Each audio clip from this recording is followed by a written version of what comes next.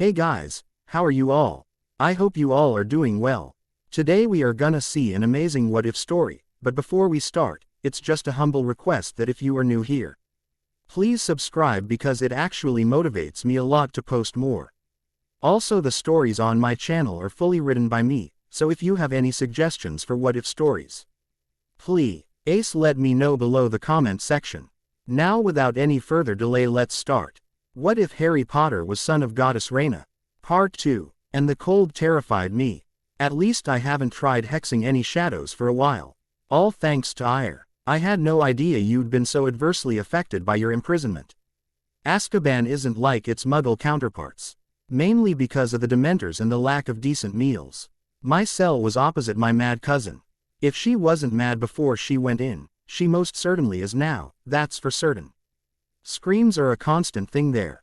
It's hell on earth. If a prisoner isn't screaming, it's probably because they're too far gone from their minds to register anything anymore. A dark look crossed his face, before he shook his head, as if clearing away cobwebs. Not a nice place to go. Whether he was talking about the jail or the memories was uncertain though. He looked around. This place is easily the complete opposite. Just being here helps really. Couldn't even imagine a Dementor being here. Ire's a skilled healer. You will recover in no time. Sif said. I think, perhaps, we should try and pull Thor out of it now, before he damages the training fields irreparably. I may be a Gryffindor, but I'm not brave enough to approach him in that mood. Call me a coward if you want, but no. She grinned. Oh really? He nodded. I'm not an idiot. From those training sessions I know I'm no match for any of you. I certainly know I'm no match for Thor when he's in that mood and not holding back. Perhaps you're right. He does look like he needs to work out his anger a bit more. Sif agreed after a moment. Your parents would be proud of you. Odin told Rayna as they walked. You have undergone many trials and have not backed down from them, even when it seemed as if all the odds were against you. I just did what I could and winged it really. She replied. And always managed to get out alive. Odin said. And you did all that without training. But I want you to promise me something. Rayna. He brought them to a stop and placed his hands on her shoulders. What? She asked. If something is wrong, if anything seems off, I want you to tell someone immediately. Rayna nodded. I promise. She said. Thank you. He replied. Loki didn't spare a glance for the dead souls around him as he headed towards Elginir, Hela's hall. The spirits parted without a problem and did not bother him. There was no reason to, seeing as the dead couldn't give a damn about the living in this realm. Sat outside was the large hound Garm. His dark grey fur was matted with blood and dirt around his muzzle and on his chest. He howled when Loki came into view, but did nothing. The hound knew Loki well enough to know not to attack. There were some spirits inside the hall, but again, Loki paid them no mind. Hela was sat on her black throne watching him approach. One half of her face was blackened and twisted, like some sort of burnt skin that was stretched too thin over the skull. While the other half of her face had soft pale skin and green eyes and long dark hair. What brings you here, father? She asked him. I came to ask a favor of you, Hela. He replied. Oh, and why should I listen? Because I am sure this is something you would be more than willing to do. Do tell. She leant forward. How could I forget? She was the only one to treat me as she treated anyone else. Quote, there are mortals who seek to harm her daughter, Rayna. We will be sending them to you in due time. Wizards known as Death Eaters and their master, Voldemort, who was once Tom Riddle. Voldemort was the man who killed Ingrid and her husband, just to try and kill Rayna when she was one. Since then, he has attacked her, murdered someone close to her, and tortured her. There is a wizard known as Peter Pettigrew, and he's the one who betrayed Ingrid, James and Rayna to Voldemort, when he was supposed to be their friend, and protecting them. When they enter your realm, would you mind paying those two, and their allies, special attention? He asked her. Hela smirked. I would be glad to. That is something I would enjoy. Especially seeing what Riddle has already done to escape me. Oh, she held up her hand, her fingers curling to form a claw, and what appeared to be a black cloud of smoke appeared in her hand. This is a piece of his soul. It arrived in my domain over 2 years ago. Now, from what I have been able to gather, He has placed fragments of his soul in several containers, all to ensure he never passes on to this realm. Or any other form of death. Though I highly doubt he would ever reach Valhalla. But my point is, if you wish to kill him, you will need to destroy these first. With that, she banished the smoke. Until I have all his soul, I can do little more than gather fragments of information. I cannot even cause any real pain to it. Thank you, Hela, Loki said. I will bear that in mind. But there is already one of his Death Eaters in your care. A spirit by the name of Quirrell. He attempted to kill Rayna when she was 11, and allowed Voldemort to latch onto his soul, to be able to interact. Hela's smirk made all the spirits around restless. They knew what that smirk meant. Garm's howl rent the air, and not too long after, the hound entered, dragging a struggling and wailing spirit in, the spirit's shoulder and upper chest clutched in his teeth. I'll get started then, she said. Have fun, Loki told her, regretting the fact he couldn't do anything personally to the dead man. Oh, I will, she said, standing. With that, Loki turned and left. Hey pup, Sirius said, catching up to his goddaughter in the gardens, and pulling her into a one-armed hug. How are things? Not bad. Did you hear? We're heading back to Midgard soon. Yes, I heard. So, share with your dogfather. How did you do it? I showed them my memories of my years at school. She answered. So, is that the reason why Thor was pulverizing the training fields? Rayna nodded. Ah, I see. So, you really didn't have to pull a prank. Not this time, Padfoot. She smiled at him. Damn, he mock-whined. I'd have done anything to see what you would have come up with, pup. Maybe another time, Sirius. But how are you? What were you up to this morning? There was a crash and a shriek from somewhere inside the palace, and Sirius just scratched his head and shrugged. Nothing much, pup. Nothing much at all. You're unbelievable. She shook her head, grinning. He laughed. It was just something small. Don't worry. Now, we have to decide what we're going to do when you get back to Midgard. We'll come up with a way to surprise everyone and pull off a big prank. How about that? We'll see, Padfoot, we'll see. Now, who was the poor sod you pranked, and what did you do? Oh, it was just a simple hair-changing potion to change the color. And as for who, well, it could be anyone. He shrugged. What is it with Loki and my hair? I think you got Sif. So do I. Sif, it transpired, was not a fan of the color pink. Especially flashing neon pink. The first thing she had done was search the whole palace for Loki, and it had to be explained to her that he wasn't there. He wasn't even on Asgard. That left her at an impasse for a while, wondering who it was that had turned her hair that hideous color, and who it was she had to get her revenge on. The big clue, however, was how Sirius had taken one look at her and, face twitching, had turned and walked away, his shoulders shaking slightly, as Rayna just stared at her. When she saw the anger on Sif's face, she just pointed in her godfather's direction, not wanting the blame. Training was hard enough as it was, without Sif making it harder in revenge for a prank she didn't play. At first, the female warrior had decided on simply dragging Sirius to extra training sessions and beating him into a pulp, but then she decided on something else, so she took a quick trip down to Midgard to see what she could find out about their forms of revenge in order to ensure Sirius didn't try it again. The next morning, it was a very pale, and a slightly trembling, Sirius who appeared on the repaired training fields ready for the morning sparring session. What is wrong with you, Sirius? Fandral asked. If I didn't know better, I'd say that Muggle Mafia got into Asgard somehow. Even Rayna looked confused at that. But Sif wasn't looking at him, so Sirius didn't see the large grin on her face. What are you talking about, Sirius? Rayna asked, concerned for his sanity. I woke up to find a horse's head on the pillow next to me. Like in that film, The Godfather. Yeah, he nodded. Rayna shook her head. I'll let you figure this one out on your own, Patty. The answer to how it got there is simple. Just think about what happened yesterday. Try not to strain yourself. Sif added. Thor, Loki and the Warriors 3 were still slightly confused, though, at the conversation. But Rayna saw Sif whispering to them each chance she got to fill them in. You know, Rayna said to Sif when Sirius and Fandral were sparring, I think that threat was only successful in the Godfather storyline. She shrugged. Darcy was kind enough to give me the idea. Sirius was idiotic enough to fall for it.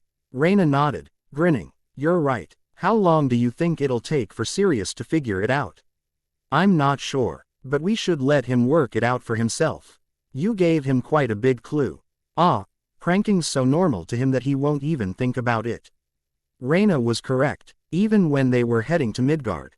Rayna wearing muggle clothes thanks to Emma, who had been studying mortal fashions from the first chance she got. Sirius was still jumpy about the horse's head he'd woken up to, which earned him quite the ribbing from Thor and the Warriors 3. As she had planned, Rayna wore the protective leather shirt and leggings under her black top and black trousers and green leather jacket, which also had some protective spells on it. Personally, she thought that Emma had done a fine job with the mortal muggle clothes and she was really fond of the jacket. Though, all the protection spells were a bit overkill. Even her gold pendant, inscribed with Avos, and her silver bracelet with the garnet had protective enchantments. Loki had even managed to get a hold of her brooch and had placed several protective spells on it. However, there was one thing that worried her about returning to Midgard. The connection between her and Voldemort. It had been as if it hadn't existed while she was on Asgard. But she knew being worlds away had a massive impact on it, meaning she was out of the bond's scope. Loki had informed them as to the truth of how Voldemort had returned, and it was quickly figured out that the bond was because of an unintentional Horcrux. They were sure it was unintentional due to the fact that Voldemort wouldn't be trying to kill her if he knew she was keeping him alive. Loki and Thor had been with her on wanting the soul piece removed immediately. However, Frigga and Odin had talked them down, with a logical argument to wait in order to Yuli research it to limit the damage that could be done to Rayna while removing it. So, she was heading back to Midgard with the Horcrux still in her scar, but her mind heavily shielded. Loki had helped her establish shields, and when she had a weak one around her mind, she had let him in so he could reinforce them. She was finding it difficult to create a strong shield of her own and knew any she came up with would crumble under a first attack, hence Loki's aid in the matter. The group reached the Bifrost and Rayna was glad to note that there was no chance of her falling off the edge now. NKS to the Bifrost chamber being rebuilt. I will keep a keen eye on Midgard, Heimdall said as they approached. I have redirected the Bifrost to land in the grounds in front of Hogwarts. However, there is something that makes it hazy. I can see the grounds and the castle, but exactly what is going on is harder to distinguish. That may be one of the wards, Sirius said. I will be sure to check it, Loki said. If not, I'm sure I can come up with a spell that will allow some people to remain clear to you, Heimdall. A reverse of my other spell.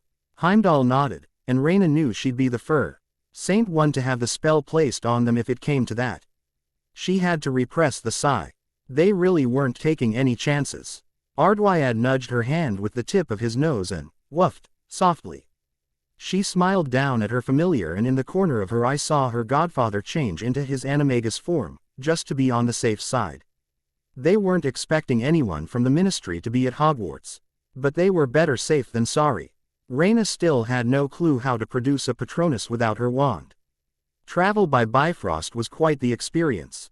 It was almost like free fall, but it also had the sense of being guided, but at a very fast speed. In short, Rayna loved every second of it. When her feet hit the ground, she managed to barely stumble, and when the vortex cleared, she found herself looking up at the gates of Hogwarts, one of which opened for them. The group began walking forward immediately, their pace quick. They walked up the path to the castle not slowing, until they reached the steps, where they were greeted by both Dumbledore and Moody. Ah, it is good to see you have arrived safely, Dumbledore said. There's quite a number of you. I thought it would just be Potter and her newfound uncles. Moody growled. We are taking no chances with Rayna's safety, Thor said. Not after what happened. I'm going to guess that you are Thor, then, Moody said, both his eyes flicking to the hammer at Thor's belt. And you are Professor Moody, correct? I'm not a professor anymore. I'd say it was back to quiet retirement, but even with Potter safe and sound, there's still a war coming. Things need doing, and I intend to do them. Moody then pulled out his flask and unscrewed it, ready to drink some. Loki's eyes were narrow as he surveyed the man. Suddenly the Florida SK was gone from Moody's hand and reappeared in Loki's. Loki sniffed the contents and grimaced slightly, before his face hardened. I want that flask back, laddie. Moody growled. Who are you? Loki asked. Loki. We know who he is, Thor began. He is not who he says he is, Loki said, before handing the flask to Rayna. What would you say was in there? Rayna sniffed and recoiled. That's polyjuice potion. Now why would you be drinking that? Loki asked the man. Unless you were an imposter. Rayna soon found herself pushed behind her uncles while Sif and the warriors three surrounded her. Sirius and Ardwyad kept tight to her sides, as the last layer of defense in case he should somehow slip past the others. Ardwyad was growling, his hackles raised and fangs bared. Dumbledore also had his wand out, and was pointing it at Moody, who was looking rather worried. I wouldn't make a single move towards your wand if you want to. Live, Thor said, Mjolnir ready to be thrown. My brother asked you a question. You would be wise to answer it. And how long have you been impersonating Alistair? Where is he? Dumbledore asked. The potion began wearing off, and as they watched, the wooden leg and the magic eye fell away. And his real eye and leg appeared. Barty Crouch Jr. was revealed before them. With a flick of his wrist he had a wand in his hand and a spell on his lips, only to find himself blasted into a wall. Loki had beaten him to it. I think, he snarled, we have just found the one who was responsible for Rayna's name being placed in the goblet, and the Tri-Wizard Cup being a portkey. Thor twirled Mjolnir in his hand once and thunder rumbled. We have our orders concerning Death Eaters. We need him alive. Who knows what information on Voldemort's plans he has? And he knows where the real Alistair Moody is. Dumbledore said. And, doesn't everyone get a second chance? Perhaps we should wait inside. Fandral suggested. They may be a while. Sirius seemed to be laughing, but in his canine form. It was hard to tell. What will they do with him? Dumbledore asked. Well, there are several options. Volstagg said. For some reason, I'm leaning towards the Blood Eagle. Dumbledore paled. Would they really commit? Do not finish that sentence. Sif said. Each person bearing that mark will get what is coming to them. When they meet their end and when they pass on. What is the Blood Eagle? Rayna asked. Painful. Hogan answered her. Very painful. All right then. After what Loki had told her during their first lesson together, she wasn't sure she wanted to know. What she was sure of was that things were going to be painful for Crouch in his last moments on Midgard, and after he entered into Hela's realm too. Dumbledore was looking rather ill. Well then, I guess, we should go to my office. He turned to one of the paintings and told the occupant to lead Loki and Thor up to his office when they returned. Why did you try to argue for his life to be spared? Sif asked as they walked to Dumbledore's office. There are ways of getting people to reform. Prison is one. To be honest, Professor, it didn't work the first time. Rayna said. I mean, he got out somehow and went right back to Voldemort. Even sent me to the bastard. Dumbledore looked at Rayna in shock. You have changed, Rayna. You go through what I have and see if you don't change, Professor. If you stay the same, I'd be amazed. Do you agree with this, Sirius? Dumbledore asked her godfather. Padfoot barked and nodded his head. Dumbledore just nodded. I was hoping to limit the bloodshed of this war. War is war. There is always going to be bloodshed. What we can do is limit the casualties on our side by killing the enemy. Fandral said. Better the enemy than us. I can see when I'm outnumbered. He sighed and shook his head, looking like a disappointed grandfather. Sif's eyes narrowed slightly. Thor had warned her about the possible manipulations of the old man. She would keep a close eye on him, and be very wary of what he said. The rest of the walk was spent in silence. The man's ribs were sticking out of his back like grotesque bloody wings, broken at the spine and pulled outwards. And there was salt in his wounds and his lungs were on the ground either side of him. Blood covered both Thor's and Loki's hands. A spell of Loki's had kept Crouch alive and conscious until the end. And the light had only just died from his eyes. The two cleaned the blood from their hands and Loki banished the body. It would reappear somewhere for the Death Eaters to find. Hela clapped her hands as Garm dragged the spirit towards her and she laughed. Barty Crouch Jr. Oh, I've been waiting for another one. Father made a quick start, didn't he? Death by Blood Eagle is it? Well, you knew some pain, but that was nothing. She laughed again. Crouch watched her, terrified. If he'd been scared of Bellatrix and his master, it was nothing compared to the Fae. He felt in the presence of the Queen of the Dead. When Loki and Thor finally reached Dumbledore's office, they found it strangely quiet. I read his mind. The real Mad-Eye Moody is in the final compartment of his trunk. And he was impersonating him since just before the start of the school year. Dumbledore quickly turned to one of the portraits and had them go and tell Professors McGonagall and Snape as well as Madame Pomfrey. They will see that he is taken care of. Was all that violence really necessary? Oh, here we go again. Sirius said, you'll have even less luck with them on this matter, Albus. So don't try it. He got what was coming to him. Thor said, now, where's this headquarters we've been told about? Ah yes, the headquarters of the Order of the Phoenix. It is at number 12 Grimmauld Place. I myself am secret keeper. He didn't seem happy about the conversation being turned to a different subject on him. Let's hope you don't turn traitor, then. Loki said, shall we go? There was a motley group gathered around the table at number 12, ready for lunch. The Weasleys, Victor Crumb, Fleur Delacour and Remus were some of them, but there was also a bubblegum pink-haired witch. A dark-skinned wizard, a tatty-looking wizard with lank sandy hair and heavy eyes, and another witch and wizard, who were both graying. Lunch being served was interrupted as the fireplace flared up with green flames and Dumbledore stepped through. The next to follow him was a large blonde man wearing armor and a red cloak. However, he almost fell over when he stepped through. But he quickly regained his balance and surveyed the room, looking for threats. I see what she meant. He muttered as he looked around the room. That's an uncomfortable way of travel. Was there not a better way? He asked Dumbledore. That was the quickest, Dumbledore said. Just then the flow flared up again and the man turned, and as someone fell out of the fireplace, a massive wolf coming with them, he caught the girl and straightened her up. Are you all right? Fine. The whole group froze when they saw it was Rayna. I just hate flow travel. I can never get it right. Good thing I didn't overshoot this time, That is the last thing we need. Rayna, Ron asked. Rayna smiled. Hey Ron, it's good to see you. Good to see me, mate. It's bloody brilliant to see you. She got caught in a hug from her best friend and couldn't help but laugh. You won't ever change, will you? Well, except height-wise. She pulled back and pushed his shoulder slightly, as the fireplace activated again and Sirius came through. He was soon followed by Sif, then Fandral, Volstagg and Hogan, and finally, Loki. Before anyone else could say anything, however, Rayna found herself in a bone-crushing hug from Mrs. Weasley. She then held Rayna at arm's length. Oh, look at you. You're nothing but skin and bones. What have you been eating? Actually quite a bit, Loki said coolly. We have not been starving her. She's still recovering from her capture, but has made substantial progress. The Weasley matriarch turned slightly red. Don't worry about it, Mrs. Weasley, Rayna said. She then got in a massive group hug from the other Weasley children and Victor and Fleur, but when they let her go she went on to hug Remus, Fleur, Victor and the rest of the Weasleys separately.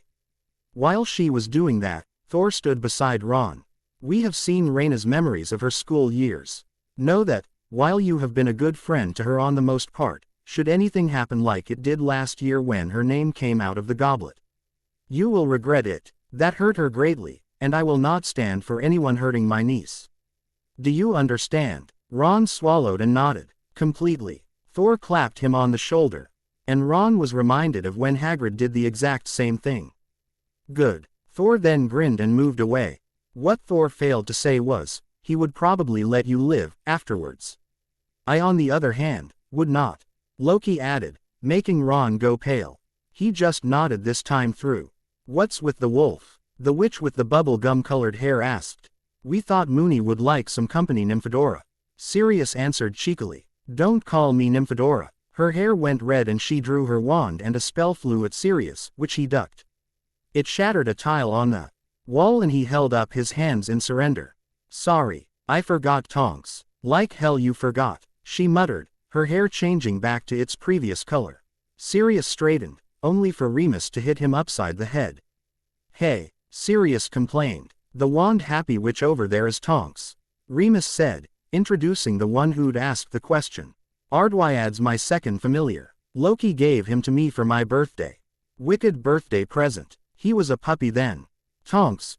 Jaw dropped as she stared at the wolf. Don't worry about lunch, Molly. I got things to do. The man with the tatty wizard said.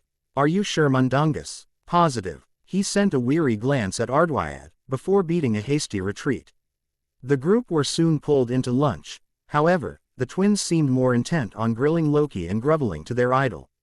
Rayna was pretty sure it was love at first introduction for the twins, and made a mental note to place a protective shield on her door. Especially since Loki seemed willing to hand out some ideas to them. Any idea from him in the twins' hands could go to hell for anyone else in the area. They're upstairs, Arthur said. We had them all moved here from Hogwarts when we set up. I put your wand in your trunk. Molly said. You'll be in the same room as Ginny. Sirius frowned. But there's enough room here for Rayna to have a room of her own. As well as the others.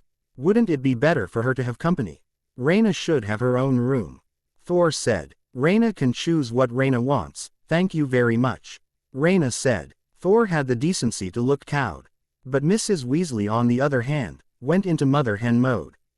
But Rayna, after what you've been through, wouldn't you rather someone be there? Mrs. Weasley, that is exactly why I need my own room. I'll only disturb Ginny. My nightmares have gotten better, but I do have them regularly. Sometimes worse than others. Guards even thought she was being attacked one night.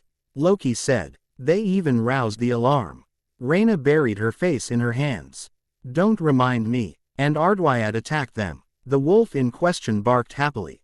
Even though the guards hadn't actually posed a threat, he'd done what he was meant to do and protected his mistress. Fred and George looked at the wolf wearily, and began whispering to each other. She got the feeling she would be far safer from pranks than the others in the building. Mind you, the rooms will need to be cleaned up first. Dumbledore said. Or have you finished all the bedrooms, Molly? Not yet, Professor. We weren't expecting guests so soon and continued making the other rooms safe for living in. May I ask what's wrong with the rooms? Sif asked. This is the Black family home. Sirius said. My family is traditionally a dark family. And as such there are many dangerous and cursed objects. Add to the fact that the house was abandoned since my mother's death, not long after the end of the First War, and you have a pretty messy house to clean up. And carefully too. Quote, we've already found a boggart and 2 doxy infestations. Ron said. Those are pesky to get rid of. Was it just Rayna, or did Fred and George exchange sly looks for a moment at the mention of doxies?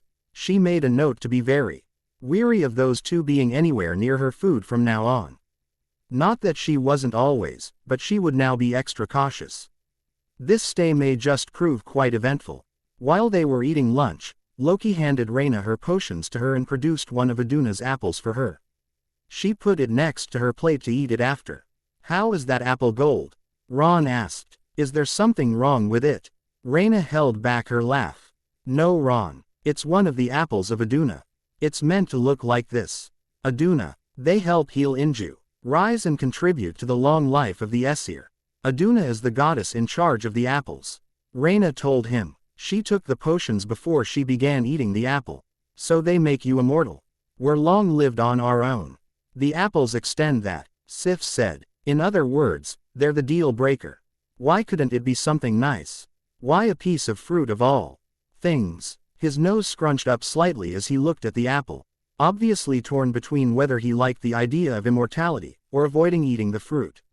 It just is, Rayna said. After lunch, Rayna offered to help them clean up. But Loki merely walked into the rooms and had them cleaned with a few quick spells. You know, Mum, why didn't you think of that? We've been doing it by hand.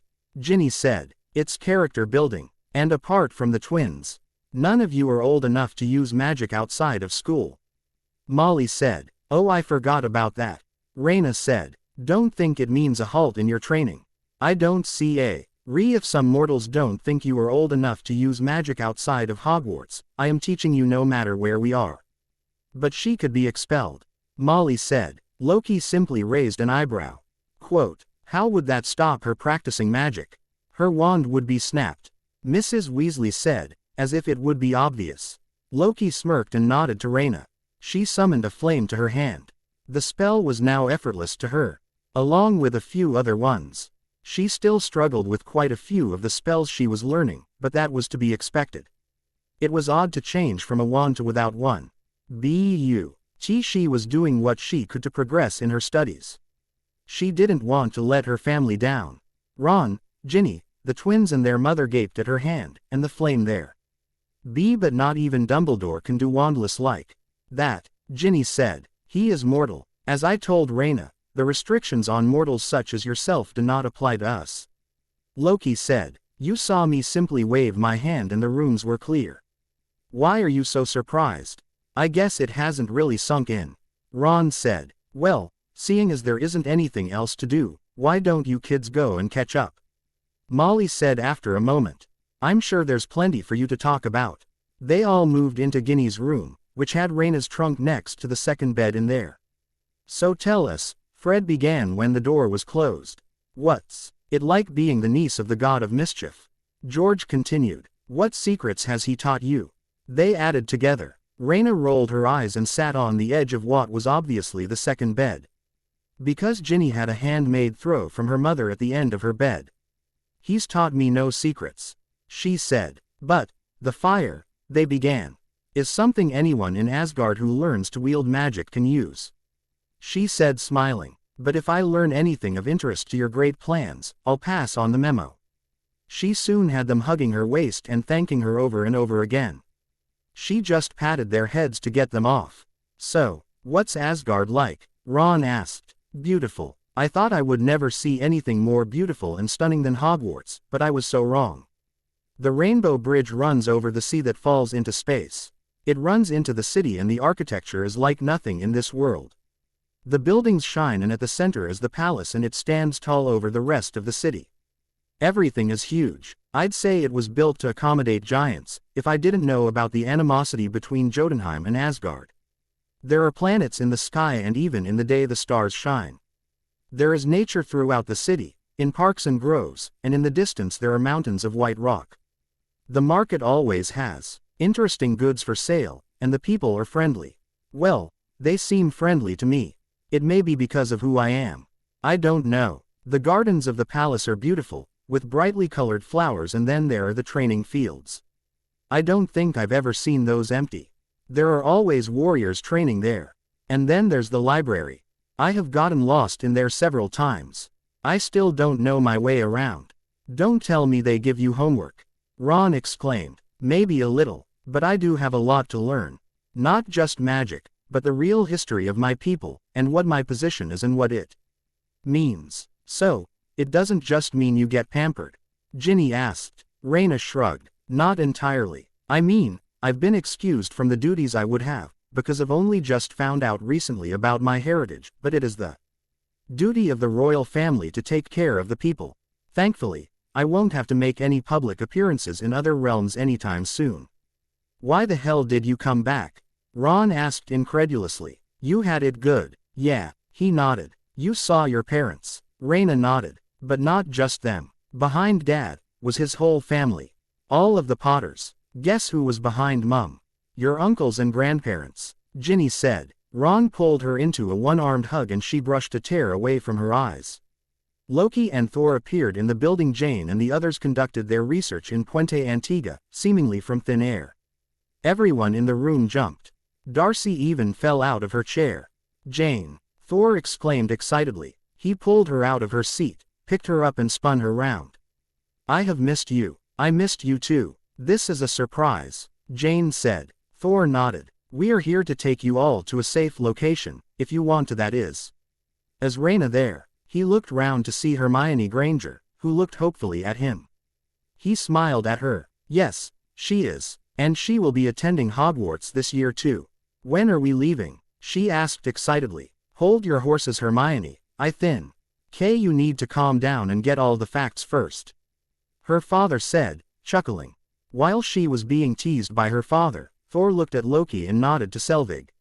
Loki ground his teeth for a moment before looking at the scientist. Apologies, Dr. Selvig, for taking control of your mind, he said. Obviously not knowing what else to do, Eric nodded. Apology accepted, he said, rather nervously.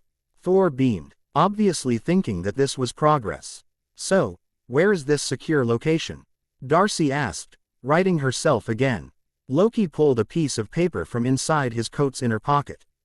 Quote, "It is under the protection of something known as the Fidelius charm. The charm means, unless the location, or the secret being guarded, is told to you by the secret keeper, the only one with the ability to tell others the secret, you will be unable to find it. The location was written on this by the secret keeper. Do not read it aloud." He handed it to Emma Granger, who read it and passed it on to Eric. "Why do we need to move there?" Jane asked Thor. "It's where the resistance group against Voldemort and his Death Eaters use as headquarters. It's also a safer location for anyone who could be a target of attack. Such as Hermione because of her friendship with Rayna, and her family because of being her family. Which includes you, and I didn't think you would want to leave behind Eric and Darcy. And he wanted to see you more often." Loki ousted his brother's real motive for including Jane, Darcy and Eric. "Do you really think it would be best for us to go there?" Daniel Granger asked. "Strategically, yes." Loki nodded. "Though, there will undoubtedly be those there who will object to your presence, as you are not witches or wizards, with the exception of Hermione. But they will not harm any of you." Thor said. "Well, if it means spending the rest of the summer with Hermione, I'm in. We haven't spent the entire summer with her since she started Hogwarts, and it's about time we got to see more of this new world she belongs to. Besides, I think her mind was made up the moment you said Rayna was there." Emma said. "We had better make this quick then," Thor said. "Before anything happens." Ginny and Ron were heading downstairs when there were two identical cracks, and the twins appeared on either side of the three. Rayna did a double take when she got a good look at them. Their hair was slicked back and they were both wearing outfits that were almost identical to Loki's. The only differences were that where Loki had green in his outfit, they had red. "What the bloody hell are you wearing?" Ron asked. "We thought we'd take inspiration from our idol," they chorused. "Mummel pitch a fit," Ginny said, and then she grinned. "Come on, I can't wait to see her reaction." They were heading down the stairs when there was a crash which sounded like something being knocked over, and then the screaming began. The four Weasleys groaned and led the way back downstairs. The source of the screaming became apparent when she saw that the curtains Rayna had previously thought hid a window were now open, revealing a painting of a hideous woman who was shrieking and spitting. "Muggle scum, half-breed beast, blood traitors, all defiling the most ancient and noble house of my fathers. Get out." The woman gasped when she spotted Sirius and she pointed at him. "You, Treachorous, fruit of my loins. How dare you besmirch my home?" Sirius and Remus grabbed the curtains and wrestled them shut. Everyone else seemed too stunned to do anything. "What was that?" Sif asked. "That was my dear old mum," Sirius said. "Even dead she causes me nothing but trouble. She's the main reason I ran away." "Why don't you just remove the painting?" a girl with glasses asked. "There's some spell keeping it on. And, if we try destroying it, she just escapes into another painting and then the canvas repairs itself. Best keep quiet so as not to wake her." "Does she have the same views as Voldemort?" Thor asked, his eyes narrow. "Oh yes, I think it was the proudest day of her, like when my younger brother Regulus took the dark mark." "Let me try." Thor grinned at him, and both Sirius and Remus moved to the side quickly as he pulled Mjolnir from his belt. Thor raised the hammer and brought it into the curtains, which fell away, revealing that he'd caught the painting's subject by surprise. And in the stomach, he pulled back his arm again, and hit the portrait, causing it to break and it fell off the wall. "My mistress." Suddenly a very old and very ugly house elf appeared and fell to his knees, sobbing at the sight of the ruined portrait. "What is that?" The elf was now howling in his grief and his little fists were beating the floor. "Oh, shut up, creature, it was just a painting. My mother's years dead," Sirius said. The elf, now identified as creature, shut up, but was still having a fit silently while throwing glares at both Sirius and Thor. "I'd lock my door if I were you, Thor. He's not going to like you now," Sirius said. "He loved my parents. Creature, go do some cleaning. And I mean it. This place is still a tip." "Sirius, you can't treat him like that," Hermione said. "Mudblood sticks up for Creature. Creature doesn't want filthy Mudblood's help." The elf muttered. "Don't call her that. Rayna hissed. Creature. Never use the term mudblood again. And show my guests respect. Sirius growled angrily. I never want you to speak to anyone I allow under my roof in such an awful way again. Yes, master. The elf popped away with that, shooting one final glare at everyone. When he was done, Rayna hurried down the stairs and caught Hermione in a hug. It's so good to see you again. You too. How are you? Hermione pulled back to look at her. I'm fine, Rayna said. Ow, what was that for? Hermione had just whacked her over the head. For worrying me and everyone else. Suddenly, Hermione was hugging her tightly again. We thought you were dead. I thought she contacted you too, Hermione.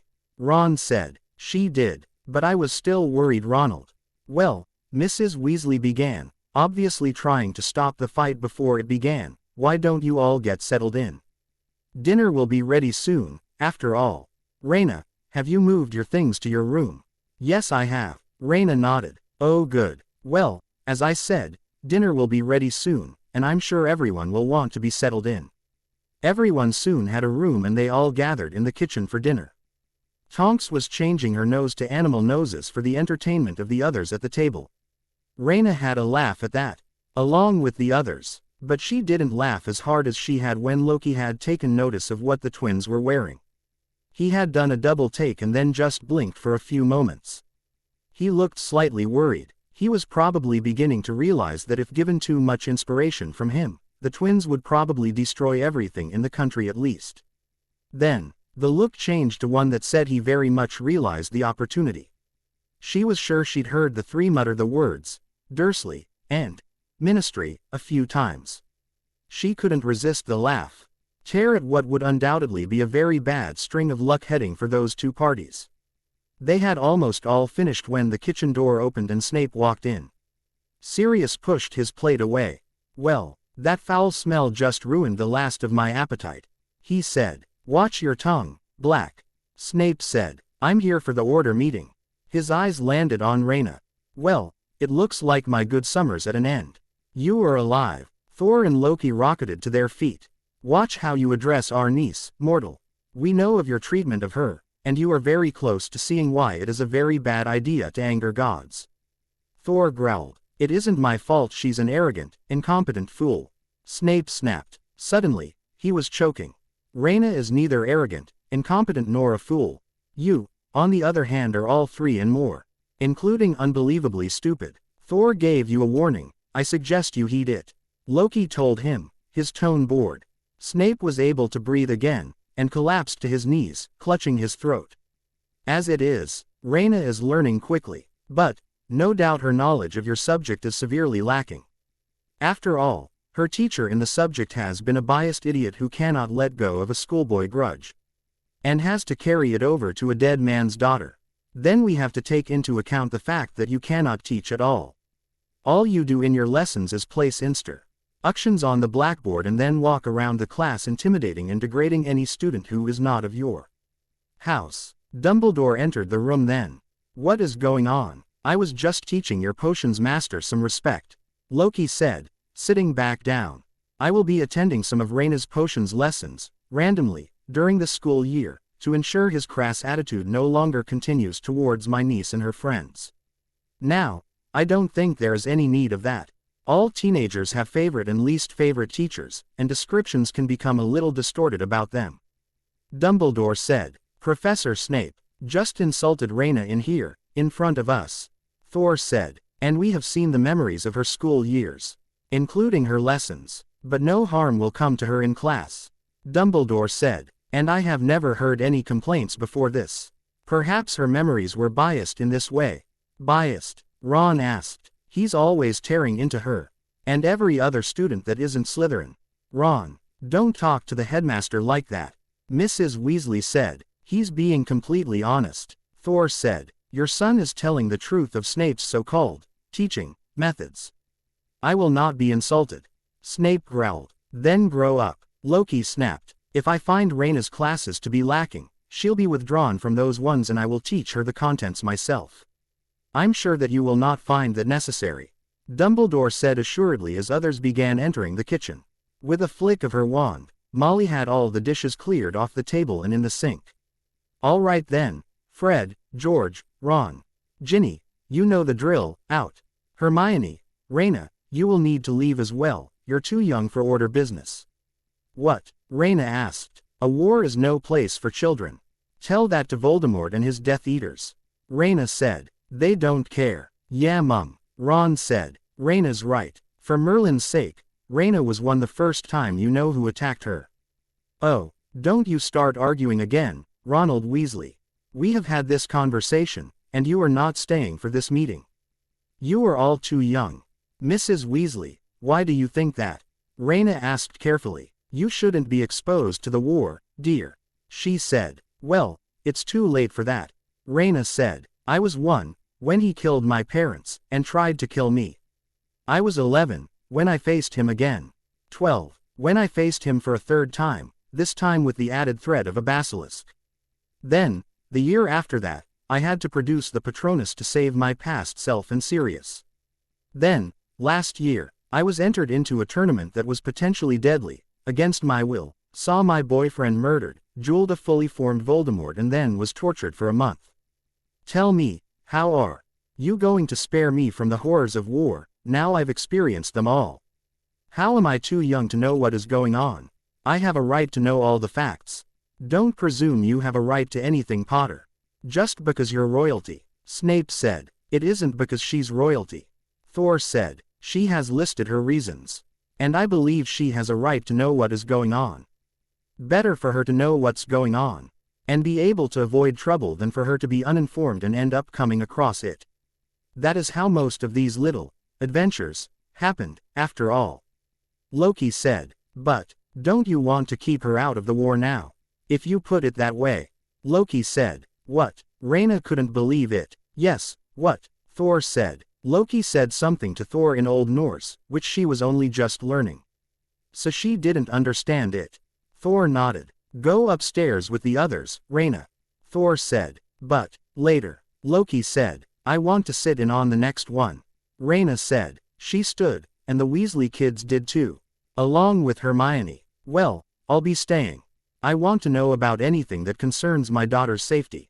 They heard Hermione's father say, as they left the kitchen. Let's go up to my room. I want to see if Hedwig's back from hunting. Rayna said, her hand resting on Ardwyad's head. Why did you give up so easily? That's not like you. Hermione said. It was easy to see that Loki was planning something. Rayna said. I just hope he's planning on telling me what happened in the meeting after it's finished. You'll tell us what it is after, yeah? Ron asked. Course I will. And anyway, Thor was all for letting me stay in on the meeting. There had to be a reason that he gave up so easily. You didn't understand what they said? Ginny asked. I only began learning Old Norse 3 days ago. Oh, right. They all entered her room, and Rayna smiled. Hedwig. She hurried over to the window, and let her owl in. Hedwig flew up to perch on her shoulder and nipped her ear affectionately. I missed you too. I can't believe I'm seeing this. Hermione said. They were all staring at the two familiars. Rayna eventually shrugged. At least they like each other. She sat down beside the two animals and ran her hand down Hedwig's back, to Ardwyad's head, where she scratched him between the ears. She continued to repeat this motion, keeping both contented. How are you, Rayna? Really now? Hermione said. I'm healing, slowly. You know, I showed them my memories. My grandparents and uncles, I mean. I got yelled at several times. But I didn't care, because they were yelling at me because they cared, and were worried. Having family that cares for me is really helping, you know. Hermione sat down beside her and hugged her. Rayna hugged her back, but the end of the petting drew Ardwyad's attention, and he then proceeded to lick both of their faces. Ardwyad, stop. You slobber more than when you were a pup. Rayna said, managing to pull away and rub the slobber. I bet he wasn't that small as a pup. Ron said. He could fit in my hands. That was at my birthday. Bloody hell. Ron said. Why did you get a wolf like that? Loki thought he'd make a good protector for me. He was right. Ardwyad barked happily, and Hedwig hooted. The timing of that, George began, was just creepy. Fred finished. There was a knock on the door then, before it opened. They all looked round to see Loki. He entered and closed the door. Now that she's out of earshot, he said, shaking his head. Rayna grinned. You're going to tell me what was said. Of course. The more you know of the situation, the easier it will be for you to avoid danger. Or find it. Ron snorted. She's a danger magnet, mate. She isn't going to keep out of trouble. Yes, well, we are trying to work on that. Loki said. The prophecy your mother mentioned in her diary is in the prophecy room of the Department of Mysteries in the Ministry of Magic. The Order is working on guarding it. Voldemort himself does not know the full contents, and he wants it. They are trying to keep it from him. Have you found out what it says? Rayna asked, leaning forward. Do you wish for everyone in here to know its contents? They're my friends. I trust them. Rayna nodded. Very well, Loki said, turning his attention to the others. But know this, if you betray Rayna's trust, I will see to it that you end up regretting it. Understood. They all nodded quickly. The prophecy states, and these are the exact words, the one with the power to vanquish the Dark Lord approach. Born to those who have thrice defied him, born as the 7th month dies, and the Dark Lord will mark the child as his equal, but the child will have power the Dark Lord knows not, and either must die by the hand of the other, for neither can live while the other survives. The one with the power to vanquish the Dark Lord will be born as the 7th month dies. Rayna was floored. That meant, it's kill or be killed, isn't it? I'm going to have to kill him. Mortal wizard. You are not mortal. You are Aesir. You are a goddess by birthright, and that in itself can nullify the prophecy if it was meant for you. That he chose to direct it at you meant that he allowed openings for outside factors. Namely, us. He will be found, he will be defeated, and then he will be dragged to Asgard to face punishment. Afterwards, he will be killed, and your cousin will deal out the rest of his punishment. Rayna nodded, letting out a breath. She knew in war people had to kill, that she would have to kill.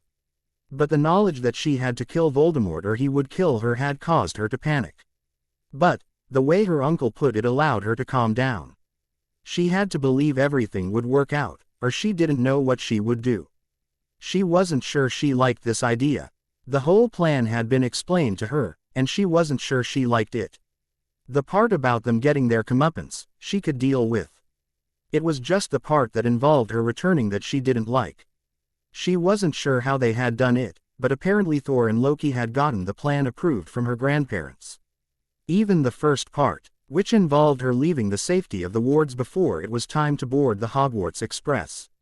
And it was the first part that she didn't like. It wasn't that she didn't want to go outside. Rayna very much wanted to go outside. Remaining in the house was becoming stifling. But doing so to return to Privet Drive, that was where she severely disliked the idea. First indications that she got of the plan was when her uncles, Sirius, Remus, the twins and Tonks shut themselves in the drawing room. It was the day after that she had heard the plan. At first, Rayna had said no. There was no way in hell she wanted to go back there. But, they had managed to convince her that this would add to the full result. Tonks had gone out, looking like Rayna, with a load of money after being tasked by Sirius to buy an outfit that was expensive, smart, and obviously of a Muggle designer brand, which would cause a few rumors when seen by the Dursleys' neighbors. Darcy and Jane had gone with her, and they had returned with several large bags, grinning. My dad's Muggleborn, Tonks said, and he knows quite a few companies. I can ask for his help getting a car. For this to work, everything is going to have to be perfect. Speaking of perfect, you all have to be dressed right too. You two, she pointed at Thor and Loki, are going to need designer suits. Anyone coming along we can dress up to look like bodyguards. So, the usual suit and sunglasses thing. One problem, Rayna said, we're going to need someone who can drive the car. I can do that, Remus said. I've had several jobs in the Muggle world. It's easier to get jobs there than in the Wizarding world. One of them was as a driver for a while. Dad can get hold of a nice car that can hold everyone going. Remus can drive it. We have Rayna's outfit and now, all we need is the suits for you two. Remus as a driver/bodyguard, and Sif and the Warriors 3 as the other bodyguards. Then, turn up in broad daylight when most people will be about, and then every one of their neighbors will start talking and that will start the ball rolling to ruin their perfect reputation. Of course, a few other pushes will help too. In the end, the three women had gone out shopping again, this time dragging Sif, Volstagg, Fandral, Thor and Remus with them to get them suits. Loki had stayed behind, as he was able to conjure himself a suit. The others had asked him to do the same, as Darcy and Tonks seemed to be shopping maniacs, but he had just grinned and left them to the torture. "I think we must have gone round every clothes shop in this city." Sif groaned. "How can there be so many in one place? Why do mortals need so many?" "Because there's a market for it," Hermione said, looking sympathetic. "I'll say this though, I'd rather you than me. Did you get what you were looking for? In the end, Tonks and Darcy wouldn't let us have the first ones we found." Sif shook her head. "We ended up back where we started and getting the suits from somewhere called Slater's. They do nice suits. Hey, who else knows what you're up to? Sirius, Remus, Tonks, you, Fred and George, and I think Rayna has told Ron and Ginny. But that's it, so the rest of the Order doesn't know. They would only interfere," Sif told her, just as Rayna entered. "Who would interfere? The rest of the Order. Oh, and Tonks said she has the car for tomorrow. The plan is going ahead." "All right then, but there is one problem." "What would that be?" "I can't walk in those heels." "I'm not the person you want to ask," Sif said. Hermione smiled. "But I know who can help. Come on, Mum, Jane and Darcy will be more than willing to help." After several painful hours, Rayna could walk in the ridiculously high heels without breaking her ankle, as she had almost done several times. Jane and Darcy had ended up walking beside her to catch her if she fell, while Emma had given her instructions on how to keep her balance. The next day went by as normal, until the afternoon. They were aiming to head there when most people were arriving home from work, but while it was still early, so there would be a bit of an audience for their arrival. But, a couple of hours before they left, Tonks, Darcy and Ginny grabbed hold of Rayna, grinning like mad women, and dragged her into her room. "We'd better go help her," Hermione said to Jane. "We can try, but Darcy isn't easy to dissuade." However, their plans of a rescue were soon shattered as they got pulled into the makeover. Rayna grumbled and moaned as her hair was pulled at as they tried different hairstyles. It took right up until the time for the group to leave for Privet Drive for Rayna to be declared ready. And then there was the part that would make the whole thing worse. She had to leave Ardwyad behind. This was the first time she had been far from her new familiar, and she didn't know how her wolf would take it. But she could hardly take him in the car, let alone to Privet Drive. Many heads turned to look as the long sleek black car pulled up in front of number 4. Its windows were tinted in the back, so they couldn't see the passengers. The driver was a graying man in a plain black suit and a driver's cap. The man in the passenger seat had long red hair and a beard, both of which were in ponytails. He was wearing sunglasses and a suit. The back door opened, and a large man with long blonde hair got out. He was wearing a suit and a red shirt which appeared to be silk to anyone close enough to see it properly. He turned back to the car, and held his hand out to help a young woman out. Her black hair was pulled into an elegant knot at the side of her head, and Mrs. Polkiss recognized much of the outfit she was wearing as the work of Calvin Klein. The mostly black V-neck dress had a white V-neck and a gold and silver belt. The black blazer was fitted, and of the same make, but was open to show off the obviously expensive dress. She was wearing black and gold high-heeled shoes that the woman recognized as the Gucci shoes she had seen in London and wished she could both afford and pull off, much like the rest of the ensemble. People caught sight of a glimmer, as light reflected off her jewelry. She had a mostly gold ring on, which formed 2 linking hearts at the front, one of which was silver and had crystals on its outline. Her necklace was a crystal dragonfly, and her bracelet was gold and silver beads with crystals embedded in it. There was something familiar about the girl, many though, which was why they were focusing on her. "Isn't that Dudley's cousin?" Piers asked his mother. "You're right, that's the Potter girl." This caused a stir around them as they noticed the others. A man with slicked back black hair had exited. He was shorter than the blonde-haired man, but not by much, and was also thinner and leaner. He was dressed much like the blonde man, but with a green shirt instead, and also had an ornate walking stick, which was obviously just for show. After him, revealing it to be one of those cars with a seat opposite the back seat, came a man with a rather grim demeanor, who was dressed like the red-haired man. who had just exited the car along with the driver. Then, it was a woman who was dressed similarly to the man who had preceded her, with her hair in a long ponytail, and then another man, another blonde, dressed as his companions were. What's she doing with people who obviously have enough money to warrant bodyguards? Mr. Prentice asked. And why is she dressed like she's one of them? Piers asked. The two men guided her to the door of number 4, and the woman accompanied them. The grim-faced man disappeared round the side of the house, and they guessed he was, for some reason, doing a perimeter check. But why when they lived in a safe neighborhood? Rayna kept her face impassive as Loki knocked on the door. Thor probably would have knocked it down otherwise. She looked at the house that had been her own living hell while growing up. It should have been a safe place to call her home. But it hadn't been, which was why she crushed any feelings of guilt at what would eventually happen to her once relatives. They had brought this on themselves. She had a new life now, a better one. And she felt a sense of satisfaction that she was proving all the lies wrong, and showing that she was worth more than people believed. And that feeling grew when she knew that the Dursleys would face retribution in the end. The door opened to reveal Vernon Dursley. He quickly turned white, then red, and finally, purple. "You, where the blazes have you been, girl?" he all but roared. "No letter saying you wouldn't be there. We turned up at the station to pick you up with no sign of you. We wasted good petrol for nothing. Get inside. Actually, Mr. Dursley, we have brought Rayna back only for a short visit, and we wish to speak with you concerning certain custodial issues," Loki said. "After a brief conversation, Rayna will never need to step foot in this house again. Is that agreeable to you?" Unlike Vernon, Loki did not shout, so the chances were, no one heard what he said.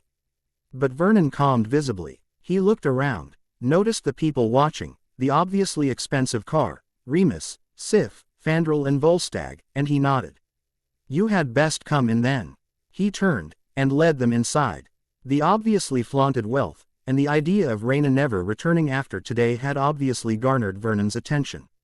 The sound of bones clicking reached Rayna's ears as they passed the cupboard under the stairs, and she saw that Thor had one hand in the other.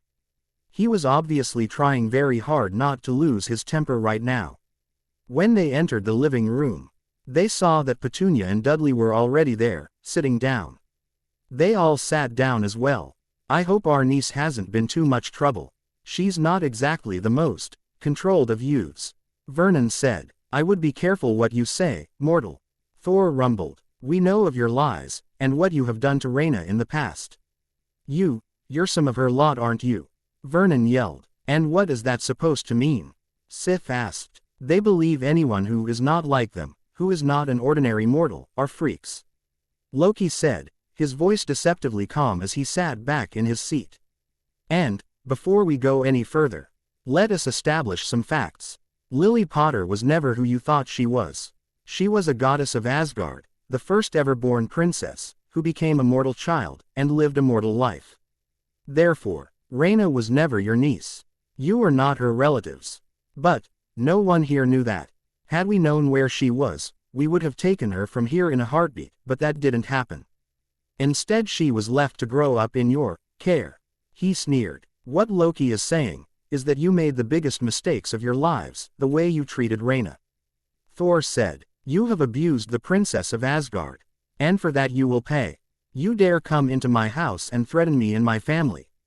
"I really wouldn't do that," Rayna said, as Vernon pulled himself to his feet and curled up his fists. "Don't tell me what to do, girl. And do not yell at our niece," Loki said. "We are here today to explain exactly where you went wrong. Had you treated Rayna as one of your own, you would have lived like royalty for the rest of your lives for taking care of her. As it is," he grinned. "Hey, what's going on?" Piers asked Volstagg, who was leaning against the car. "What's Potter doing with you lot?" "She's a part of the family," Volstagg said, as if that explained it. Piers looked confused. "What are you talking about?" "She's an orphan. Her cousin told me so. The Dursleys are the only family she has left. Her mother was adopted, went missing as a young girl. The moment they found out about her, her uncles decided to take her in. They and their parents were searching for her mother for years." Volstagg. He looked round to see Hogan, and looked a bit ashamed. Oh, me and my big mouth, he said. I should not have told you that much. That was, in fact, the plan however. For one of them to be the leak of information. Hogan just shook his head, and turned away. But surely she already has a family with them, though, yes? Mrs. Polkiss asked, having come up on the conversation, wanting to know more of what her son had dug up. This could be good gossip. And one up on the so-called perfect Dursley family. She couldn't see why her son was such good friends with that whale they called a son. I really shouldn't say anything else. I've already said too much. Volstagg shook his head. There have always been odd rumors about the girl you know. Heard them from Petunia Dursley herself I did. I just want to know how much were true. I won't say a thing. The woman said, not caring that she would probably break that promise in a few minutes anyway. Volstagg glanced to Hogan, who was keeping an eye on the area. Well, we heard that they did not treat her as they should have. From what I have seen of her, the rumors about Rayna are probably all false. Nee, cer young lady you would not find anywhere. And another thing I hear, is that she has been doing well in her school work too. She goes to a private school her father's family has attended for generations, apparently. Up in Scotland, Mrs. Polkiss was bristling with anticipation. This was a gold mine of information. They had lied about everything. Volstagg shut up then, as the front door opened. Her and son walked quickly away as the four who had entered emerged from the house, no one the wiser of what had gone on in there, thanks to an illusion on the window placed by Loki. As it is, you treated her as little more than a slave. The room darkened, and his eyes were cold, as was his smirk. Vernon sat back down, obviously terrified at the simple change of lighting, which had no visible source. And you are going to regret it. Quote, there are people outside, people watching. You can't do anything, Petunia said, obviously terrified. We already planned out this meeting. Thor said, grinning. Loki placed an illusion on the window. Anyone who can see inside will merely see us talking. What do you want? Dudley asked. Right now, we just want you to know that Rayna is finally with her true family. Loki said, as Thor pulled his niece into a one-armed hug. But know this, one day, you are truly going to regret what you did. And you will not have any warning of when that day will be. But, for now, you get to watch your reputation crumble around you. Can we go now? Rayna asked. She didn't want to be here any longer. This house held only bad memories for her, and she'd happily never see it again. Of course, Thor said. But on his way out, he vented some of his frustrations by punching the cupboard door. The door completely caved in on itself, along with a large portion of the wall. The stairs began to creak worryingly. He grinned as he noticed all three of the Dursleys take a step back. It was obvious to all that he hadn't even used a fraction of his strength. They left the house, and noticed that more people were watching now, and Piers Polkiss and his mother were quickly heading away from Volstagg. It was clear that Volstagg had slipped up. Rayna kept her head held high as she walked, barely glancing at the residents of Privet Drive, and some from other parts of Little Whinging. None of them had been on her side before, when she had lived here. They weren't worth her time now. The majority of the women here, like Petunia, lived to gossip. Hopefully, that would work against her ex-relatives now. But even if it didn't, they would realize their mistakes soon enough. The group all got back into the car, and drove away. When out of Little Whinging, Rayna relaxed. Are you all right, Rayna? Thor asked. Just glad to be out of there. I never want to go back. Well, now you will not have to, Thor said. She nodded, and said nothing. When they returned to Grimmauld Place, and entered the house, a whining noise reached them.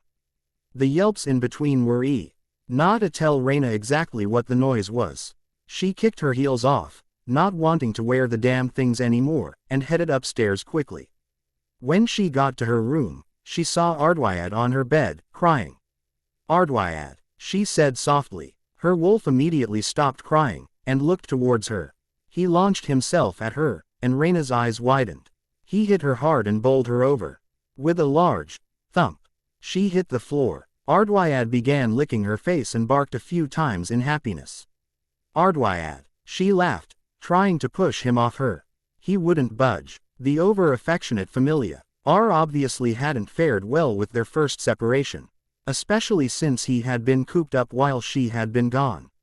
Need help, mate? She looked round to see Ron and Hermione, smiling at her. Please, she said. Together, the three of them managed to push him off enough, so she could stand up.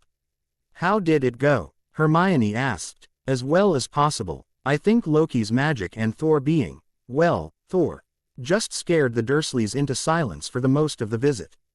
Only a couple of stupid things were said. But, the damage to their representative has also been done. How long has Ardwyad been crying for? She scratched him between the ears. Since you left, Ron said. He waited by the door for a while. Hermione said, before coming up to pine on your bed. Yeah, Mum realized you'd all left, and be gone screeching about the recklessness of it all.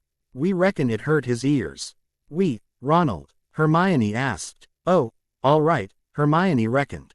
Ron said. Rayna smiled. Let's go sit down, she said, leading the way into her room. That evening at dinner, Molly Weasley was still fuming, and muttering about irresponsibility and recklessness. Sirius finally had enough. Molly, you took Rayna into your home over 2 summers now. But that still doesn't change that you are not her mother. Therefore, it is up to her uncles and grandparents, before anyone else, to make decisions concerning her safety. And whether or not something is worth the risk. Not you. And, to be honest, they have been around a lot longer than you have, so just let it go. But she could have been hurt. There could have been Death Eaters. Sirius, Molly said. We would have taken care of the problem had any of them shown their faces. Thor said. We have fought many battles over the years. Since long before even Dumbledore was born. We are more than capable of protecting Rayna from mortal wizards. Molly gaped. They all knew that the adult Aesir were old, but this was the first time that they were far older than they looked was actually acknowledged. She shut up then, suitably cowed. For now at least, the rumor mill in Privet Drive was already working a mile a minute. Word that the Dursleys were most probably chill D abusers and liars were quickly vilifying them. The family had gotten many evil eyes when they had stepped outside, and had quickly retreated to the safety and privacy of their own home. Children who Dudley and his gang had beaten up and bullied were starting to speak up, and the three were quickly becoming the least liked people on the street. Inside the Dursley house, there was a palpable feeling of tension. Oh Vernon, what are we going to do? Petunia asked. I knew that girl would be more trouble than she was worth. Petunia. And now, taking her in is starting to cause us problems. But no, there is nothing to be done. Those freaks can't do anything to touch us. Normal people. All of this will blow over, and everything will be fine. You'll see. By the time Dudley goes back to school, it will be as if nothing happened. Are you sure, Dad? I'm positive, Dudley. Just you wait and see. Vernon was soon proven incorrect, however. The rumors eventually reached Grunnings, and his superi. Ors reviewed them along with looking at his usual behavior. Vernon soon found himself without a job. Some day after, the three woke to find that someone had spray-painted the words, "Child Beaters," in big red letters on the front of their house, and slashed Vernon's car tires. When he had them replaced, Vernon packed his family up and began heading for his sister's house. She had agreed to take them in until things died down. However, their peace was not to last. The night before Dudley was meant to return to Smeltings, they were all roused from their beds by men in armor roughly pulling them up and out of their bedrooms. They were all impossibly strong, and the four Dursleys couldn't do anything to hurt them, it seemed. How dare you break into my house? Marge roared, trying to take a swing at the two men who were pulling her down the stairs. How dare you attack me and my family? You will be silent, woman. You are being taken to Asgard to face your punishments for crimes against the Princess Rayna. The man at the door was one the other three Dursleys recognized. He had been one of the bodyguards that had been with Rayna and her two uncles. He was wearing armor, but it was different to the others. Lord Fandral, where should we take them on arrival? The one holding onto Petunia asked. Straight to the All-Father. He wishes to personally hand out the punishments to those who made his granddaughter's life hell after her parents were murdered. What are you talking about? Marge spluttered. That little wench is worth nothing. She's useless for anything except she was cut off as one of the guards backhanded her. "You will not speak of the princess in that way," he growled. "Don't you touch my sister again," Vernon roared, his temper being set off by the fact that he was now fully awake and had seen his sister slapped. However, one of the two guards who were hurting him from the house hit him over the back of the head. It wasn't enough to knock him out, but it was enough to daze him. They had specific orders about the transportation of these prisoners. Once outside, they pulled the four onto the Bifrost site, which Heimdall soon opened to transport them. "I will send you straight back to London, Fandral. Princess Rayna begins school in 2 days. You will all be needed." Fandral nodded. "Be sure that they do not retain the king too long. It is the middle of the night, after all." Quote, the Dursleys' hands were bound and then tied to lengths of rope that were attached to the saddles of horses. The three were forced to run behind the horses across the Rainbow Bridge. And they almost fell many times. But, despite it being the night, the city seemed very active. Many people seemed to be lining the streets, which were lit by torches. And they were all watching as they passed. Well, glaring was the more accurate description. The horses slowed to a walk as they headed through the city. "Why is everyone out at this time?" Vernon wondered aloud. "I was right. You are all an odd lot. They are out because word has spread amongst our people of your treatment of Princess Rayna. Her mother was much loved among our people, and she is all that survives her mother now. Many have not yet had the chance to get to know her, but from the way her family received her return, many believe that she follows Princess Ingrid in temperament and is a very kind young woman. We searched years for her, only to discover that you had abused her while she lived with you. They are gathered to watch you arrive to face justice." The guard explained, smirking. "You have brought this on yourselves. None will help you. This is an outrage. We are free people. You cannot do this. We have rights." Vernon said, "If you don't let us go, right now, you're going to regret it." Dudley threatened. The guards on the horses just laughed, and ignored them. Soon, the crowd stopped simply staring, as a youth threw a projectile at them, and it hit Dudley square between the shoulders, making him stumble. Many others began to join in, pelting the family of four with rotten fruits and vegetables, and anything else they could get their hands on. By the time they reached the large palace, they were bruised, tired, and aching, and no longer able to put up any resistance as they were taken inside. Marge was simply muttering, "This isn't possible, it's all just a bad dream," over and over again, but no matter what happened, she didn't seem to be waking up any time soon. The whole court had managed to convene, apart from Thor, Loki, Rayna, Sif and the Warriors 3. Not that the Dursleys knew that. All they knew was that there were many people gathered in the majestic room to watch as they were sentenced for something they thought of as a community service.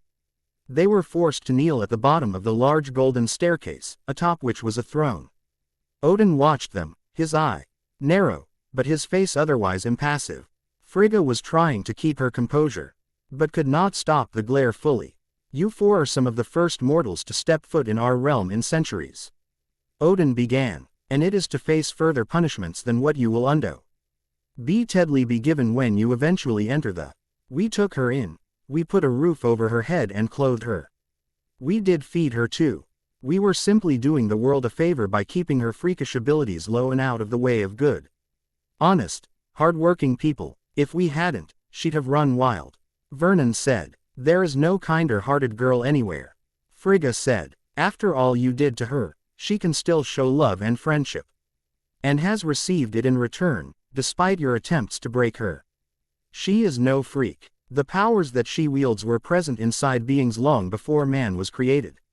It is people like you, who can harm innocent children who depend on them, who are the freaks. Not my granddaughter." Odin held up his hand to stop his wife for now. "Do the other three have anything to add? Perhaps you, Petunia Dursley. You did believe our daughter to be your sister, after all. Tell me, why did you harm her child?" "I couldn't let her abilities affect my son. She may have done something to him. Yet now you have helped bring this onto him. Marjorie Dursley, do you have anything to add? The brat didn't even have the decency to die with her parents." Marge spat. "What my brother and his wife did was more than I ever would have. She'd have been straight off to an orphanage, had she been left on my doorstep.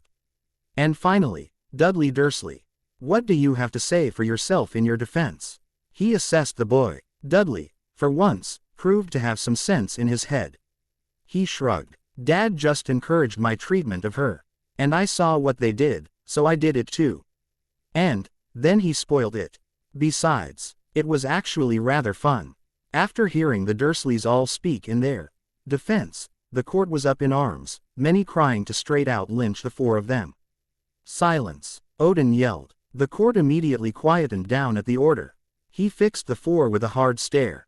By your own admission and the memories Rayna Jamesdottir provided, you have been found guilty of the charges brought against you. Your punishments will be different, but also put you in a similar position to the one you put Rayna in. Dudley Dursley, you are hereby charged with the task of becoming a stable hand for the Valkyries. You will tend to the needs of their horses, without the aid of magic or others on the chores assigned to you, which is available to others. Each evening, after all tasks assigned to you have been completed, you are to report to the training fields, where you will stand against 3 warriors in a fight. You will not have assistance from anyone.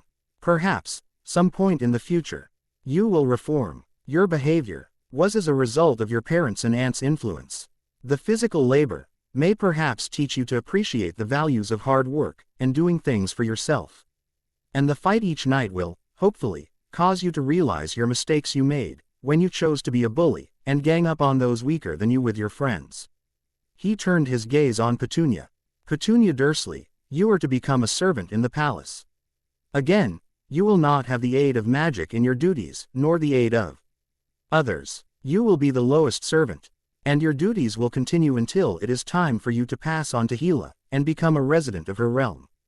Marjorie Dursley, until your death, you are sentenced to carry water from the river Ylg, which resides at the very edge of this realm, to the center of the city, where there is a fountain. While doing this, you will be chased by the kin of Skull and Hattie. Unlike your relatives so far, a charm will be cast upon you to allow you to evade the death the wolf will deal you until the end of your punishment. Finally, we come to you, Vernon Dursley. Through each day and night, you will roll a large boulder up the hill the river Thjotnuma runs down, against the flow of the river, and when it reaches the top, the boulder will roll back down. You will have a charm placed on you, so while you will become tired, you will not be able to sleep or rest, and nor will you eat, though you will hunger for food. But you will not die from hunger or exhaustion either. After it has been deemed you have labored enough, you will be fed to the wolf Managarm. Take them away. He waved his hand, and the four were dragged from the throne room, and then in different directions, to the place where they would serve their separate punishments. When she began packing her things for the journey the night before they were due to leave for Hogwarts, Ardwyad jumped on top of Rayna's trunk, snapping the lid closed. He laid there, his head on the floor and his eyes big and round as he let out a whine. "What's wrong, Ardwyad?" she asked. "I have to pack." He let out another whine, and she had a flash of inspiration. Ever since they had returned from Privet Drive, Ardwyad had been rather overprotective of her, even going so far as to block the way to the front door each time she passed near it. He really hadn't fared well with being left behind, and she was obviously leaving for long period. She scratched the space behind his ears, just where he liked it. "You do know you're coming with me to Hogwarts, right?" He lifted his head as if to ask, "Really?" She laughed. "Of course you are. I couldn't leave you here when I'm away for months. Besides, you saw Hogwarts. The castle will be much better for you." Ardwyad clambered off her trunk, and allowed her to continue packing. Hedwig then retook her now usual place perched on Ardwyad's head. Rayna smiled at her two familiars, glad that they got on so well. The door opened, and Hermione poked her head in. "Need any help? I'm all done." "I should have guessed. Come on in. There are some stuff in my bedside cabinet you can pull out for me." "Thanks, my own. It's no problem. Ron seems to be leaving it until tomorrow, as per usual," Hermione said. She gasped when she saw the book. "Wherever did you get this?" "Loki gave it to me to study. He told me that runes is so intrinsically linked with magic, that if I really want to learn, I would learn about runes as well. But this volume, it has to be unique," Hermione said, reverently turning the pages. "There are so many detailed descriptions here. Even some professor babbling mentioned in class that are almost lost, or have fallen into myth. Well, the library back home is huge. That's a beginner's book. It was the first book Loki gave me to study for my lessons with him. When I'm done with it, I'd be more than happy to let you read it. Are you sure? Am I allowed? I am a mortal after all. So very few even get to see Asgard. Let alone the tomes of knowledge your people have collected from all the realms, and comprised themselves. Hermione, it's just one book. And, if you're worried, I can always double-check for you. Oh, thank you, Rayna. She soon found herself in a tight hug from her friend. At least she now knew that Hermione really would like her birthday present. Now, I came here to help you pack. Let's get sorted. When they were almost done, Ron came into the room. Ah, you aren't packing too, Rayna. We have all morning tomorrow yet. Not all morning, Ron. Rayna pointed out. We have until 9:30 at the latest, and time getting ready and for breakfast takes up some of that time already. This way, I don't have to get up ridiculously early to ensure that I have everything ready. I'll just do it the way I always do. He said. Hermione, why are you so hyper? Rayna said she'll let me read her book on runes from Asgard when she's finished with it. Ron rolled his eyes. Mental. Absolutely mental. Hey, Rayna, what are you doing with a book on runes? You don't take the subject. It's part of my studies with Loki. He can't get over the fact that it isn't compulsory for students to learn. Why should it be? Ron asked her. Apparently, it is so closely linked that it's easier to understand magic if you have an understanding of runes. You can manipulate it further, create wards and the like. Well, Mum says that dinner's almost ready, and she's put up a bloody great banner downstairs. I swear she put the celebration of Hermione and I becoming prefects just for the impact of having it on our last night before we returned to school. Molly seemed to have laid on a feast for them all. This was obviously not just a celebratory dinner, but a farewell one too. She hadn't said anything more about the whole Dursley incident, as the residents of the manor had taken to calling it, at least, not when Rayna was around. Rain glanced around the table and smiled slightly when she saw how close Jane and Thor were. Jane was practically tucked into his side as they talked. Jane would be staying here while the others left for Hogwarts. But Sirius had promised to keep an eye on her, Darcy, Eric and the elder Grangers. Snape had already complained about Muggles being at Order headquarters, citing that they couldn't possibly understand the enormity of the situation, as they couldn't understand magic. Before Thor could do anything brash, however, Jane had spoken up, that she understood that Snape was a man of science in the magical world. And then proceeded to confuse him with Muggle scientific theory. When Snape tried to turn the tables and do the same with potions theory, Jane proved just how like her cousin she was. And happily engaged in the conversation and debate, obviously having read many books in the library and Hermione's course books. Snape left in a fouler mood than usual, having been shown up by a Muggle. Not only had he no clue about any Muggle scientific theory, but she had obviously deeply researched potions. Little did he know that she had done so for just this sort of situation, having guessed that he would be one of the ones to stand against her presence, and the presence of the other non-magicals. However, while Snape had left in a foul mood, everyone else had been very happy about what they had seen. Rayna was sure that just for that one incident, Loki's opinion of Jane had gone up just a notch. However, Jane and Thor weren't the only ones who seemed to be getting closer. After dinner, Rayna was heading upstairs, one of the last to leave, when she saw something through the door of the study, which was ever so slightly open. It was Sif and Sirius, both of whom were standing very close together. Before she saw anything else, Rayna decided to back away. This was their moment together. After all, she would respect their privacy. She wondered if Sirius had figured out the horse head in his bed thing yet. Then she shrugged. If he hadn't, that would one day make for an interesting conversation between the two. Then, her smile fell slightly. She missed Cedric. She missed him greatly, and seeing Thor and Jane, and Sif and Sirius, reminded her that she had lost the young man she had grown to love. Rayna mate, are you all right? She heard Ron ask, as he caught up with her. He nodded. Well, all right then, but if you need anything, you know I'm always here. We are best mates after all. Yeah, thanks Ron. Now, how about a game of chess?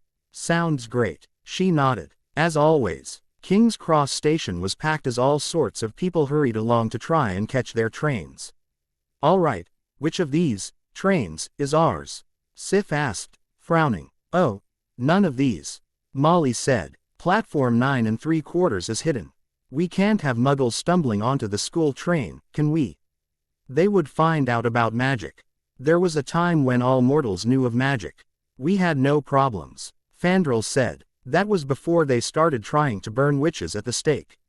Or, in Britain's case, hanging them. There weren't that many witch burnings in Britain. Rayna told them. No, they saved that for the heretics. Hermione said. But Binns said. Binns got it wrong. Hermione said, cutting Ron off. They really didn't burn those accused of witchcraft here in Britain. Not much at least. Oh, right, well, I guess we missed that part of history. Volstagg said. You definitely did. Rayna nodded. They all stopped in front of the barrier between platforms 9 and 10. All right then, Remus, Tonks. If you take Hermione, Ginny and the twins through first, to give a bit of a demonstration, Molly said. You go straight at the wall and pass right through it. Loki said, his tone bored. Molly gaped at him, trying to figure out how he knew. Thor and I have seen Rayna's memories of her school years. Well then, Remus, Tonks, take them through anyway, then, if you two take Rayna through. And then Arthur and I will come with Ron and then Sif, Hogan, Volstagg and Volstagg can follow. Remus went through with the twins, who were still dressed like Loki, which continued to cause Molly to mutter angrily. She obviously thought that Loki encouraged their nonsense. To be fair, he did encourage them. But Rayna knew that it wasn't nonsense. They had plans to open a joke shop, which could turn into something highly profitable, especially since Loki appeared highly interested in the venture. Tonks followed with Hermione and Ginny after a minute, when nothing happened, and Fred, George and Remus didn't come running back out. Then, Rayna, Thor and Loki headed for the barrier. They passed straight through in the Scarlet steam engine that Rayna boarded at. The beginning and end of every summer bar one came into view. When everyone had joined them, Remus, Tonks, and Arthur and Molly said their goodbyes. They all ignored the stares that others were beginning to direct at them. Ardwyad growled softly as Loki removed the glamour from him, revealing him to actually be a wolf, and a large one at that. People inched away, their eyes now turning to the very large wolf that looked like he wanted nothing more than to tear them apart. The group got on the train, and the twins wandered off to find their friends, and so did Ginny. The other three grabbed a compartment for themselves, and Thor, Loki, Volstagg, Sif, Fandral and Hogan claimed the one next to theirs. Ardwyad sat up on the bench next to Rayna, and she let Hedwig out to perch on his head again. When he was there, however, it meant that one other person would barely be able to sit on his other side. Neville soon appeared at the door. Rayna, he said, grinning. She grinned and stood up, to properly see Neville over Ardwyad's head. How are you? I heard about the discovery about your real family. Yeah, I know, it's mad, she said, but absolutely brilliant. Why don't you come in and sit down? She gestured to the other bench, where Ron and Hermione sat. How are you, Neville? Hermione asked. I'm fine, he said, nodding. The wolf won't attack me, right? Don't worry, Ardwyad's my familiar. So long as you don't mean me any harm, you will be fine. She sat down, and he took the offered seat. He had what looked like a cactus under his arm. What's that, Neville? Ron asked, pointing at the plant. It's a Mimblus Mimboltonia. I grew it over the summer. What are the boils on it? Hermione asked. A defense mechanism. Watch. That had to have been the worst advice they had probably ever had. The boil burst, spraying ooze, but so did all the others, covering them all in pus. And it reeked. Hermione, next time, please just stick to researching something in the library. Ron said, flinging Puss off his arms. Hedwig was hooting in indignation, and Ardwyad was barking as he tried to get enough room to shake the pus off his fur. I think I just might. Hermione responded. Sorry guys, I didn't think it would be that severe a reaction. Neville said. At that moment, the door slid open, revealing Sif. What has happened? She broke off when she saw them, all covered in the slimy pus the magical cactus had hurled round the compartment. Oh, Sif. This is Neville. Neville, this is Sif. Hello. Nice to meet you, he said nervously. Sif just nodded, still eyeing the compartment. Could you possibly ask Loki if he can help us out, please, Sif? I haven't gotten that far with my magic yet, Rayna said, and Hermione and Ron have to go to the prefect's compartment in a minute. Of course, Rayna. She backed out of the compartment, her nose wrinkled. The next thing they heard was booming laughter. At least Thor thinks this is funny, Rayna muttered. Loki appeared in the doorway, a smirk on his face. The smirk grew as he took in the sight. What happened? Neville was just showing us the defense mechanism of the Mimbless Mimboltonia, Rayna said. I would appreciate any help you have to offer. Please. Seeing as you asked so nicely, Rayna. He waved his hand and the pus disappeared. I would not suggest a second practical demonstration. I may be more inclined to fetch one of those mortal cameras first. We won't give you the chance. Shame, he said, before he went back to the other compartment. That was one of your uncles, right? Neville asked. Yes, Loki. You just heard Thor laughing, Rayna said. I bet it's a relief, having more family than you thought. It is. This just goes to show that you never know what's round the corner, Neville. Just then, the train began to pull out of the station. Ron, come on, we'd better go. We have to be in the prefect's carriage, Hermione said. All right then, Ron nodded, standing up. See you soon, guys. Bye, Rayna. Neville, have fun, Rayna said. Bye, guys, Neville added. How was your summer? Rayna asked him, as Neville moved over to sit opposite her. Not too bad, I suppose. Both me and my gran believe you, by the way. About you know who. Thanks, Neville. I get the feeling I'm going to need all the support I can get this year. In the next compartment, a rather different conversation was taking place. Where do you think her powers will settle? Sif asked. It is difficult to tell, Thor said. Loki nodded in agreement. If it had not been for the spell blocking her powers, we would have way larger indications as to where her powers will lie. Ingrid was an earth goddess. But Rayna, she flies too well to follow her mother in that way. If I had to bet, it would be on something connected to the air, but other than that, I cannot say. You are right. Her skills on a broom would indicate a connection with the air, but you have also said her magic was strong, Thor noted. It could go either way. As I said, if it were not for the block, we would know by now. Then, we will just have to keep an eye out for signs. Fandral shrugged. I hope this food trolley the others mentioned does not take too long. I'm starving, Volstagg said. We haven't long had breakfast, Hogan muttered, shaking his head. Hermione and Ron returned just after the lunch trolley came and went. Rayna had UGHT enough for them to have something too, and had done it quick enough to beat Volstagg to the food. She was pretty sure he had cleared the rest of it out. Malfoy and Parkinson are the two new Slytherin prefects. Ron grumbled as he bit into a chocolate frog. At least they have some sense, a snide voice said. The four looked round to see a sneering Malfoy, flanked by Crabbe and Goyle. Obviously, Hermione and Ron are prefects to undo the damage you and Parkinson will undoubtedly cause, Malfoy, Rayna said, standing slowly. You must think you're so big, Potter, being Aesir. But you aren't, and I know it. You're weak. I hear you're quite a screamer too, when under the Cruciatus. He didn't get another chance to say anything, as the wind was pulled out of his lungs, and he doubled over, panting. But the reason why surprised them all. Neville was on his feet, his arm held out, and fist curled from punching Malfoy in the gut. I've had enough of you, Malfoy. You and your Death Eater F. Amelie are going to get what's coming to you. Crabbe and Goyle were about to move forward, only for Rayna to grab them both by the robes and push them out, and into the wall opposite. She then forced the blonde ferret to join them, and put her hand on the door. And you'll stay out if you know what's good for you, she snarled, before closing the door. She turned and smiled at Neville. Thanks, Nev. You didn't have to do that. Neville was staring at his fist as if it were some foreign object. I can't believe that. I just got angry when he mentioned they used that curse on you. He looked up, and she saw his insecurities. He also looked as if he were searching for something. She smiled sadly at him. I'm no stranger to it, that's for sure.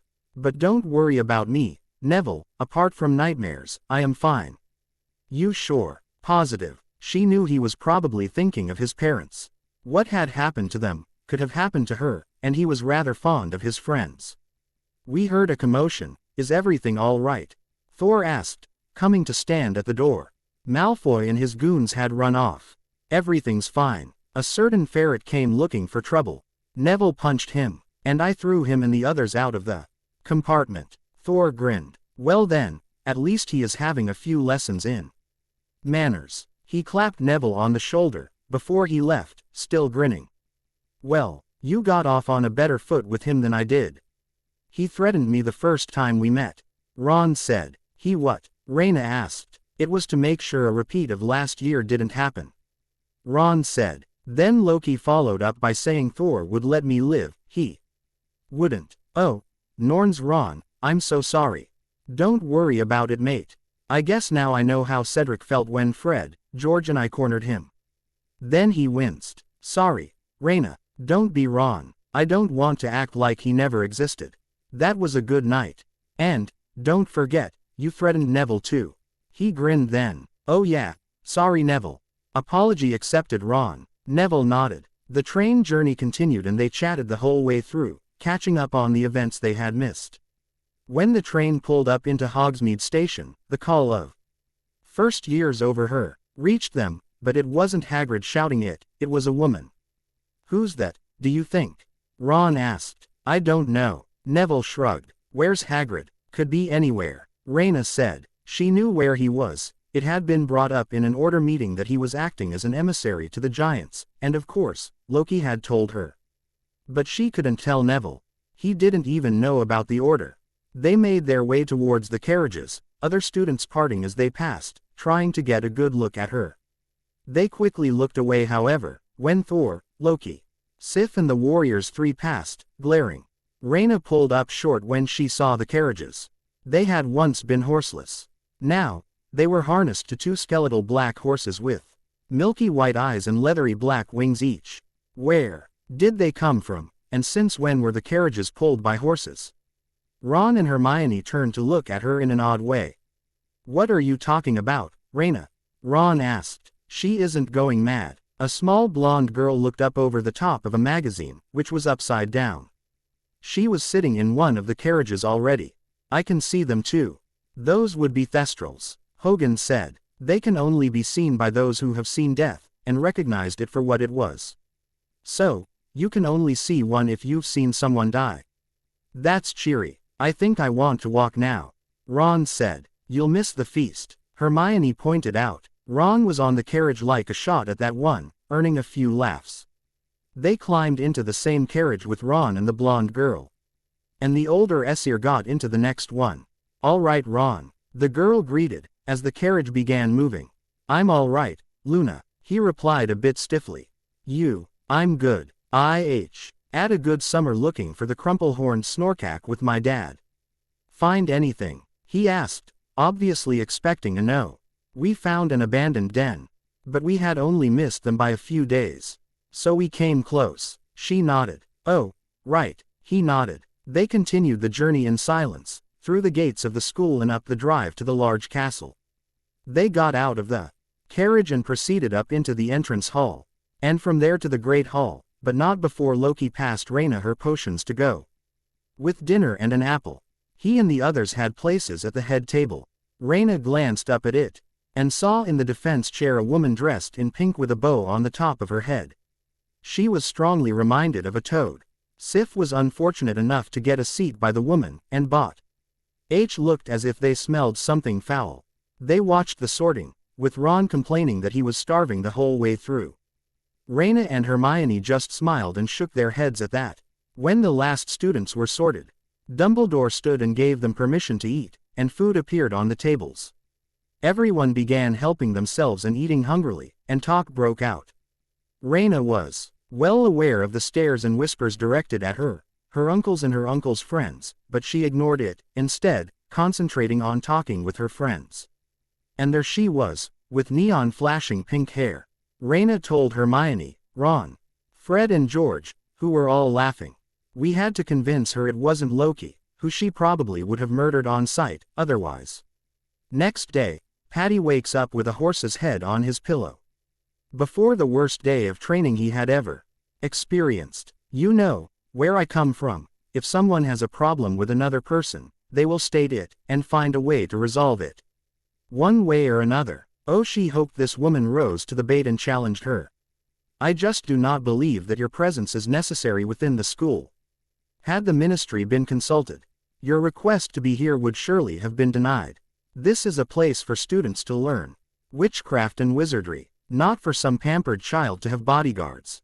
Even if this ministry of yours had been consulted, we would still be here, at the Allfather's request, and, if you knew Rayna, you would call her neither pampered, nor a child, for she is neither. We are here to ensure her safety, and ensure she learns all she needs to. Nothing you can say or do will change that. Your laws do not apply to us. Mortal, Sif snapped at her. Next time, Volstagg could sit by the woman. Perhaps his eating manners, or lack thereof, would put the woman off from coming into the hall to eat while they were there. You are on our world now, the woman replied, but we are here on business pertaining to our home. Our laws, the laws of our king, are the only ones that apply to us. Loki intervened. For now, madam, I suggest that you shut up. Sif turned to him, and began speaking in Old Norse. Why did you interfere? It would be best if we refrain from killing any of Rayna's teachers. Besides, she will be gone within the year. None of the defense teachers last more than that. This woman, teach defense. Now that, I would like to see. She doesn't look as if she could avoid an attack by a child. Let alone teach others. He nodded. Rayna may be missing her lessons in the subject this year, if she does not prove to be a good teacher. They both turned back to their food, Sif now steadfastly ignoring the infernal woman. After the feast had finished, Dumbledore stood and gone to give his usual start of term speech, and had just welcomed Dolores Umbridge, when she interrupted. Hem. She stood and walked around, to stand beside Dumbledore. Thank you, headmaster, for those kind words of welcome. And how lovely, to see all your bright, happy faces smiling up at me. Rayna cast around, and couldn't see one face from the student body nor from the staff table. In fact, Sif was outright glaring at her, while bending the gold knife in her hand, smiling at the new professor. I am sure we are all going to be very good friends. Fred and George exchanged a look. That's likely, they said, their hands supporting their cheeks. The Ministry of Magic has always considered the education of young witches and wizards to be of vital importance. Although each headmaster has brought something new to this historic school, progress for the sake of progress must be discouraged. Let us preserve what must be preserved, perfect what can be perfected, and prune practices that ought to be prohibited. Rayna could see that a lot of her housemates, along with many other students in the hall, had zoned out, and were no longer listening. She and Hermione, however, were. And so was Loki. Thor, on the other hand, was dozing in his seat. At least, he seemed to be. It may have been just his way of saying what he thought about her little speech. Soon, though, they were heading up to the dorms. Loki, Thor, Sif, Hogan, Volstagg and Fandral had quarters that were hidden behind a portrait 2 portraits down from the fat lady. However, Rayna didn't get an easy evening. All right, Seamus, Dean. Good holiday, she asked as she passed. It was all right. Better than Seamus anyway, Dean said. Seamus stood from where he was sat. Me ma'am didn't want me to come back this year. Oh really? Why, though? She had a good idea why. Because of you and Dumbledore. He said. Seamus, I'd be careful what you say.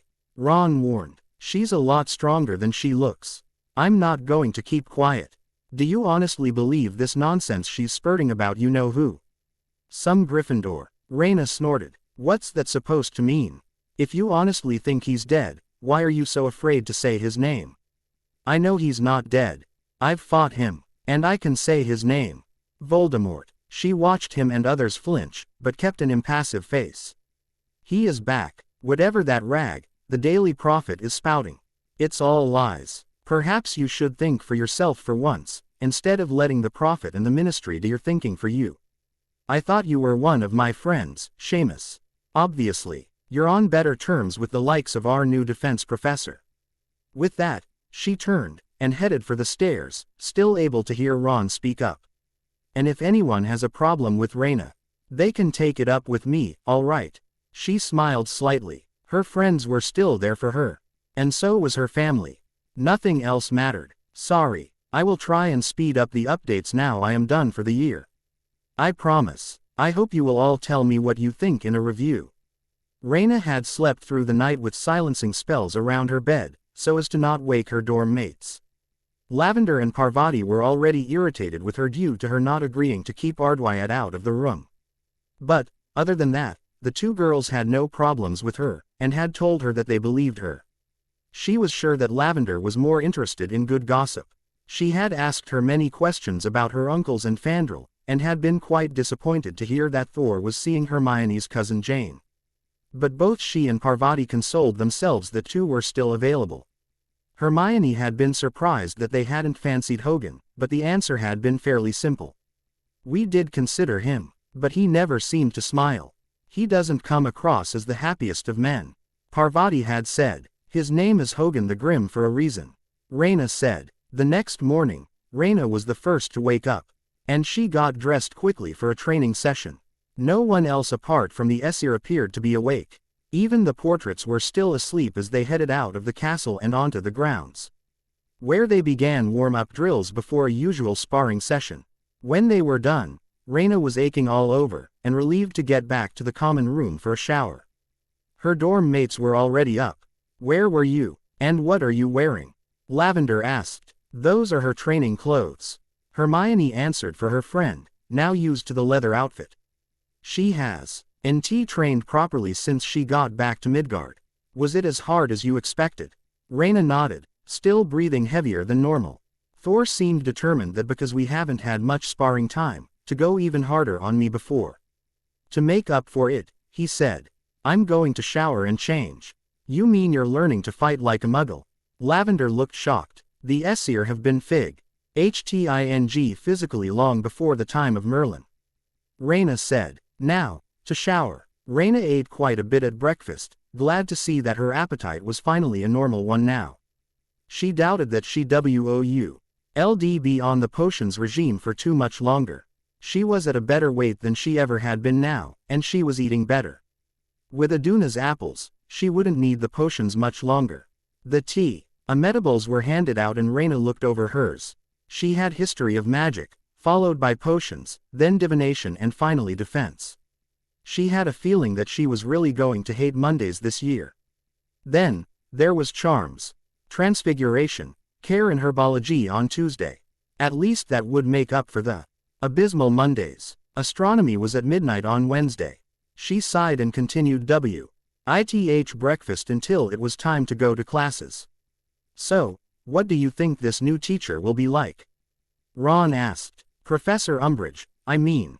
"Well, it's obvious from her speech," Hermione said. "I wasn't really listening to most of it," Ron admitted. "It means that the Ministry is interfering at Hogwarts," Hermione said as they reached the history classroom. They all took their seats, and Rayna pulled out a book on rituals. Another text from Loki to study. It had been charmed to look like a text on transfiguration, as the British wizarding community frowned upon the use of rituals. She spent a productive 1.5 hours actually studying, instead of sleeping because of bins. Of course, the cotton buds in her ears to block out his voice helped. She could read her textbooks later, and that would cover her. She was sure. In potions, Snape avoided her and her friends like the plague, meaning that it was that much easier for them to get their work done. Rayna was pretty confident that she had made a rather good strengthening solution. That was until she handed her potion over. She turned, and began walking back to the workbench, when there was a large smash. Rayna spun around to see her potions vial on the floor in pieces, the potion all over the floor. "Oops," Snape said. "I guess that's a fail for this lesson, Potter, unless there is still some left in your cauldron." Hermione looked at her, horrified. As the Slytherins snickered, "Rayna, I'm sorry, I vanished it. I thought you were done." Rayna looked at her cauldron and shrugged, her face impassive. "It wasn't Hermione's fault." "It's fine, Hermione. It's not as if this affects my OWL grades. What we do in class has no effect on that, after all. That stopped the sniggering. And, if I'm right, I don't even have to be taught by Professor Snape to sit my exam. She then smiled at the professor. So long as I've prepared, and had some form of tutoring, I'll be allowed to sit the exam. Good day, Professor Snape. I doubt I'll be attending your lessons anymore. With that, Rayna quickly packed away, and left, with Ron and Hermione quickly following behind, leaving the classroom in stunned silence as they went to lunch. When they had gone, the class broke out into whispers and soon followed the trio out to lunch, leaving a gaping potions master staring at the door. But not for long. The door closed of its own accord and an invisible Loki revealed himself. I was sure you were warned about your treatment of my niece, he said, not looking at Snape as he casually brushed something Snape couldn't see from his sleeve. He then looked up at the greasy-haired man. Had Rayna not withdrawn herself from this class, Thor and I would have done it for her. I am sure that I also told you I would be watching, did I not? You have no say on how I teach in my classroom. Snape snarled. Teach? Loki sneered. Is that what you call it? I saw no teaching take place. As it is, if Rayna was not such a quick learner, I would be hard pushed to see she was ready for her exam after the neglect you call teaching. He met Snape's eyes, and quickly entered his thoughts, and Snape was unable to push him out. It was like trying to push at smoke. But even more futile. Loki let out a cold laugh at what he saw, when he pulled out. You thought yourself in love with Ingrid. Oh, this is rich. You believe yourself to be protecting her daughter. Well, you have failed, and miserably at that. And do not speak of your role as a spy. Your work as a double agent merely covers yourself from both angles. Well, both of the original angles. You have not factored in us, however. Know that even if she was still alive, Ingrid would never be with you, no matter what the circumstances. You would never have been worthy of her. You have not repaid what you have done. Not in the slightest. He knew exactly how to hurt this mortal. I really want to kill you, but perhaps you may have uses. And even if not, I am sure there are others who will want to know the situation first. And with that, he disappeared, and Snape sank to the ground, gasping as all of his deepest secrets had just been revealed, and were in the hands of a man who could use them against him to an even worse effect than anyone else ever could. Loki's teeth were gritted tightly. So that mortal was a big part of the reason Ingrid was dead. Not even just the Blood Eagle and sending him to Hela was good enough. More had to be done. But what, and when? He should let the man wonder for a while. Loki schooled his expression into a neutral one, as he reached a more populated area. And caught up with Thor, Sif, Volstagg, Hogan and Fandral at the entrance to the Great Hall. All right, brother? Thor asked. Did anything happen? Just then, Rayna walked up, out of the Great Hall. Looking a bit nervous. You'll like this, Loki muttered. What happened? Thor asked. I sort of withdrew myself from potions, she said sheepishly, looking between both him and Loki. So Snape did not even last a single lesson before attempting anything. He raised an eyebrow, before he grinned and clapped her on the back. Well done, Rayna. At least you will not have to put up with him and his unfairness. He purposefully failed her, Loki said. I saw the whole thing. You were there. I said I would sit in on lessons. I never said I would be visible. He smiled at her. I don't think you will have many more problems with Snape. We had a talk. When you're supposed to have potions with him, I will teach you the subject. Now, go have some lunch. She nodded. And when she was back at the Gryffindor table, he told the others what had happened, leaving out what he had discovered in Snape's memories. I think that is best left for where we cannot be overheard. For now, at least. I still can't believe you quit, mate. Ron said. I didn't quit. Loki will be teaching me. Rayna shrugged. I'll still be sitting my exam at the end of the year. But still, you won't have Snape any longer. That's more than the rest of us can say. He has a point, Hermione admitted grudgingly. But I think you did the right thing. You would go nowhere in his classes. How did your uncles take it? Well, actually, Thor congratulated me on it. And Loki was actually there. He saw the whole thing. Why didn't he step in? Ron asked. He waited to have some talk with Snape afterwards. I don't think it would have been particularly pleasant for Snape. I'm not sure about you, Professor, but I think you may have been a bit confused about the wolf thing. Neville said, as he and Ron helped get Ardwyad off Rayna. Her being knocked over really was becoming a bad habit. She needed to train him better. Yes, it is easy to see why. All I saw was the beast knocking her to the floor. Before I was forced to awaken this morning from what I thought was a nightmarish prediction. Trelawney quickly recovered herself. It was a mistake anyone could make. But you didn't half scare me, my dear. Had I been informed of the beast's presence. This is my familiar, Ardwyad. He's rather excitable, Rayna said. She hadn't seen him since the end of training. But she had to admit, he had good timing to come and find her. Soon, they were told to interpret their dreams, and Rayna and Ron returned to their old fallback. Make things up. This, as always, became more and more morbid, but gave them a good laugh. And, as always, Trelawney was delighted that they were so accepting of their impending dooms. Can you believe her? She honestly thinks we actually saw all that. Ron snorted. Yeah, I'm scheduled to die in an hour at the hands of a friend, at lunch on Wednesday due to a food fight turned duel, dinner on Friday being poisoned, bedtime on Sunday having been suffocated with my pillow. And you're popping your clogs on every other day. We must be cats or something. We know you're part cat already, mate. But me, that's new. I can't believe you both actually make it up.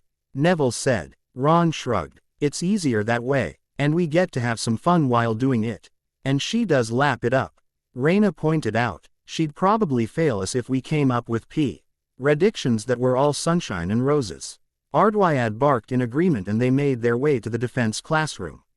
Hermione was waiting for them there, her arms full of books from runes. How much homework did you get? Ron asked. We just have to start keeping dream journals. We have a project on runes and their uses for wards. Hermione explained. Just then, they were led into the classroom. Rayna sat by Hermione, while Ron sat by Neville, and she cast around the room. She wasn't sure if Loki would sit in on this lesson or not. He had with potions, but that was with Snape, and they all knew what he was like. He may have decided to wait and hear what she was like from Rayna. But he had given her a warning to just keep out of trouble and observe the lesson. If anything was off with the woman, they could deal with it their way later, instead of Rayna getting herself into trouble first. When everyone was sat down, Umbridge began. Good afternoon, she said. There were a few muttered responses. Now, that won't do. When I say, good afternoon, then you will respond with a, good afternoon, Professor Umbridge. Let's try it again, shall we? Good afternoon, class. Good afternoon, Professor Umbridge. They chorused dully. Now, that's a lot better, isn't it? Obviously, she wasn't expecting an answer for this one. I am sad to say that your tutoring in this area has been severely neglected. But you will be glad to know that the Ministry has devised a course that will prepare you for your exams in a safe, risk-free environment. You can put your wands away, you will not be needing them. Pull out your quills and parchment. The first part of the lesson will be dedicated to the course aims, and then you will be reading chapter 1 of your books. They went through the course aims, and afterwards. Hermione raised her hand. Yes, Miss Granger. Hermione Granger. Hermione answered. I'm sorry, Professor, but I don't see any part that says anything about using defensive spells. But why should you need to use them? Rayna really wanted to say because of Voldemort, but that would constitute as getting into trouble with this Ministry toady. Because we have a practical portion of the exam, she said instead. No one could argue that was a reasonable excuse. If you study the theory hard enough, you will be able to perform the spells. I don't know about you and your classmates when you were in school, Professor, but I don't think there's anyone here, with the exception of Hermione, who has been able to get more than one spell on their first try, let alone all the spells we will undoubtedly be tested on in the exam. We may pass the theoretical side this way, but we would fail the practical side miserably. Miss Potter, this course is a Ministry-approved one which will be followed. Now, I am sure you all have reading to do, yes. Rayna then made a note to bring another book to class that was charmed to look like the course book, just as she did in history. This would be an utter waste of a lesson otherwise. Rayna was glad to be out of the class at the end of it, and was silently fuming. That toad had been spouting ministry and pureblood propaganda all lesson. And she had had a hard time not to tell the woman where to stuff it, before hexing her and walking out. As it was, she managed to control it. Barely. Now, she had dinner, before a lesson with Loki on magic. Ron and Hermione were going to stay in the common room area of the Essier's quarters with her, while making a start on their homework, while Rayna had her lesson. 2 hours later, Rayna groaned and dropped her head on the table. "Try again," Loki said. He seemed even more determined to get her to learn magic without a wand after the three friends had told them all about Umbridge's lesson. "Or do we need to fetch a dragon? I can do it fine with my wand. If I could just..." "No, you will get your wand back when you have made progress with this spell. Now, you know how to do it with your wand, you just need to focus. Just imagine the book flying towards you as you did with summoning the flame. Now, try again." Rayna looked at the book on the table, and held out her hand. He focused on the feel of the currently frustrating book, and imagined it flying towards her.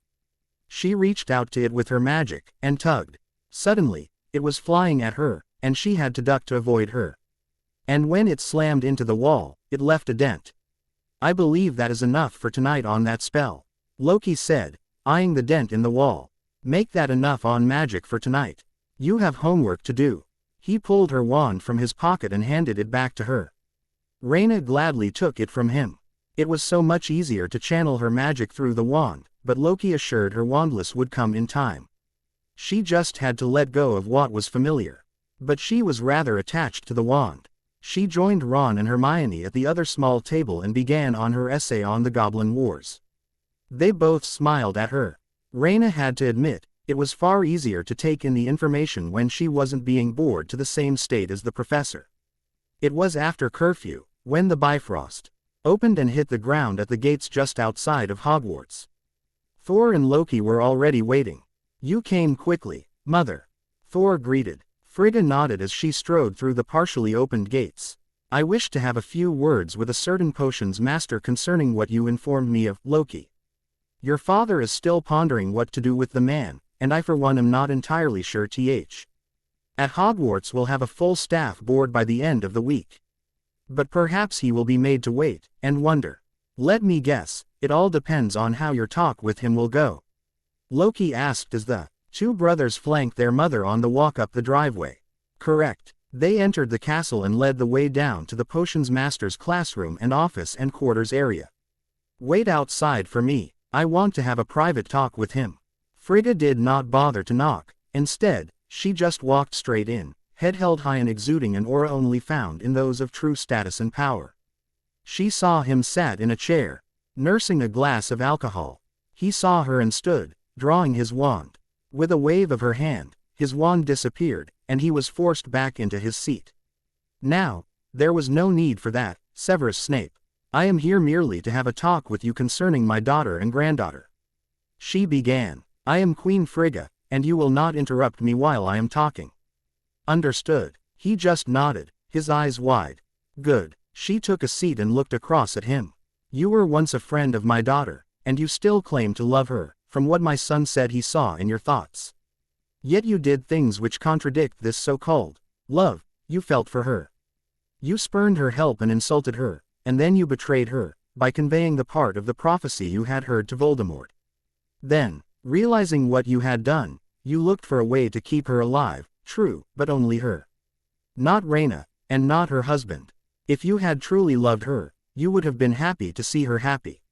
No, you did not, and still do not love her. She is an obsession to you, Severus Snape. And as Loki told you, you are not worthy of her. Was she still alive now, she would never come back to you. Not even as a friend. What you did was unforgivable. You were a large part of the reason my daughter's spirit resides in Valhalla. What do you have to say for yourself? I didn't know the prophecy was about her. So you were happy for any other family to be slaughtered. You disgust me. Know that one day, you will face punishment for your crimes. When, is another matter. Make the most of your current freedom and life. You may find you lose one or the other very soon. And do not think to run. Heimdall can, after all, see you at all times." She stood. "Goodbye, Severus Snape." "Wait." he cried out. His voice choked as she turned to the door. She turned back to see he was on his knees. I'll do anything, please. Just spare me, like you begged Voldemort to spare her, but not her daughter and husband. With that, she turned and left the room. Well, Thor asked, the man disgusts me, but I think I will let him wonder for a while, before allowing your father to bring justice upon him. They both grinned at the idea of what could happen to Snape, before escorting Frigga back to the Bifrost site. Sif's eyes narrowed as she saw the woman walking towards her. She hadn't noticed the goddess yet, but she undoubtedly would soon. Umbridge looked up, and saw the dark-haired warrior. Her eyes narrowed slightly. Oh, it's you, her sickly sweet voice said. You said on the first night, that this was a place of learning.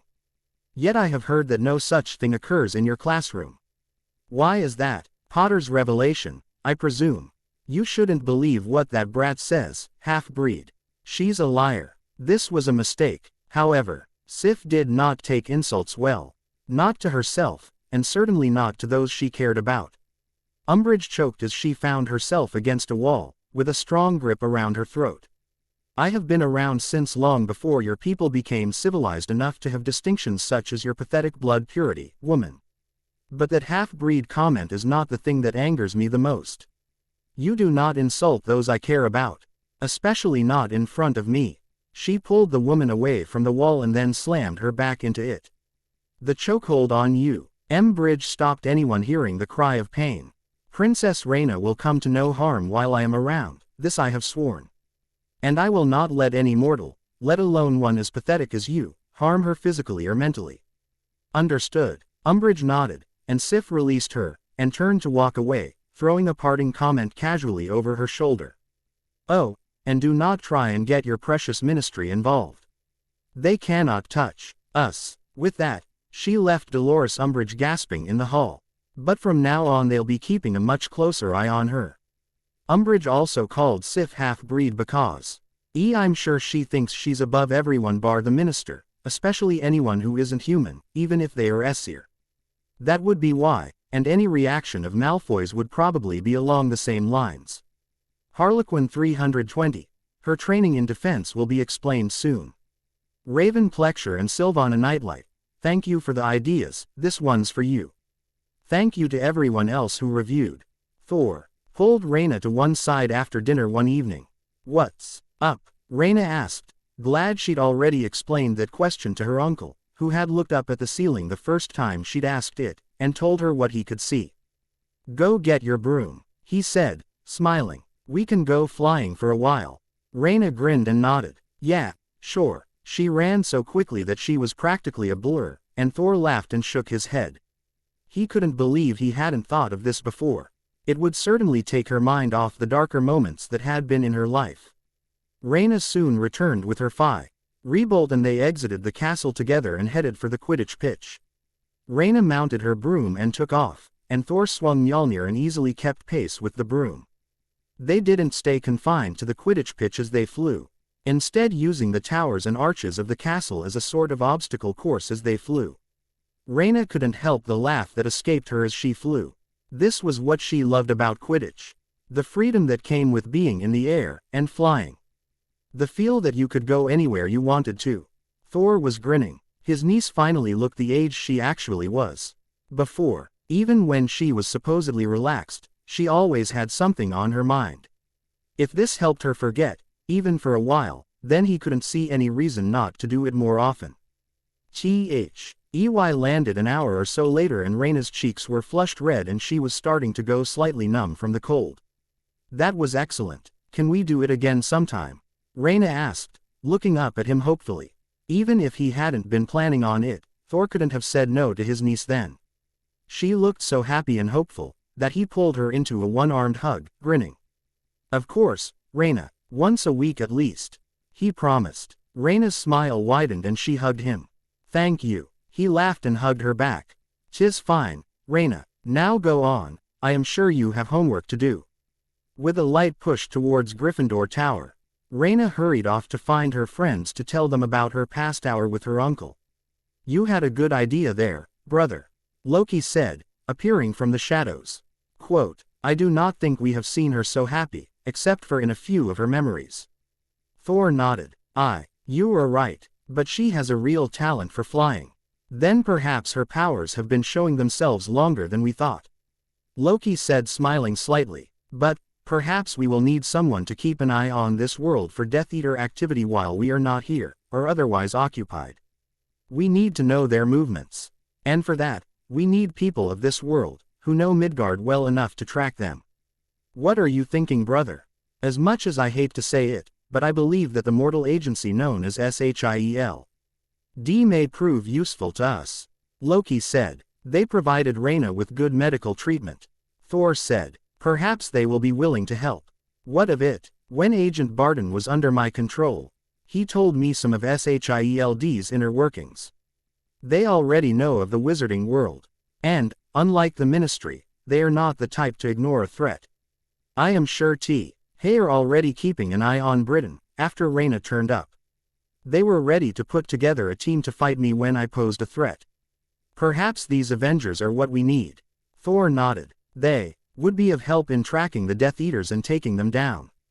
He agreed. It would probably be best if you approached them. I do not think they would be very pleased to see me. Thor just laughed and thumped his brother on the back. Rayna woke early on Hermione's birthday, and pulled 2 neatly wrapped presents out of her trunk.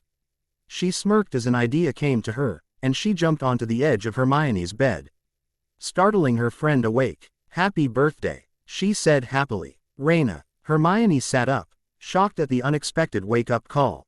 What's going on? Like I said, happy birthday. She put the 2 parcels on her friend's lap. Oh, you didn't have to. Yes, I did. I can't forget your birthday. You're practically my sister. Hermione hugged her tightly, before picking up the first present. Rayna had to clap her hand over Hermione's mouth as she let out a squeal. It was a copy of her runes book from Asgard. Go on, open the other one. Rayna encouraged. Hermione tore off the wrapping of the next, smaller present to find an ornate, dark wood box, with ornate engravings of Norse runes and depictions. She saw the hatches on the back and tried to open it, but couldn't. Oh, she cried with realization. A puzzle box. You should have fun trying to open it. And it's big enough to keep your diary in. That way, you don't have to worry about Lavender or Parvati anymore. It's enchanted to stop it from being opened by magical means, so you can store other things in it too. You just have to figure out how to open it first. Oh Rayna, I love it, thank you. Rayna got HT in a headlock as Hermione caught her in another hug. No problem, she choked out. I have to go training now. How early is it? Hermione asked. Rayna blushed as she straightened. I couldn't it to see what you thought of your presents. Sorry. That's all right, Rayna. Go on, before they send Sif looking for you again. There had been one time where Rayna had overslept and she'd found hers. LF tipped off her mattress as the goddess of war woke her up for training. And thank you for the presents. I love them. Rayna just grinned, and jogged out of the room. 2 days later, Hagrid had returned. The 3 friends exchanged a grin and Rayna quickly ran up to the dorm and grabbed her father's old cloak. Ron and Hermione left the common room, and in a deserted corridor, slipped it on, seeing as it wasn't yet curfew. But it was getting close. And Umbridge was just looking for a reason to get the 3 into trouble. What she didn't know was that all 3 of them never actually attended any of her lessons. For each lesson, Loki conjured solid doubles of them that could act like they would, while they studied in the Aesir's quarters. That way, no one knew that Rayna had left yet. Another class, Ron and Hermione now also joined her for potions, and the copies also had accurate readings of whatever went on in the classes, and what the 2 teachers did or said, that could backlash against them. Loki had thoroughly researched the OWL syllabus and was going through all of it with them, to make sure they were prepared for their exams, and more. They crossed the quickly darkening grounds towards Hagrid's hut, where Rayna reached out a hand, and knocked. There was a loud barking from Fang, and then the door opened to reveal their half-giant friend. It's us, Hagrid, Rayna said. Come on in, you 3, quick. Hagrid stood aside and they slipped in. The moment the door was closed, they pulled off the cloak and Rayna found herself pulled into a bone-crushing hug. Ye were dead, Rayna. Hagrid all but howled. I can tell ye how worried I was. And poor Cedric too. Completely tragic. How are ye faring? I'm much better than I was, Hagrid. Rayna told her first friend, when he released her. She looked up at him, and started. Hagrid, did the giants do that to you? His face was all bruised and swollen. How did you know about that? I was told. I am involved in this war after all. He nodded. Ah, of course. Sit down, all of ye. I'll make ye all a cuppa. He made them all a large mug of tea and sat down with. Ron laughed. Yeah, Thor'll certainly bash a few heads in if they try anything. Quote, you've gotten over him threatening you now, Ron? Rayna asked. The guy's bloody awesome. How could I not? Rayna, I think Ron likes your uncle more than you do. Hagrid laughed. Just then, there was a knock on the door. It's Umbridge. Hermione hissed. Umbridge? Hagrid asked. New defense professor. Complete ministry toady. Quick, under the cloak. Hagrid, put the cups in the sink. Drain them too, Rayna said, pulling the cloak over herself, Ron and Hermione and they ducked into a remote, but open, corner. Hagrid did as she said, before hurrying to open the door. Well, hello, he greeted. Rubius Hagrid, Dolores Umbridge, the new defense professor. May I come in? Yes, of course, he said, stepping aside. Umbridge looked round with distaste. You returned rather late. Where have you been? Classes have already started, Umbridge said. Yes, I knowda. Hagrid nodded. But I had to go to France for me health's see. Fresh air. And, I doubt the groundskeeper and care of magical creatures teacher gets much of that. She said sarcastically. So where have you been really? And what gave you those wounds? I told ye, I was in France. A friend has a chateau by the sea. And I got these by tripping over a broomstick. Fell flat on me face. Just then, there was another knock on the door. This one much louder than Umbridge's. One moment, he said to Umbridge. Hagrid went over and opened the door. Hello, he asked, looking out at the two strangers on his front steps. You must be Hagrid. Thor's voice came. Our niece Rayna has told us all about you. My brother Loki and I have come to talk with you. Oh, come in. I already have company, but the more the merrier. Hagrid was trying to hide it, but that just made his relief all the more obvious. Not that Umbridge could say anything. She quickly turned her look of terror into a neutral one as they entered. Rayna saw Loki look over at them and raise his eyebrow slightly. She had a quick flashback to second year, when Dumbledore had done the same thing. Ron gulped, obviously thinking the same thing. Well, actually, I think I'm done here. Umbridge said. I'll be going now. Bye, Professor. Hagrid called, before closing the door on her. Well, I'm glad she's gone. Now, what can I do for ye? Well, before anything's said, Loki strode over to them, reached out and pulled the cloak off the three friends. Rayna laughed nervously. How did you know we were there? Your magical signature. Easy enough to sense. For me at least. That's probably how Dumbledore knew too. In second year, Ron said. I doubt it. Loki muttered under his breath so no one else heard. The only reason he could sense them was because he was a god, and so was Rayna. And she hadn't learned to mask her presence from others. Thor would have been able to. Had he been concentrating. Thor shook his head. I should not be surprised. Go on. Get back to the tower. And stay under that cloak. The last thing we need is that mortal finding reason to do something against you. The three visibly relaxed. Had it been any of the teachers, then they would never have gotten off like this. Loki handed Rayna back the cloak, and they put it back over them, and left Hagrid's hut. I hope they aren't going to be in trouble. They're good kids. Just came to visit me is all. Hagrid said when they were gone. They will not be in trouble. Thor said. We should have expected something like this. Loki said. Having seen some of Rayna's memories, we should have known that she would be down to V. Is it you the first moment she could after she learnt you had returned? And, if we have learnt from the way things went with Ingrid not to be the smothering type of overprotective, that only ended in disaster. Mostly, Hagrid asked, gesturing them to seats. We have a niece from it, do we not? Thor answered. Like you said, she was only coming down to visit you. And she was not alone, either, and she came with her cloak.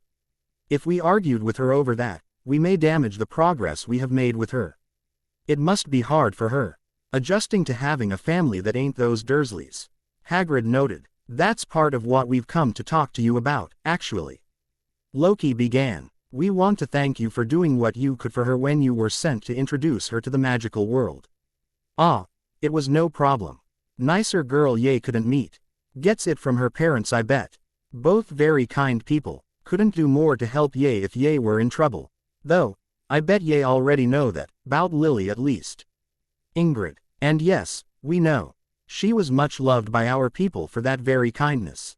Thor sighed. We lost our sister that day, but our niece is still alive. We need to know you will help us to protect her. Of course I will. Anyone tries to threaten Rayna while I'm around will have me to answer to. Hagrid stated proudly. Thank you, Loki said, before glancing at Thor.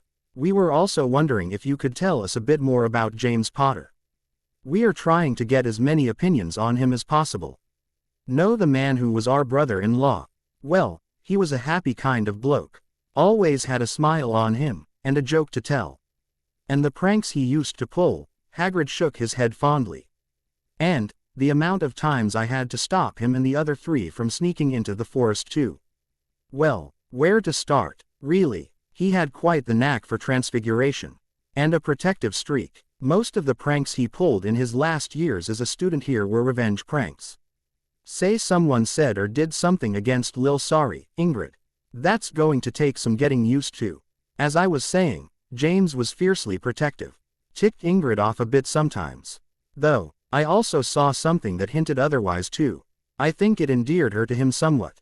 I guess, even though you were overprotective of her before, she missed it. At least partially. And he could get quite nasty about it too. Don't get me wrong, James was a great man, but like your sister, he had a temper. Anyone messed with anyone he loved, and they would be on the wrong end of it. I was ever in any of the same fights he was in during the last war, but I heard stories. A Death Eater would go for Ingrid, Sirius or Remus, hell, even one of the Longbottoms, and he would go berserk. Along with Mad Eye Moody. I think James racked up the highest tally of Death Eaters taken down. But he did it differently to Mad Eye. How so? Thor asked. We must have just missed each other then. Thor said. What confuses me though, was why you didn't take Rayna that night. What do you mean? Loki asked. Well, according to Sirius, Ingrid's body was already gone. I assume you took her. No, that isn't possible. Loki said. Rayna was gone by the time we got there. But Ingrid's body was still there. We did take her body home, but Rayna was already gone. We would have taken her. Otherwise. Then what's going on? Hagrid asked. We'll get back to you when we know the answer to that. Thank you for talking to us. Loki said, standing. The two left the house. Dumbledore. Thor growled. It's the only option. But this means he's made a mistake. But so far, it is all we have. What are you saying, brother? I am saying, Thor, that we cannot afford to lose our tempers over this. He may be needed in this war. And all we have is this small piece of evidence, and a few guesses.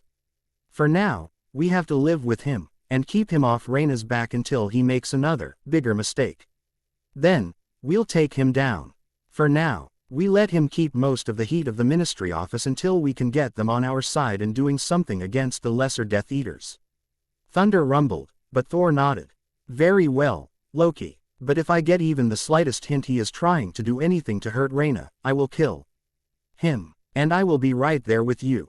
Loki agreed. On Halloween, Rayna went to meet her uncles in the Aesir's quarters, as she did every morning for training. What she didn't expect was for both Loki and Thor to be sat on the sofa in front of the fire, just staring at the flames, as if the fire had mortally offended them both. Silently, she just walked over to them, and sat down between them. Thor pulled her into a hug, and she grabbed Loki's hand. Ardwyad put his large head on her lap and whined. You have a track record for bad Halloweens. Loki said. I know. It's not the best day, is it? We want you to come straight here after dinner so we can keep an eye on you. Loki told her. We are not going to take any chances with your safety. This and your exam time is when you seem to attract the most trouble.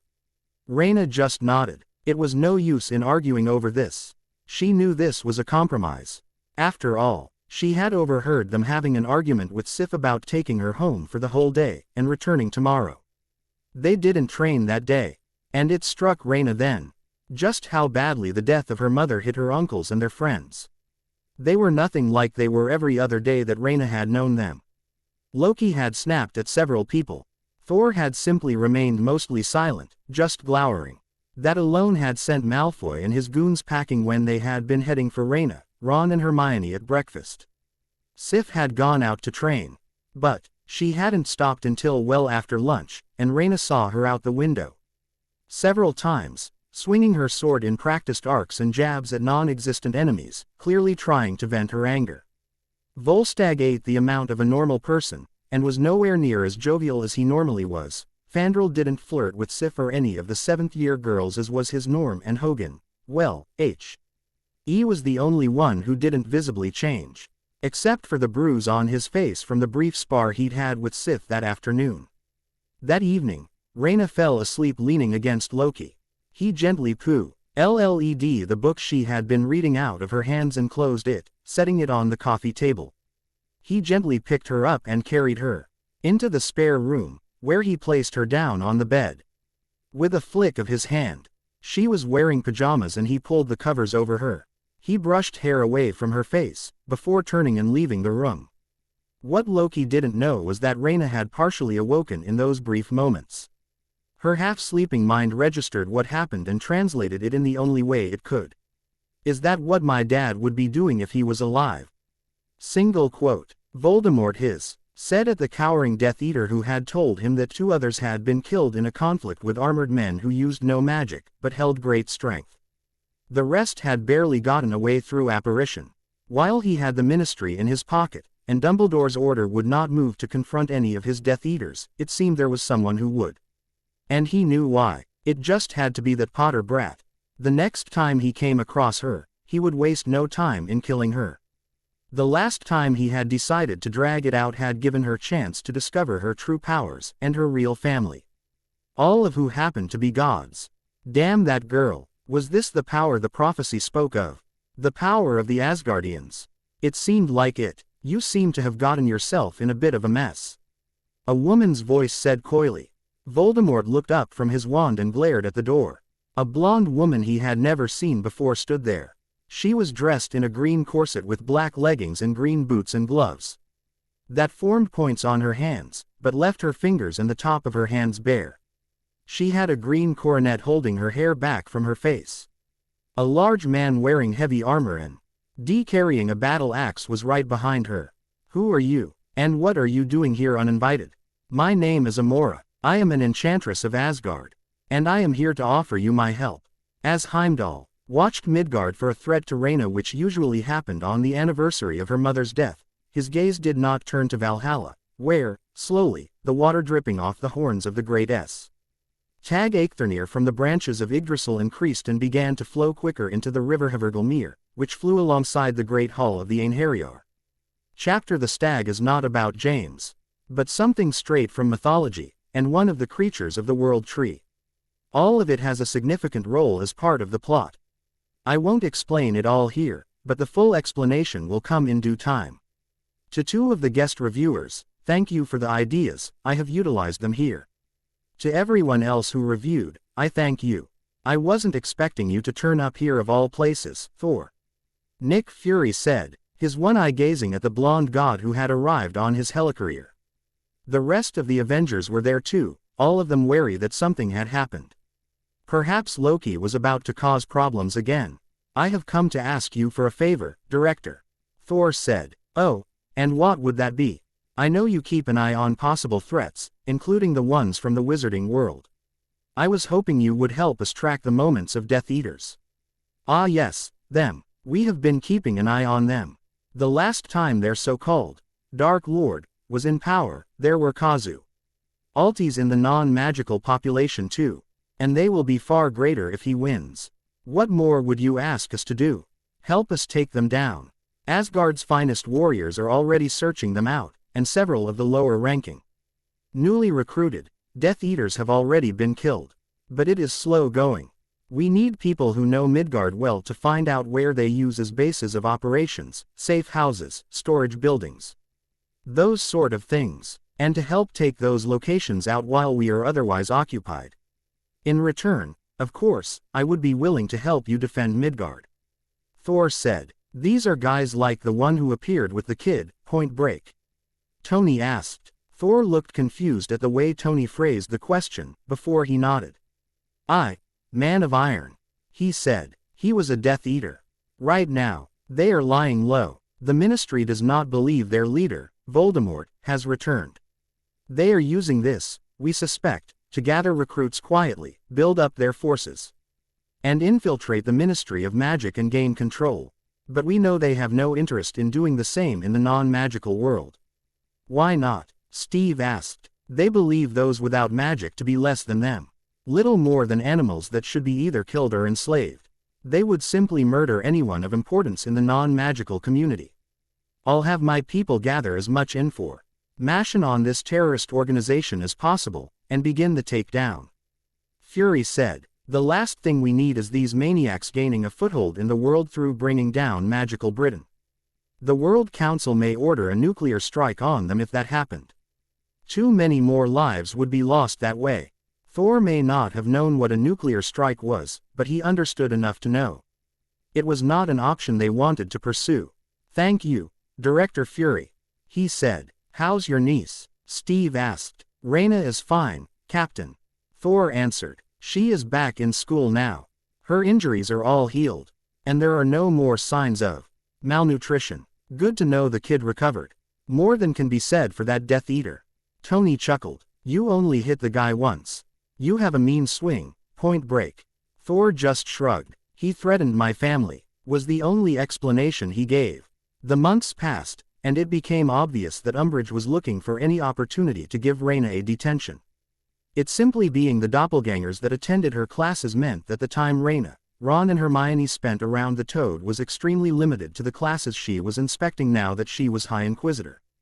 Thankfully, Rayna had sneered when she had read that in the paper, not realizing that Loki was wearing the exact same expression at the staff table. Hermione and Ron did, however, and they exchanged a glance. Perhaps Rayna was picking more up from her uncles than they had thought. Would she start talking about smiting Death Eaters next? Quidditch training was brutal, especially on Ron, who was the newest player on the team, and the one with the biggest problem with nerves. So much so, that the twins joked about asking the crowd to turn their backs when a chaser from the opposite team went to score. The first game against Slytherin progressed in the same way it always did, with the captains attempting to break each other's hands at the start, and then the Slytherins using as many underhand plays as they could against Gryffindor. But that didn't stop the Gryffindors. Rayna had used all her training and the weekly flying sessions with her uncle to fly rings around Malfoy, thoroughly pissing the blonde teen off. The sight she provided was breathtaking as she dodged, dived, soared and weaved over the pitch, each movement seemingly effortless. But Rayna was in her element. Frigga, Loki, Thor, Sif and the Warriors three couldn't help but exchange glances. Flying was so natural to her, perhaps that was the beginnings of her Aesir powers settling. Would she be an air goddess after all? When Rayna caught the snitch, it added insult to injury for Malfoy apparently. Rayna and the team met up on the pitch for a team hug when a bludger caught Rayna in the shoulder, sending her spinning to the floor. Before it could come for another pass, a bolt of lightning struck it, blasting it to smithereens. The twins and Ron helped her to her feet, and it was clear had happened Crabbe had hit the bludger at her. Madame Hooch was berating the beater when Malfoy landed in front of them. Bet you think you're so great, don't you, Potter? Perfect Princess Potter, can't do any wrong. He sneered. Shut your hole, Malfoy. Ron growled. You're just jealous you don't have anywhere near Rayna's talent. Like you would know talent, Weasley. Malfoy spat. I guess that's just another thing you're lacking. A lack of talent, and a lack of money. Why do you hang out with them, Potter? Their pigsty of a house remind you of your mum. Didn't she like to roll in the mud like a pig? The roaring laughter of her teammates was ceased when a shrill, Miss Potter, was heard over the squeals of the Malfoy pig. Umbridge was making her way towards them, a triumphant smirk on her face. Detention, Miss Potter, she said. For such foul play. And I think a ban. I think not. A voice interrupted. Grandmother. You came. Rayna launched herself at Frigga, to be caught in a hug. She seemingly leant into her grandmother, who she had kept in contact with through her mirror. She had done the same with her grandfather, but it was obvious to both that Rayna was tired and was leaning on her for support. Without letting anyone else know, Rayna hadn't gotten to that stage of magic in her lessons yet. It was completely instinctual. Of course I came. I had to witness one of your matches in reality. As for that detention, and whatever ban you were going to administer, Professor, I am afraid to say I will strongly disagree and work my way around it. I have read the Hogwarts rules.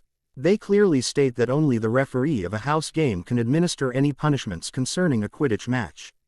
And, I heard the whole thing. Rayna was provoked. Young Mr. Malfoy brought this on himself. She did not bring up the fact that the magic Rayna had performed was very obviously to her at least instinctual. Rayna had not yet learnt this sort of transfiguration. But no one needed to know that. Thor had a hold of Crabbe and was shaking him roughly and growling at him, his face thunderous. Madame Hooch looked ready to intervene if it looked like Thor would draw Mjolnir. Otherwise, they were unobserved. As everyone watched Frigga step in against the foul professor. I am the High Inquisitor. And you still have no jurisdiction here. For the insult against her friends and her mother. Rayna was within her rights to retaliate. Frigga was nothing if not prepared. She knew that the ministry would do anything they could to discredit her granddaughter, and she would DLY knock the self-important mortals down a few pegs. As I have stated, I have consulted Hogwarts rules, and found this to be the case here. If anyone should be punished, it should be Mr. Malfoy when his situation is reversed. Malfoy squealed angrily. His being turned into animals was becoming a bad habit, and it was always embarrassing. Good day, Professor. With that, she led Rayna away, and the team, Loki, the Warriors 3. Sif and Thor, who had dropped a now ill-feeling Crabbe onto the ground, followed. Rayna was grinning. The look of contempt on Umbridge's face was priceless. As like the toad had swallowed a particularly sour fly that she just couldn't stomach. This year was beginning to turn out to be a really good one. Rayna looked over the crowd of faces looking at her. In the room they had rented out from Madame Rosemerta, a safer option than anything else, seeing they would have been noticed in the main part of the pub, or even in the Hog's Head. She sighed in defeat. All right, I'll teach you, she said. I understand you'll all need to know what Umbridge is denying you. And it could help you survive. But we're going to have to keep this quiet, she said. Who knows what the toad will do if she finds out? And until we've found a place to meet, we won't be able to do anything, she said. We'll all keep our eyes open, Potter, Justin said, and the rest of the crowd nodded. They were all going to learn defense, and that was all that mattered. That was how Dumbledore's army was born. It had been a helpful Dobby who had led Rayna to the room of requirements, and she grinned. The first thing she had done was tell Ron and Hermione about it. They then sent out word to the rest of the DA, and the first meeting was scheduled. Rayna didn't tell her uncles, Huff. She was sure they both knew that she was doing something that was most probably against the rules. They just didn't bring it up, trusting her not to be doing anything that could get herself hurt. Rayna rested her head against Cedric's shoulder, and he wrapped his arm around her and placed a kiss on her temple. Let me guess, you just had potions? He asked, sensing her bad mood. Yeah, Snape was being a jerk again. Kept dropping subtle hints about our relationship. I could kill Skeeter right now. An article about her and Cedric had come out, and was deliberately degrading to her. Apparently Cedric had been taken in by her and she was just playing with him and using him to learn how to beat him in the tournament and cause a stir. And she had also apparently stolen him from a pre-TTY Ravenclaw girl who he had been dating before. Rayna blushed. You know you have an exaggeration problem, don't you? No, I don't, he laughed. You are both very kind, and very beautiful. Don't ever doubt that. You're the first person. What? No one's ever called me beautiful. It was true. Hermione had said she was pretty, and would love to look like her, but no one had ever said she was beautiful. Well, you are, he said, before he kissed her. And most of the people here don't deserve you, he said when they broke the kiss. She met his eyes sharply, confusion filling her. What do you mean? I mean, most of these people here are content to make up and believe things about you, which have not a scrap of truth, and then assume they know the real you. You deserve better than these constant lies and rumors circulating about you. You shouldn't have to worry about someone like Skeeter trying to ruin your reputation. I don't see why you haven't yet run away. It was like a light bulb had gone off in his head. That's a brilliant idea. What? Running away? She asked incredulously. How is that a good idea? With the tournament, we wait for the end of the year, then, at King's Cross. We'll leave together. We'll go to Gringotts, get everything sorted out, and then we'll leave. We'll leave the country, go somewhere nobody knows us, start afresh. I'm 17, so legally we can go anywhere together. Because there's an adult present. What about our friends? We'll leave a letter, and when we find a place, and we've settled, they can come and visit. We'll contact Hermione, do it all the Muggle way so the Ministry and others can't find us. Slowly, Rayna nodded and smiled. That's a good plan. But, would you be all right in the Muggle world? I'll adapt. From what I've seen of it, there's so much more to see. They've moved on while we've stayed still.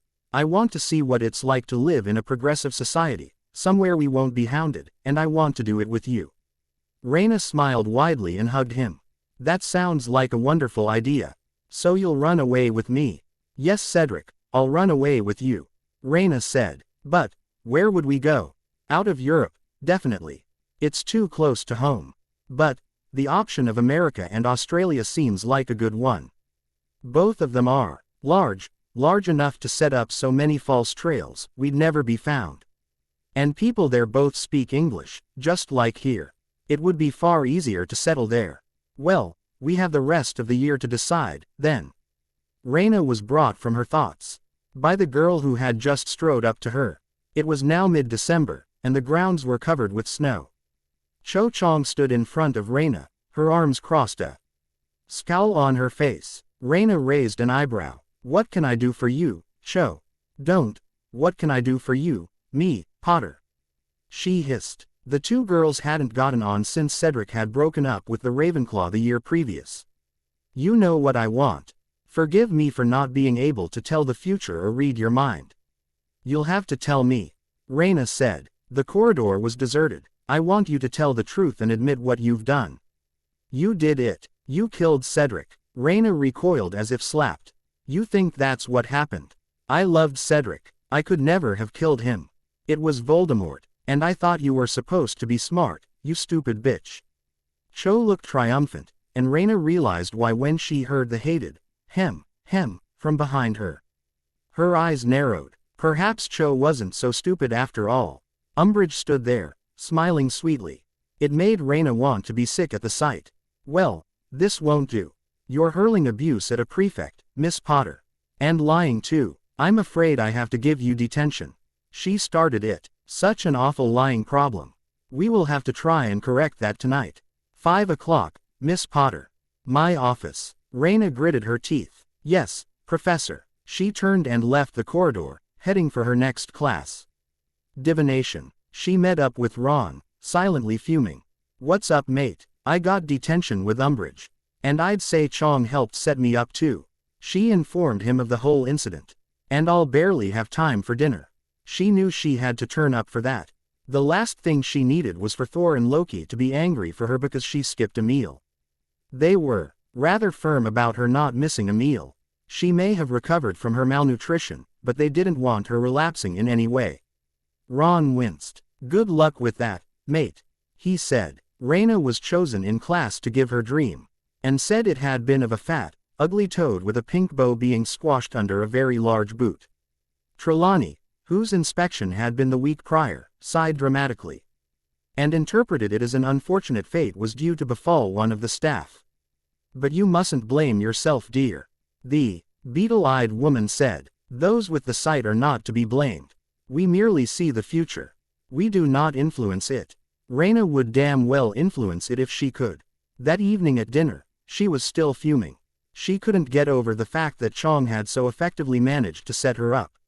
It was annoying. Is everything all right, Rayna? She felt a hand on her shoulder and looked up to see Loki. Not really. I have detention. His eyes narrowed slightly. What happened? With who? With Umbridge, she said. Before explaining what happened, she's been looking for a reason since the start of term. Well, we can always send a doppelganger, he suggested. No, I'll go. It's one thing about classes. You're teaching me what I need to learn anyway. Skipping detention when my other classmates can't is just unfair. He ruffled her hair. You are too noble for your own good, he said, sighing. All right, but as you said, she has been out to give you detention since the start of term.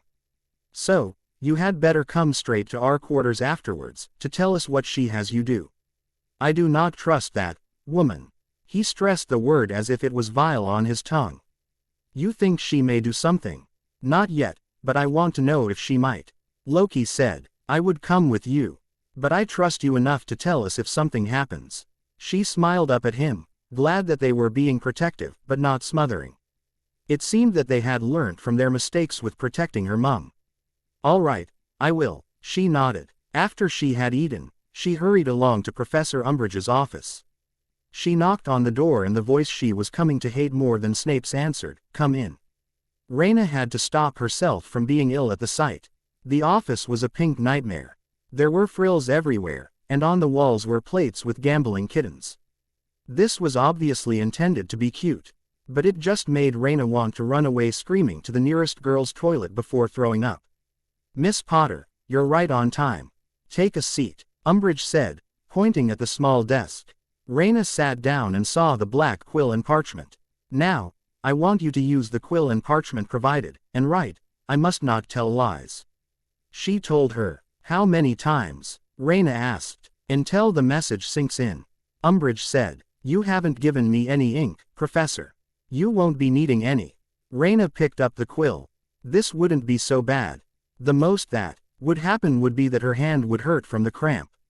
She wrote out, I must not tell lies for the first time, and the words appeared in red ink, and the moment she finished, the back of her hand began to hurt. The pain felt like someone was cutting into her skin.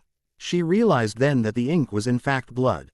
Her blood. She looked up at Umbridge, who was smiling at her sweetly. Is anything wrong, Miss Potter? Rayna so wanted to say something, but the wound had already healed over. If she got up and left now, there would be no evidence at what had happened. Her uncles may believe her, but there would be no further proof. It would be her word over that of a professor and ministry official. It was easy to see who the ministry would believe, considering their smear campaign against her. Nothing, Professor, she ground out. That's right, because you know, deep down, that you deserve to be punished. Don't you, Miss Potter? Continue. Rayna continued with the lines, her hand hurting more as time progressed. Her eyes were narrowed. She'd see how the toad got out of this. She was sure she and Chong had worked together. And Umbridge had been planning on this for a while now. Umbridge wanted to keep people in the dark to Voldemort's return, then more people would get hurt. She was an obstacle in that sense, to protecting innocence. An obstacle that had to be removed. And, if Rayna had to spend a night mutilating her own hand to get the toad out of power, then she would. It was nearing midnight when Umbridge said, You can stop now. Let me see. Rayna stood and walked over to the witch.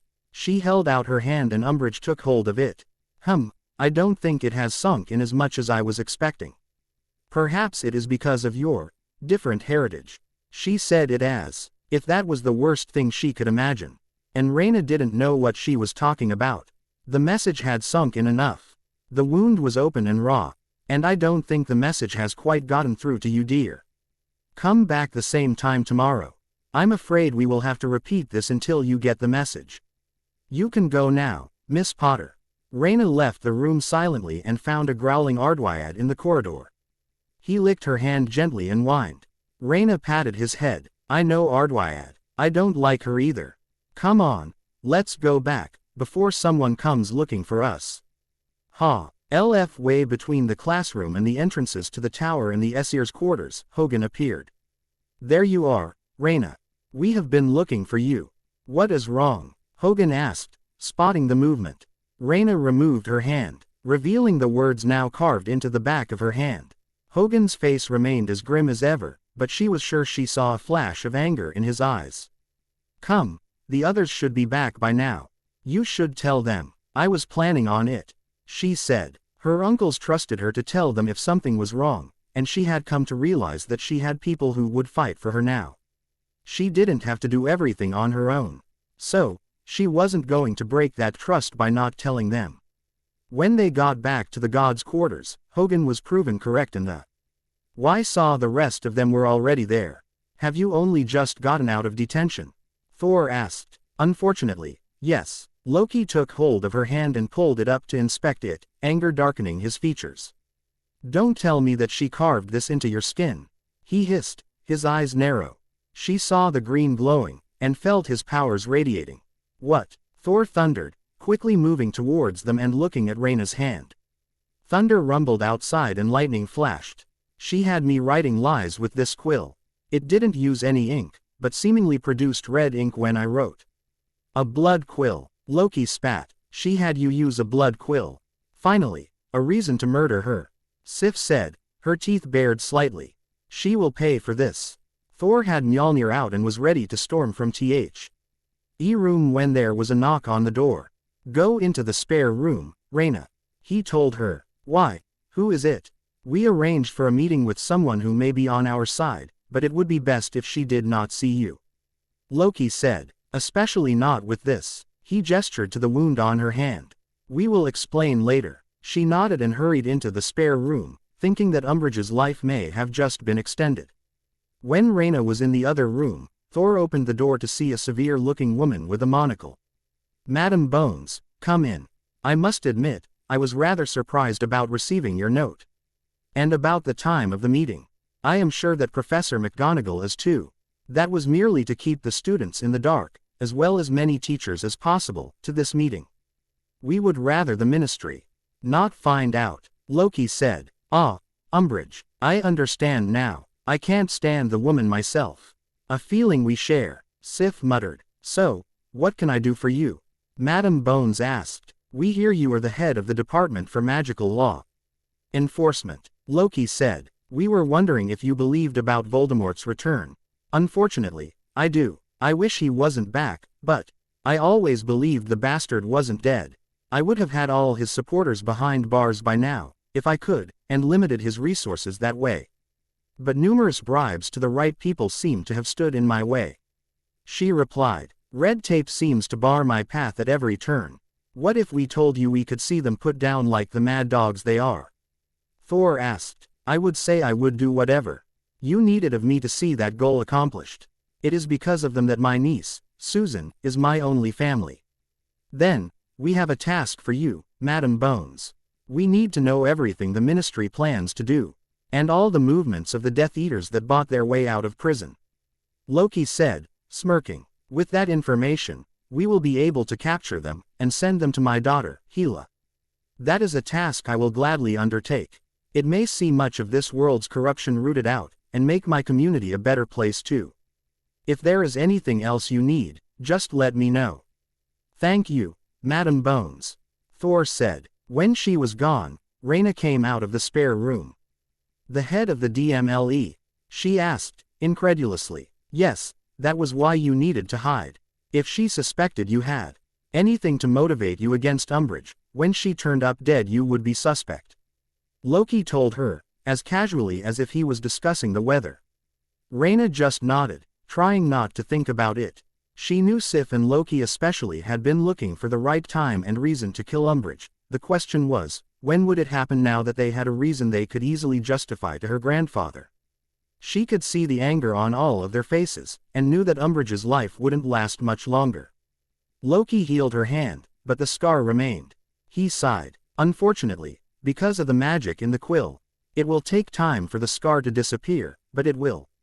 You should have stood up and left when you realized what the quill did. The wound healed over straight after. It would have been my word against a ministry official and professor. The ministry and the school don't matter. We would have believed you, Rayna. And it is we who will look to see her punished. It's a good thing you have told us. Fandral said. That mortal has given out quite a few detentions. How many of the students has she done this to? Rayna paled slightly at the thought. She was suddenly GL. Add that she had decided to tell about what had really happened in her detention. How many others had Umbridge done this to? As it was, She was now going to limit the amount of hurt the woman could cause. Just by telling them what she had done. She just hoped it worked. Lucius Malfoy woke up in a cold sweat. He had just seen the spirit of Barty Crouch Jr. tortured by a woman who could only have been the Queen of the Dead, Hela Locadotir, and somehow he knew this was the fate that awaited him, and all other Death Eaters.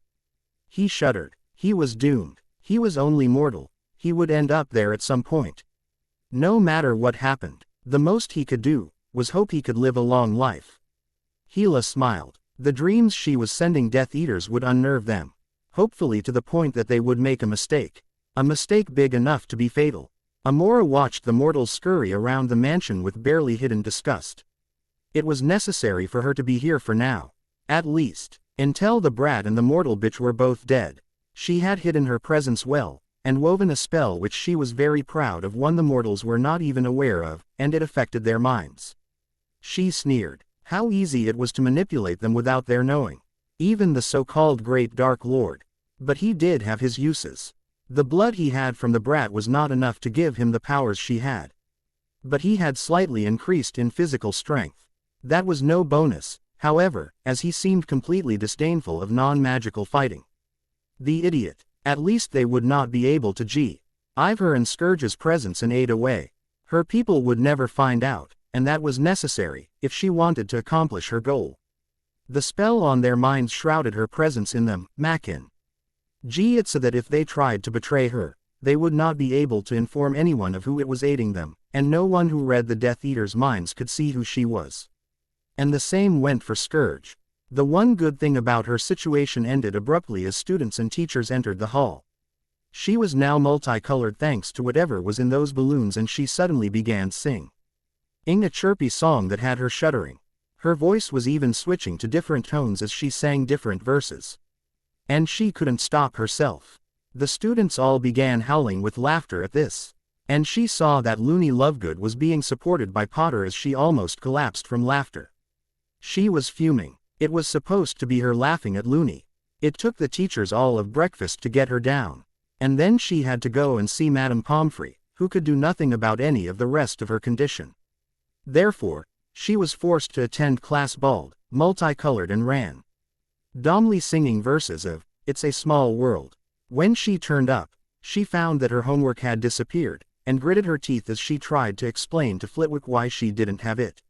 She was sure that Potter was behind this. But Lovegood had had some input. And now Flitwick was looking at her suspiciously. And why, may I ask, do you believe that your homework has been stolen, Miss Chong? And by Miss Lovegood too. She is a very good student. He asked. Cho was at the end of her tether. Why didn't he just accept what was obvious? Because she's trying to get back at me for the same. The words came out of her mouth before she even realized it. And then she knew she was in trouble. When Flitwick had received the note that his sixth-year prefect was bullying younger students, he hadn't wanted to believe it, so had decided to let her implicate herself. And now she had. Detention, Miss Chong. We will discuss further punishments there, depending on the results of an investigation of this. He said. What? If I were you, I would keep quiet and take my seat, Miss Chong. Flitwick said, angrily. If it was true that she was nothing more than a bully, a detention would be the least of the girls' worries. Rayna, Ron and Hermione were in the library when Luna sat down beside them. All right, Luna, Rayna asked. Luna smiled. Yes, the Nargles have seen fit to remove all my missing things. And Cho Chong has detention for the rest of the year, and is no longer a prefect. Well, let that be a lesson for her then. She shouldn't bully people, or conspire against me. And if she tries to bully you again, Luna, tell us. Yeah, Rayna said. Luna was a part of the DA and she was really starting to like the girl. Loki thought she had some Phi blood in her, due to her airy mature, and the creatures she couldn't see. Rayna thought Luna was just one of a kind. I will. The younger girl smiled up at Rayna. It's nice to have friends. It was times like this when Rayna realized he similarities of hers and Luna's situations. While until last summer Rayna had had no loving family to support her, she had some friends. For Luna, until recently, it had been the other way round on the most part. She had her father, but almost no friends, except for a small friendship with Ginny. Well, we'll always be your friends, Luna, she said. Even when you're on Asgard? Luna asked. Even then, Rayna promised her, knowing that Luna was terrified of losing her new friends. Luna had never said it, but Rayna knew her fears, simply because she herself was afraid of something happening to cause her to lose her family. The snow was thick on the ground. What do you mean they've never heard of a snowball fight? Fred asked Rayna. Both the twins were gaping at her. Rayna shrugged. Exactly what I said. I don't think it snows anywhere near the city. Perhaps in the forests, but I don't think they would have gone all that way as kids just for a snowball fight. And they most certainly wouldn't have gone to Jotunheim. But I didn't tell them what it was exactly. I told them it would be best if they came and watched one instead. She grinned. Identical mischievous smirks appeared on the twins' faces. We'll tell the others, they said, realizing her plan.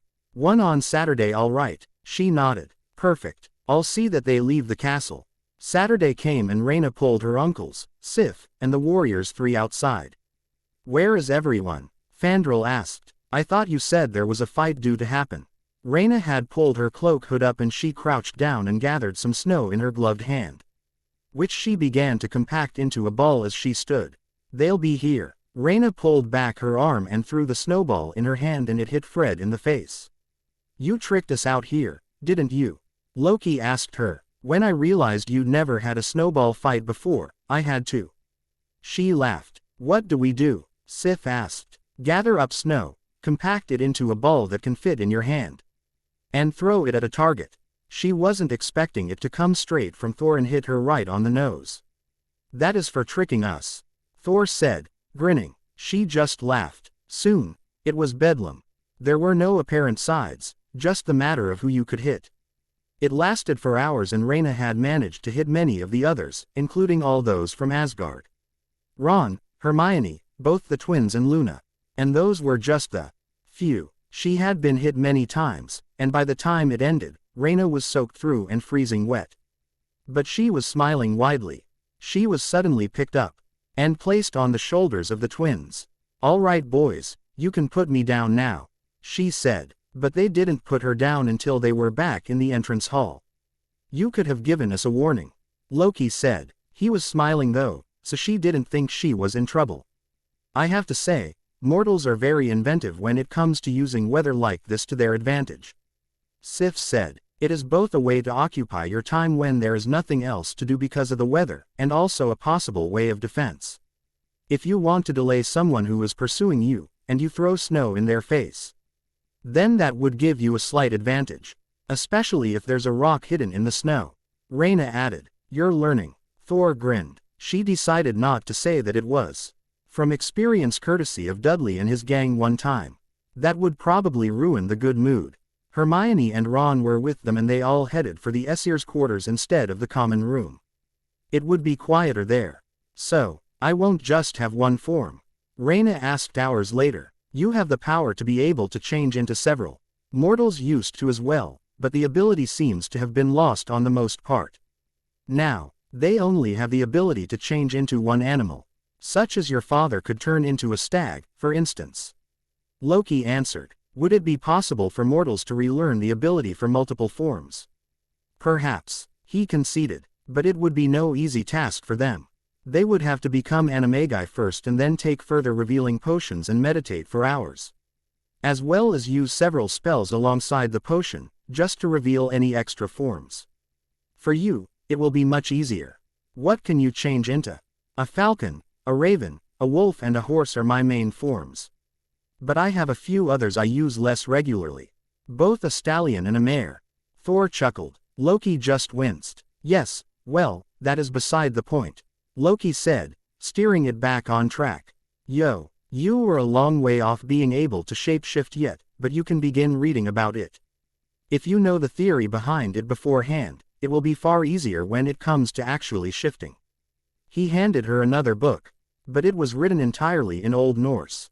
That will also help you with learning to read Old Norse. You're coming along well in speaking it, but you haven't had much of a chance to learn how to read it in book form. You have only had to translate paragraphs we have given you until now. This should help that too. She nodded. Rayna had the suspicion that this was also a way of making sure she didn't attempt to shapeshift without assistance, when he thought she was ready. But she had no intention of trying it alone. Even her father and Sirius worked on becoming animagi with Pettigrew, as well as Remus, supervision. If it could go wrong, she wanted someone there to help her out. Now, how are you coming along with deciphering the use of the runes in the protection ritual? He asked. To highlight their uses, and help her understand how rituals worked, Loki continually set Rayna the task of working out the importance of each rune in a ritual circle of different rituals. I'm a bit stuck on the use of the O rune. Why would the rune for rebirth be needed in a protection ritual? It also stands for preservation and success, Loki said. Among other things, of course. She nodded. I didn't see that. After that, she began to go over what she had managed to translate, with Loki correcting or adding reasons for runes every now and then. Rayna screamed as she wrenched herself awake, sitting up in her bed, before she leant over the side and threw up. Her scar was burning so badly, her eyesight was blurring and she was shivering violently. Hermione was already leaning over her, and trying to get her to lie back down. Mr. Weasley, she said, grasping Hermione's arms as shivers racked her body. He's been attacked. V. Voldemort's snake. Parvati, go and get Professor McGonagall. Lavender, go wake her uncles. Tell them to send Sif up here now. Hermione snapped at the other two girls. Ardwyad was growling and barely holding himself back from attacking anyone. Rayna was glad he knew the girls in the dorm well enough to know they weren't threats to her. Or this could have become worse. Hermione, Mr. Weasley. Relax, Rayna. Everything's going to be fine, Hermione assured her, pressing a cloth against Rayna's forehead. She could feel something wet and hot there. Rayna shook her head. No, he's hurt. I think he's on guard duty tonight. Rayna, relax. When someone gets here, we'll tell them, but you're ill. You can't help him like this, Hermione urged. Your scar's even bleeding. Thor opened the door to see one of his niece's dorm mates standing there. Rayna's having some sort of fit. She woke up screaming and her wolf is going mad. She's ill. Thank you for telling me, Thor said. He hurried back inside and hammered on his brother's door. Loki, wake up. Rayna's ill. This also managed to wake the others as well and they all headed for the common room. Sif hurried up the stairs, all of them having been informed of what would happen if a man headed up the stairs to the girls' dormitories. Her scar's bleeding, Hermione said. Apparently Arthur Weasley's been attacked. Sif gently picked Rayna up. I will see to it someone is sent to help him, Sif said. But we need to make sure Rayna is alright also. She carried her from the dorm to see girls from other years emerging to see what the commotion was. Whispery, Ing began as she descended the stairs quickly, Hermione and Ardwyad right behind her. Give her here, Sif, Thor said when she reached the bottom of the stairs. She handed Rayna over and relayed the message Hermione had told her. How does she know? Fandral asked. Saw it, Rayna murmured, curling into Thor's chest for the warmth. We need to get her home. For Ire to see her, Thor said. This is probably due to the connection. I should have kept renewing the protections around her mind, Loki said. Just then, McGonagall burst into the common room, Parvati hot on her heels. What's happened? She asked, heading straight to the problem. Is there anything I can do? We are taking Rayna home early for the holidays. She needs Ire's help, Thor said, but we believe it may be best to check on the Order Guard. Loki said quietly to her. Rayna saw him get attacked. I will go and inform the headmaster. She nodded. She's going to be all right, isn't she? Hermione asked. She will be fine. Ire will see to that, Loki assured, and then they left the common room and hurried to leave. With a wave of his hand, Loki had a blanket wrapped around Rayna to help keep her warm. She was obviously freezing, so it was better that Thor carry her than him anyway. They were almost to the large double front doors of the castle when they found Umbridge in the way. The doppelganger Loki conjured up had served the rest of Rayna's detentions, but the woman wouldn't be in the castle by the end of the holidays.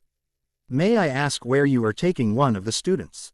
She asked. No, now move, Thor snapped, before easily moving past her. His sheer size meant that she stepped to the side to let him pass when he just kept walking. The passing gods and goddess glared at her as they followed Thor, wondering if she would dare to say or try anything. She didn't, so they continued on. The moment they left the gates, and were all on the Bifrost site, Heimdall activated the Bifrost to take them home. "Thank you, Heimdall," Thor said. "I have already sent message to Ire, and the horses are already waiting for you." Heimdall informed them. They exited the chamber and mounted their horses, Thor still holding on to Rayna, who was slipping in and out of consciousness. They barely noticed Marge Dursley as she ran from the large wolf chasing her, carrying a large bowl of water in her arms. At the place, Thor and Loki took Rayna straight to the healing rooms. Ire was waiting, and she had obviously gotten ready in a hurry. "Put her down on the bed," she said, gesturing. Thor did so and Ire immediately began to cast spells to inform her of what was wrong with Rayna. "The cause is coming from her connection with a mortal. I have renewed the shield between them.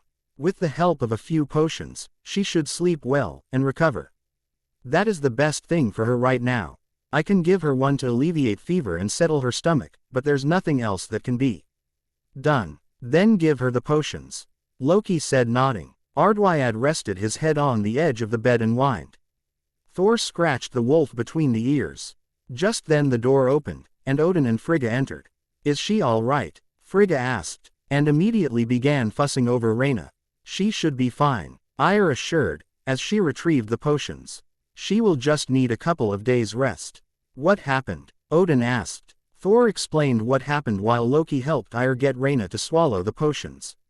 "That connection needs to go," Frigga said. "I have contacted Hela. She has told me she will be able to do it, without any harm coming to Rayna.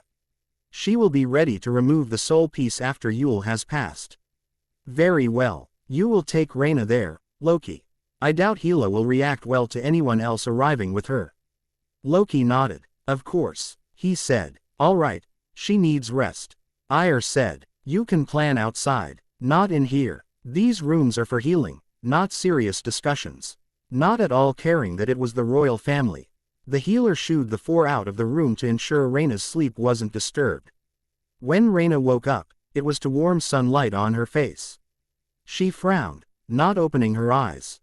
That wasn't right. It should still be dark. It was Scotland in the middle of winter, after all.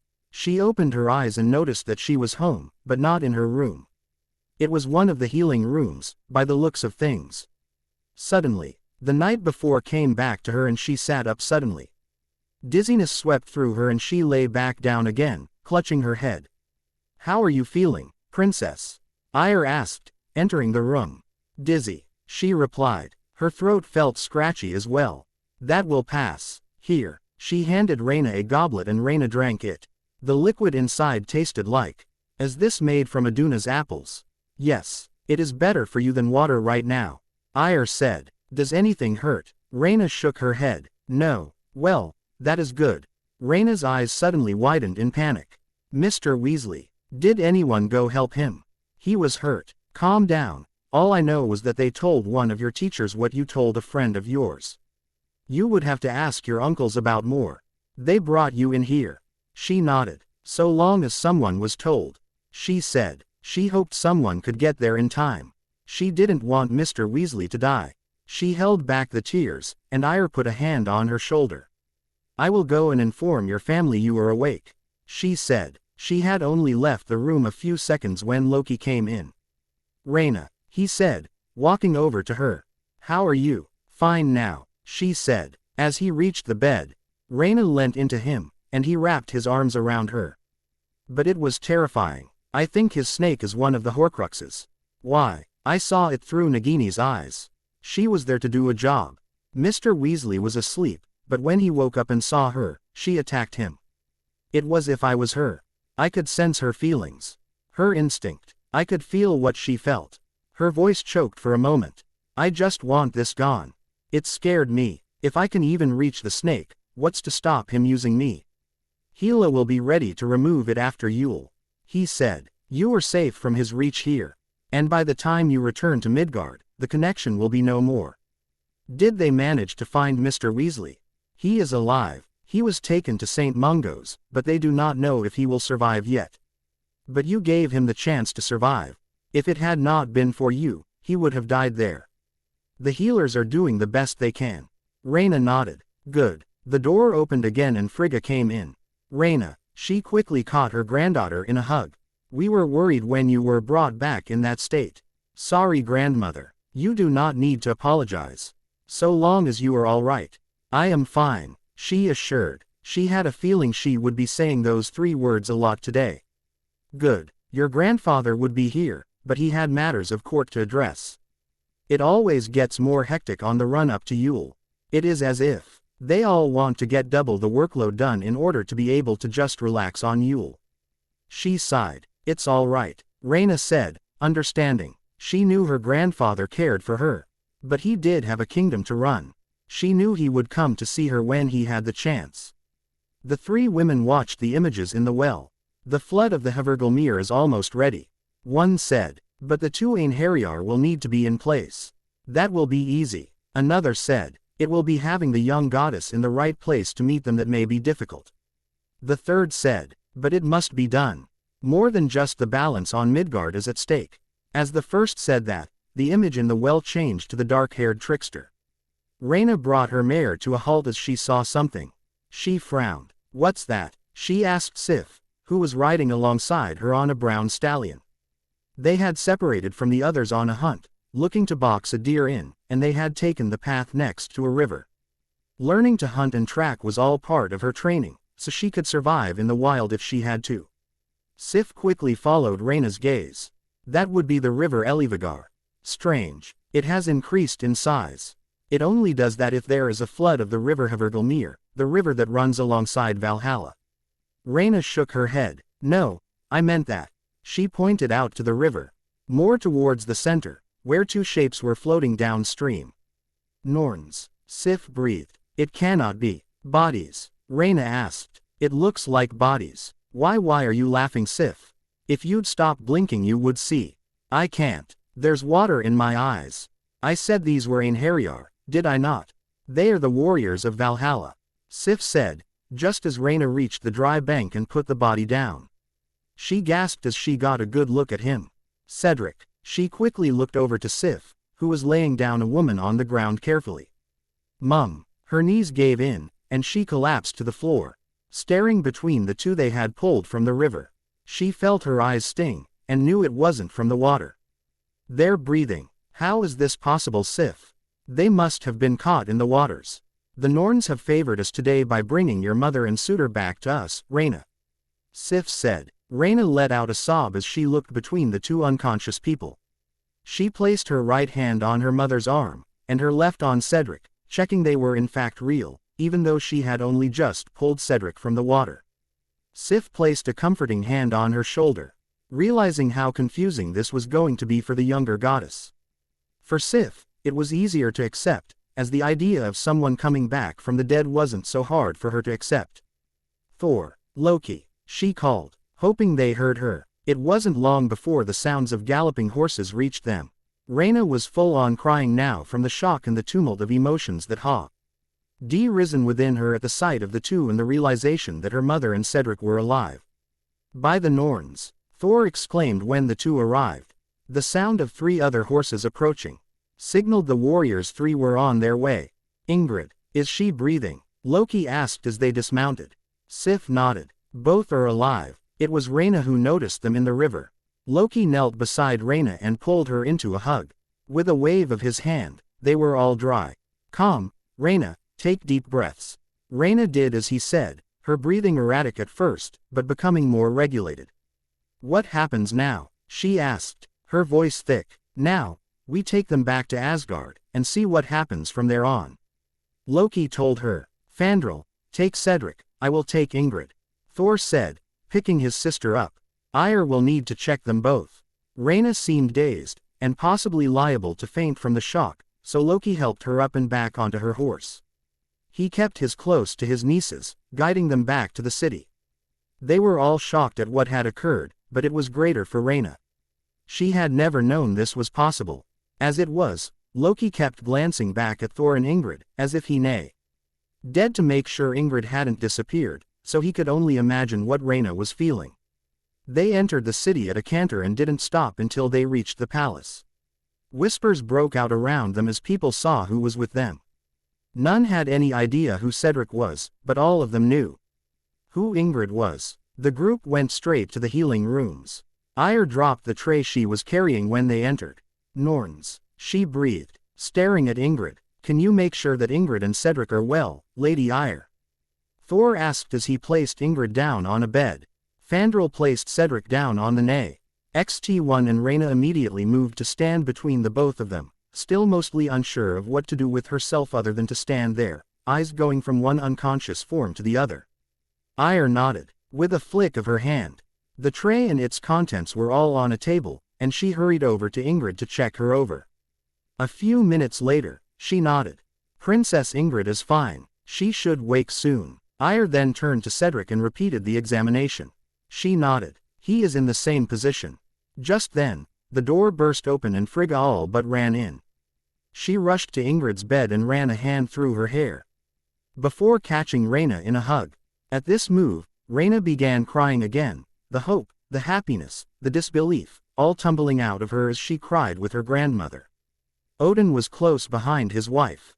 What happened? He asked. Rayna and I had taken the path by the river Elivagar whilst tracking a stag during our hunt. She saw them both in the river. At the time, we could not see who it was in the river. But I knew immediately they were Einherjar. We swam out to them, and brought them back to shore. When Sif called for us, we left the hunt, and when we saw Ingrid and Cedric, we brought them straight back here. Thor said. Odin nodded. It seems we have more of a reason to celebrate than just Yule, he said, smiling. How didn't they drown? Rayna asked, confused. The Norns must have had a hand in this. Only those they wish will return from Valhalla before Ragnarok. Their magic will have protected them both. Odin answered his granddaughter. When will they wake up, Lady Ire? This evening, at the latest. Ire said. Odin nodded. Very well. Call me when one of them begins to wake. We will allow you to watch over your patients in peace. But I don't want to leave. Rayna said. There will be plenty of time to be with your mother and Cedric, but for now there is nothing you can do. They are both unconscious. It may be best if everyone also has the chance to come to terms with them being alive.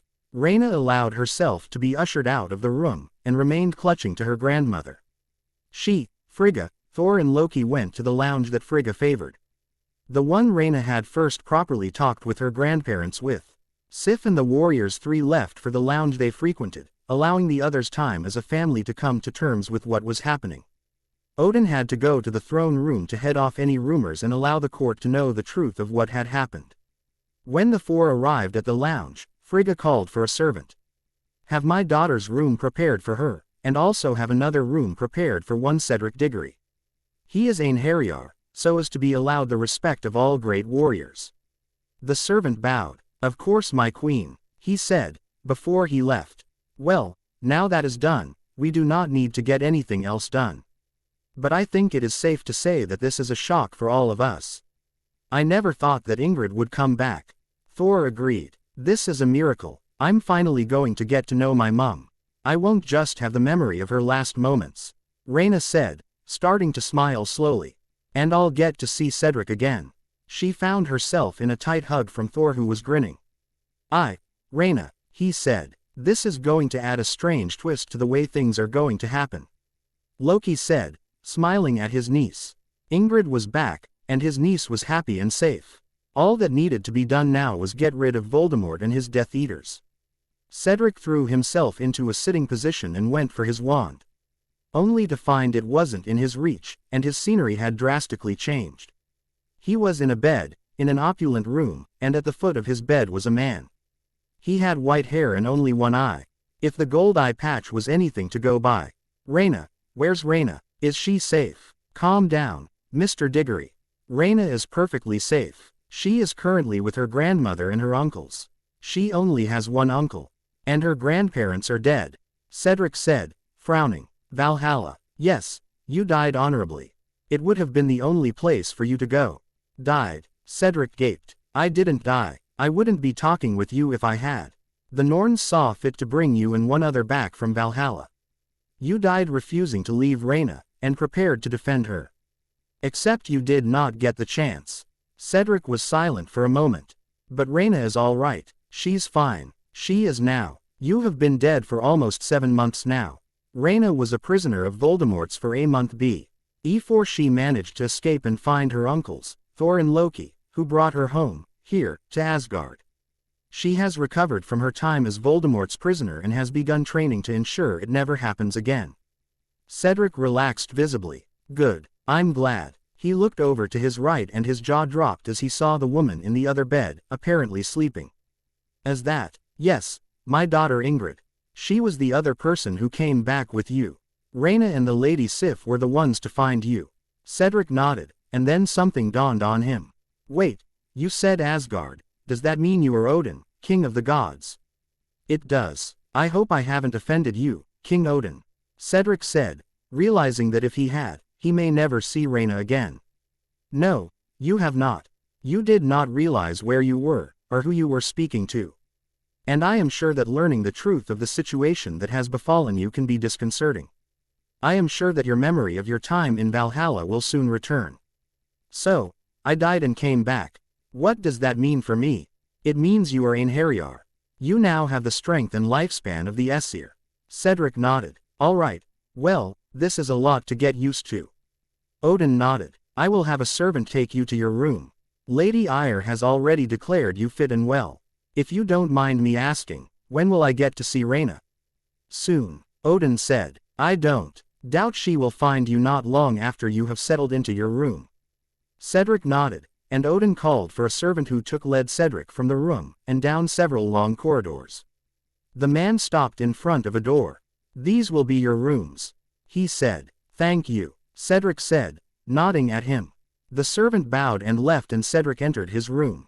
There was a large bed, a sitting area, a desk, a large wardrobe and chest of drawers and a door that he supposed led to a bathroom. 2 large glass doors led to a balcony which overlooked a beautiful garden, and gave him a great view of the city. The sight was breathtaking. A knock on his door brought Cedric out of his thoughts and he went to open the door. He had barely opened the door when a weight collided with him, and he found his arms full as he staggered back. Rayna, he asked, looking down to see only a head of black hair, pulled into a tight knot. She looked up, smiling broadly, and he saw the green eyes he had fallen in love with. Thank Merlin, you're safe. I'm safe. Cedric, you died. She kissed him then, and all thoughts flew out of his head. Rayna was still in a state of disbelief, so when Cedric had opened the door, she practically threw herself at him and was soon kissing him, forgetting about her grandmother. That was until a throat cleared behind her.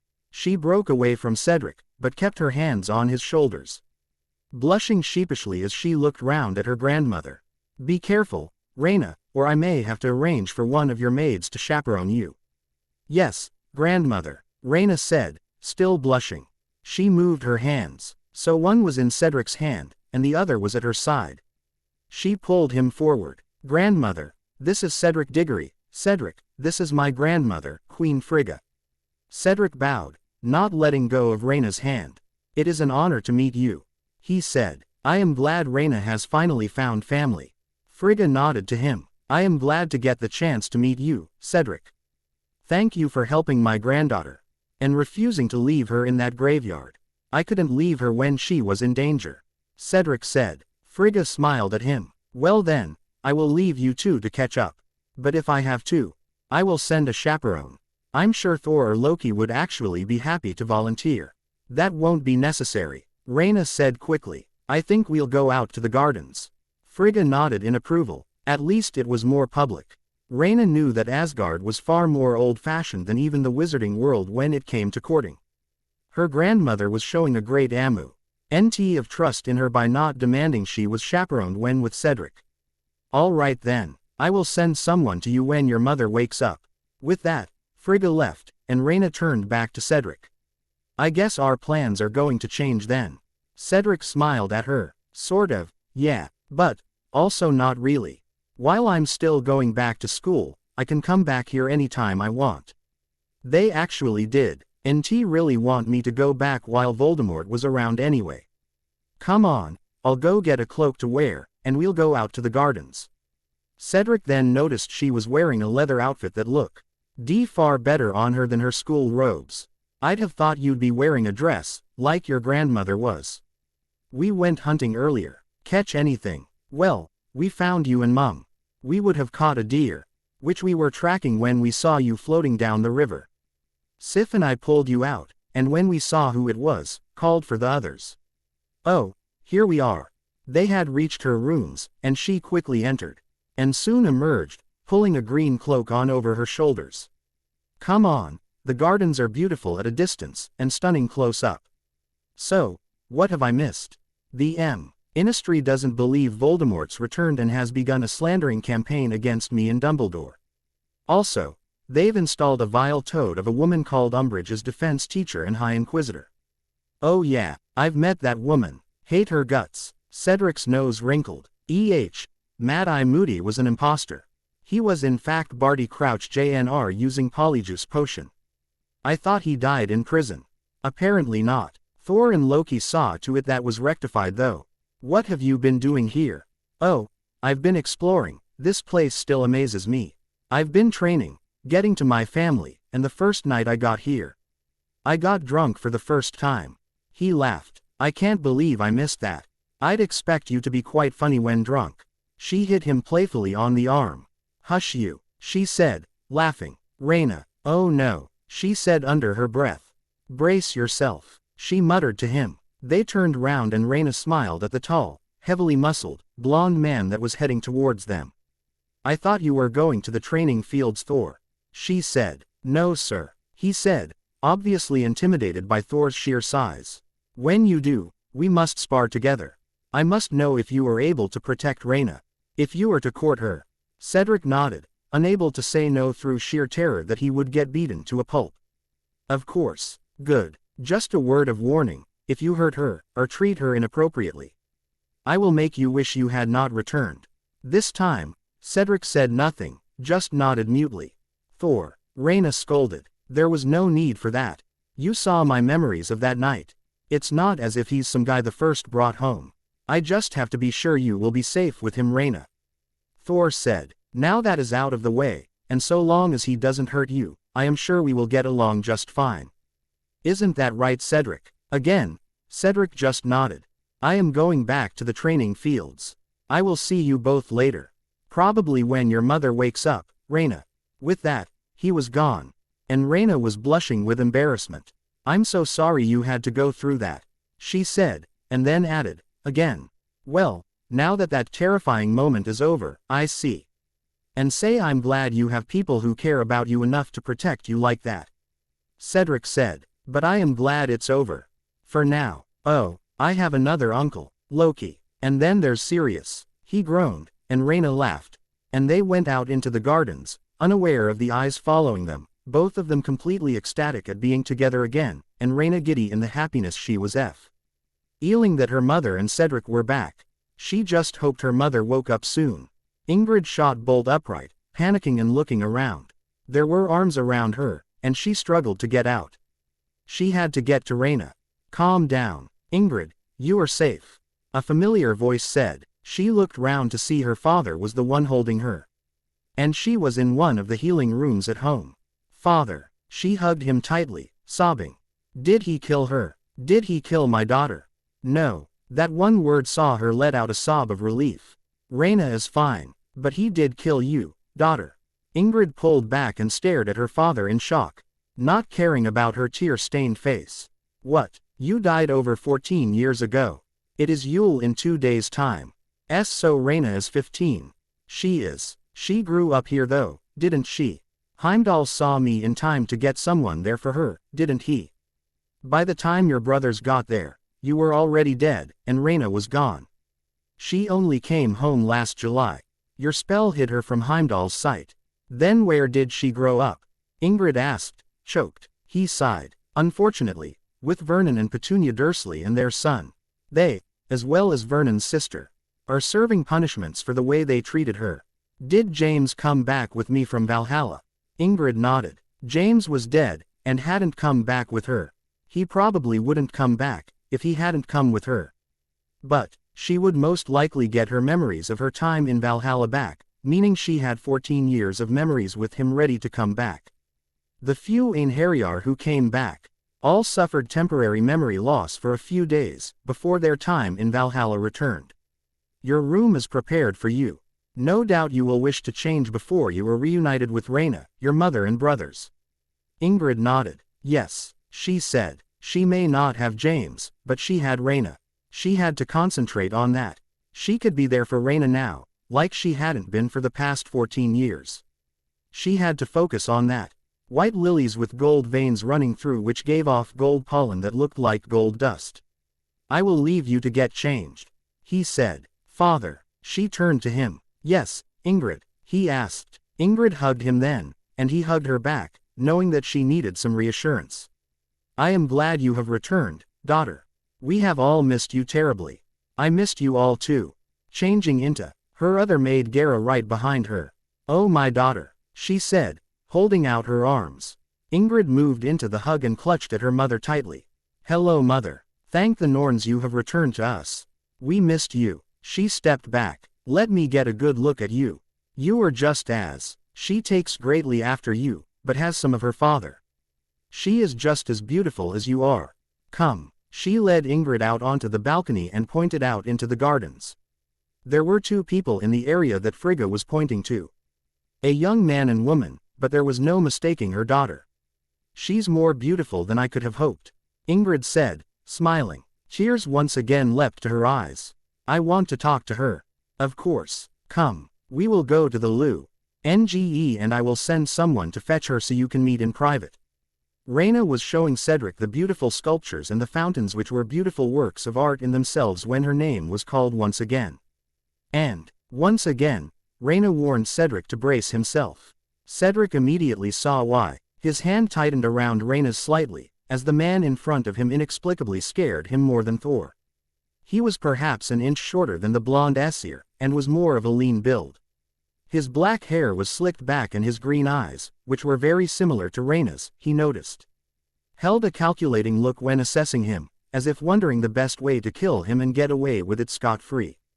Something told Cedric this man could possibly kill him horribly and painfully and make it look like he'd just run off somewhere to never return.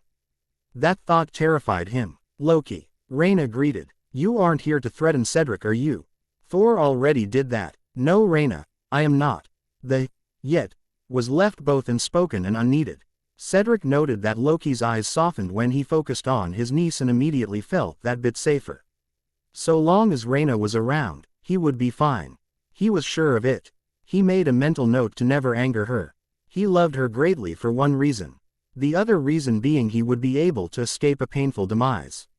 Your mother is awake. I came to get you before going to see her. She is in the lounge and wishes to see you. A bright smile lit up Rayna's face. Brilliant, she said. Cedric smiled at her. I'll let you go see her then. You won't come. You will, in a few days. Loki told him. Come then Rayna, before Ingrid gets impatient and comes out here. I think we would all rather this be a private thing, yes? Rayna nodded. You be alright getting back to your room Cedric. I know it's easy to get lost. I'm sure I will be fine. He smiled at her and leant down and kissed her cheek, which was probably a very bold move considering Loki was right there. But he took his chances. But he thought it best not to full-on kiss her right now. Rayna beamed at him, and bid him goodbye, before accompanying Loki back towards the palace. Please don't terrify him, she moaned to her uncle when they were out of Cedric's hearing range. I'll do what I see fit. I have to make sure he will not hurt you, do I not? That doesn't mean terrifying him. It does if it works. Rayna just rolled her eyes, before smiling. She's in the lounge we were in earlier, right? Loki nodded. Aye. He caught Rayna's wrist just as she was about to break into a run. Calm down Rayna, she will still be there when we get there. She smiled sheepishly and they walked at a quick pace towards the lounge they had been in earlier.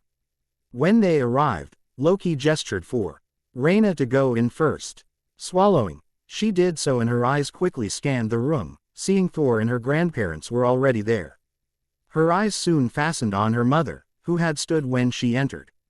Tears soon filled Ingrid's eyes and she reached out to Rayna. Rayna, she said, smiling at her.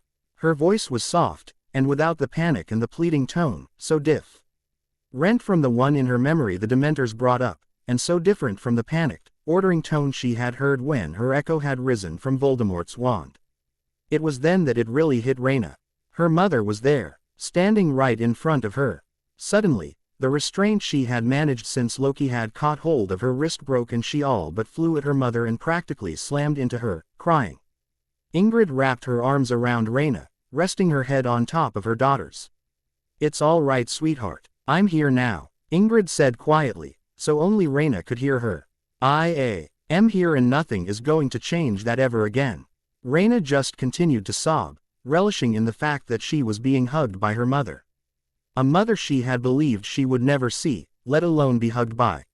She realized she had been doing an awful lot of crying today, but couldn't bring herself to care. She had thought herself the luckiest person in the universe when she found out that she really did still have family who cared for her. Now she really was. She felt her mum running a hand through her hair and smiled, even though she was still crying. Now when she heard her mum's voice, she wouldn't have to hear her final moments. After a while, Rayna began calming down, taking deep, shuddering breaths. "Oh, look at you," Ingrid said, holding Rayna at arm's length. "You've grown up, and you're beautiful." Rayna just laughed and hugged her mother again. Ingrid was glad she wasn't as enthusiastic about it as Thor. She still had bruised ribs from that. As she was hugging Rayna again, she looked up and saw Loki. She smiled widely at him. "Hello, Loki," she said. "Welcome home, Ingrid," he said, approaching her. Because Rayna was still hugging her mother, he just gently squeezed her shoulder and kissed her forehead. "It is good to have you back. I'm glad to be home," she replied. When Rayna let her go, she hugged her brother, before putting an arm around Rayna's shoulders, and the group sat down to catch up. Ingrid's eyes were narrowed as she sat watching the fire in her room. Her memories were coming back to her. She had spent a lot of time in Valhalla watching her family. More specifically, her daughter. And there were two things bothering her. Snape and Umbridge. Snape could wait for now. But Umbridge, that toad had to be gone before the end of the holidays. He could not be allowed near Rayna again. But she would need help. Ingrid stood and left her room and headed to find her brother, who she knew from experience would probably be in the library right now. No matter how he may think otherwise, Loki was quite the creature of habit when it came down to the day-to-day things. He always frequented the library around this time of day. She found him in his usual place. He looked up at her and smiled. "I was wondering if you would turn up," he said. "You know, I missed the times where we just read together. I had company, and it was peaceful." He grinned. "You know you love Thor really. But I will admit that he can give people earache at times," Ingrid said. "But I need help." He instantly became serious and straightened up. "What is wrong?" She sat down beside him and said one word. "Umbridge." "Yes, and I do not want that woman near my daughter again. I was hoping you and Sif would help me get rid of her." He smiled, and it wasn't at all like the earlier one. This one was cold and calculating. "Well, I am sure Fenrir would be happy to help too. I haven't personally fed him in a while after all. I wonder if he likes toad." Loki shrugged. "I guess we'll find out. Let us go find Sif." He stood and offered her his arm. "We have business to take care of." Umbridge had been having a perfectly enjoyable Christmas holidays. Granted, she had no idea why the Potter brat and her filthy half-breed relatives had left in the middle of the night, but she would find out. At least that troublemaker was back among her own kind where she belonged. And when she came back, Dolores would do all she could to ensure the next time the group left they wouldn't come back. Hogwarts was a school for humans. Nothing else. Not even those claiming divine status. She snorted to herself. Gods. How could they honestly be gods? They associated with mudbloods, and worse, their uncivilized, brutish Muggle families. No actual god would associate with riff-raff like that. Which meant they could only be one thing in reality. Half-breeds. And she, Dolores Umbridge, a proper pureblood witch, was far superior to all of them. But for now, she didn't have to worry about any of that. They were gone, meaning she could have a nice, orderly Christmas, without anyone causing trouble for the ministry. She sat down with a large mug of tea in the evening. Prophet and had just gotten to the 5th page when all the lights went out. Even the fire had completely died.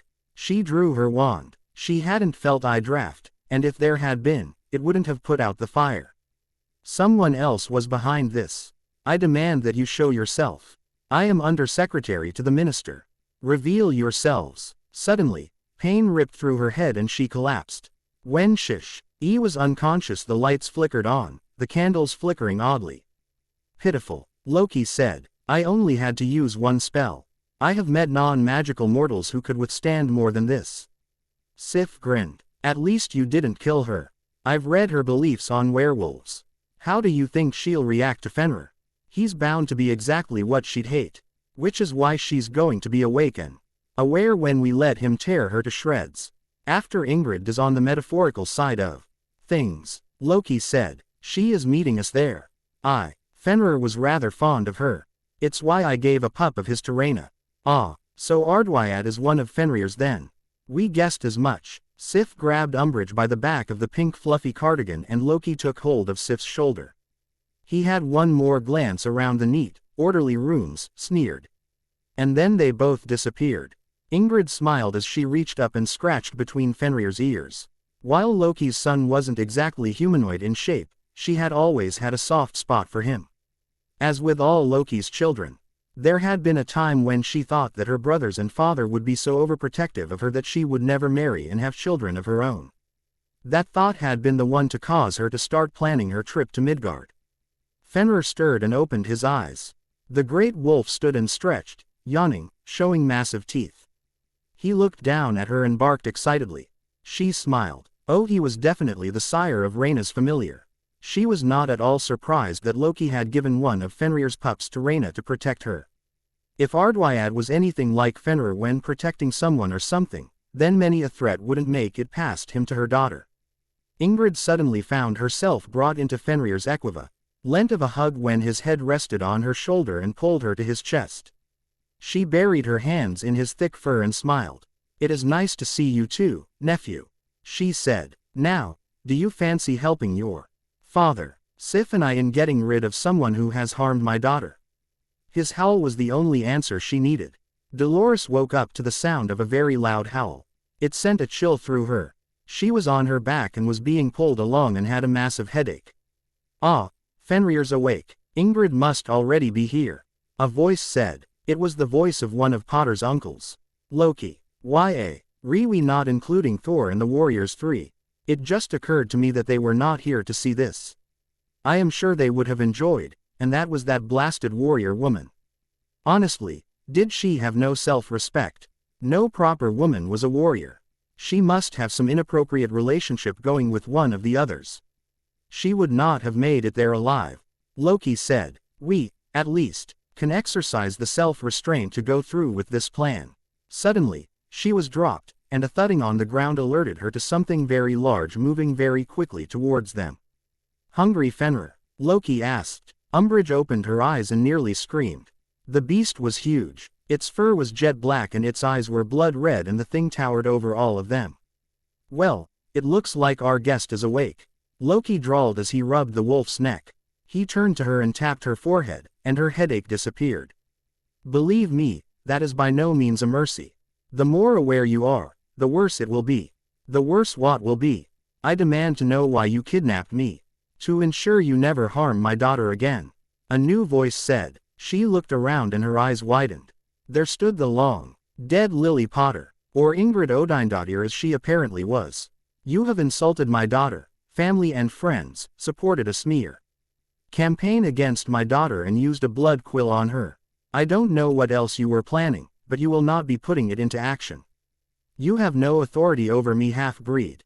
Umbridge spat. Loki once again touched Umbridge's forehead and Suddenly she was super sensitive to everything. Light, sound, smell and touch. His grin was all teeth and absolutely feral. That was for using a blood quill on Rayna. You know, I saw only a part of your home. And even that was neat and ordered. I do not understand why mortals like you are so obsessed with order. You take life a bit too seriously, and you never get out alive. With that, he grabbed her by the cardigan again and threw her at the wolf's feet. Pain blossomed through her shoulder, magnetized by the last spell he had cast on her. Enjoy, Fenrir. Cedric smiled as the large wolf jumped up and began licking his face. Rayna laughed. Well, at least I know he likes me. Cedric said about Ardwyad. Rayna's familiar, while intimidating, really was an overgrown puppy. His memories were quickly coming back to him. Rayna managed to pull Ardwyad from Cedric and he lay down and curled round her legs. It was lucky she was next to a bench so that she could sit down. He's very excitable, she said. He almost gave Trelawney a heart attack. The shriek was still funny, mind you. Oh yeah. Suddenly he looked uncomfortable as he sat next to her. When do you think your uncle's going to drag me onto the training fields? Probably this afternoon, Rayna said. I have a training session, and then 2 days off for Yule tomorrow, and probably the hangover day the day after. I don't see why they're bothering today. I've had no training sessions since we found you anyway. Good thing I trained in Valhalla then. Cedric said. Yes, very good thing, she said. Rayna leant into him, and Cedric wrapped his arm round her shoulder. You'll probably do far better than Sirius' first attempt. I missed that one, I think. An accurate observation, a voice said. They looked round to see Loki. Go get ready for your training session, Rayna. I wish to speak to Cedric alone. Rayna rose an eyebrow at Loki. I did ask you not to do this. And I replied that I would if I felt it would work.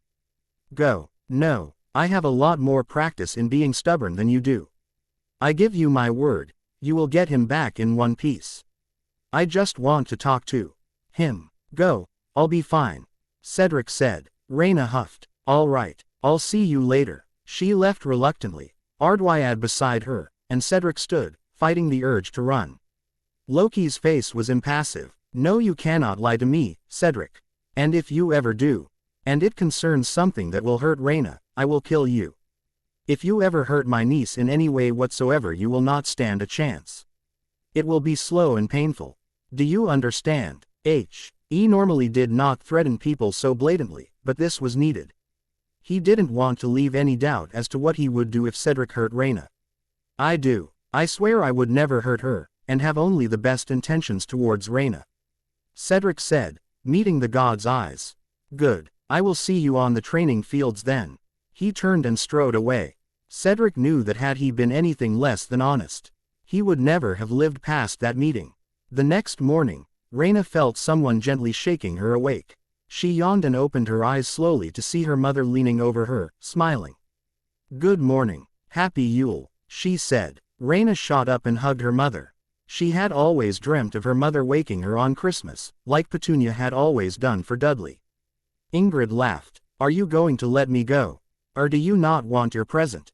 Rayna pulled back. You got me something. Of course I did. It's not much. It was the best I could do at such short notice. You can expect more for your birthday. At least I will have time to buy things for you. You don't have to, Mum. Rayna said. You being here is enough. For years all I wanted was my mother waking me up gently on Christmas. And I'm happy with that. Ingrid smiled and cupped her daughter's cheek. I know, she said. There were unshed tears in her eyes. I watched you every Christmas, and the way Petunia and her family treated you broke my heart. They hugged again. I will never let you suffer that sort of pain again. Rayna smiled. I know you wouldn't. Now, your present. Lily grabbed something from the bedside table and handed it to her.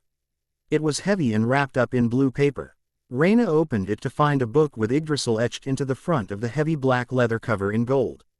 She opened it to a random page and saw neat writing detailing a healing potion. How many spells are in here? As many as I could think of and put in as possible in the time I had.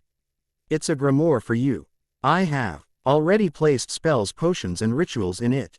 You can place more as you go along if you cannot already find it in there. As well as creatures and magical artifacts. I love it, Rayna said, ghosting her hand across the page, taking in the precise neat handwriting, recognizing that her mother had obviously spent hours putting this together, ensuring there were no mistakes. I hope it will help you in whatever trials face you in your life. But know we, your family, will always be there to help you through it. Rayna smiled. Thanks, Mum. Ingrid felt curiosity well within her when she saw T. He draw that was partially open in Loki's sitting room. She knew from experience that he had obviously rushed to hide something from whoever was entering if he had left it partially open. He had just gone into his bedroom to grab the book he had found in the library that he had thought would interest her. It contained information on Horcruxes for her. She opened the drawer to see a golden chain and a locket. Picking it up, she saw a quaternary knot with the Old Norse word for daughter engraved in an arc over it and an emerald at the center. Ingrid turned round as Loki re-entered the room. He stopped, head short when he saw what she was looking at. I am going to guess this was not for Hela. Hela was not one for gifts, either giving or receiving. She felt it made her weak in some way. Ingrid guessed that she had some of her self-confidence issues from her father. She just manifested them in her own way. Loki hesitated, and then shook his head. No, I was planning on asking Rayna if she would let me adopt her. Now you have returned and I understand if you want Rayna to continue thinking only of James as her father. I have another locket anyway, without the lettering. Just in case she said no. When were you going to ask? Tonight, just before the feast. Loki said. Loki, if you did adopt her, she would not forget James was her birth father. She walked over to him and placed the locket in his hand. I would not mind if you adopted her. I couldn't think of a better person to fill the role seeing as James cannot be here to do it. She leant up and kissed his cheek, before taking the book from him. I will see you tonight, Loki. With that, she left the room. Rayna, once more, found herself struggling to breathe as she was strapped into a dress for the feast tonight, and couldn't help but think. This was becoming a theme for when she had to attend feasts. This dress was red velvet with tight sleeves to her wrists, but over sleeves that were loose and moved apart from the sleeves covering her arms. There was gold leaf trim and a gold-studded belt, and the dress was off her shoulders. Her hair was in a loose hairdo, and the circlet her grandfather gave to her placed on top. Amdis placed a necklace with Yggdrasil on the pendant around her neck, and her maid stepped away, allowing her to see herself in the mirror. You always make me look so beautiful, she said. Thank you. You are beautiful, my lady. Gerda said. We just help show it off a bit. Again, thank you. There was a knock on the door. That will be Loki. He said he wanted to talk with me before the feast. The three entered Rayna's sitting room and Amdis opened the door. She curtsied. Prince Loki, she said. I would like a word in private with my niece. He said. Both women nodded and left the room. What do you want to talk about? Rayna asked. I have talked with my parents, your mother and Thor, and all of them have agreed this is a good idea if you like it, of course. What idea? She asked. Rayna, I had been thinking about this before your mother returned to us. But your father did not return with her. I know I could never truly replace him, but I would like to do what he cannot by adopting you. You want to adopt me? Rayna asked, stunned. He nodded. You are like a daughter to me anyway. I have come to see that in these past few months. I would like to officially be your father. Rayna hugged him. I'd like that too, she said, but I'm going to need to get used to it before I start calling you dad or anything. That is understandable, he said, pulling back and smiling down at her. Here, I have a gift for you. With a gold shimmer, a locket appeared in his hand. It's beautiful. I love it, thank you, she said, lightly running her hand over the lettering. Here, L. Oki unhooked the pendant she already wore and placed the locket around her neck. Then he offered her his arm. Most others should already be at the feast. We should not keep them waiting. Her mother, uncle and grandparents were all waiting for them outside of the hall, where they would enter together. Her mother was wearing a dress that was mostly green silk but had a gold designs on the top of the dress and top of the sleeves, which fell to the floor, and blended with the large skirt. Ingrid's eyes immediately zeroed in on the locket around Rayna's neck and hurried forward to hug her.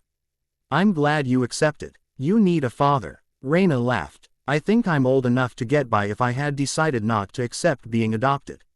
Yes, but it's good to have two parents. Ingrid said. I always wanted you to have everything.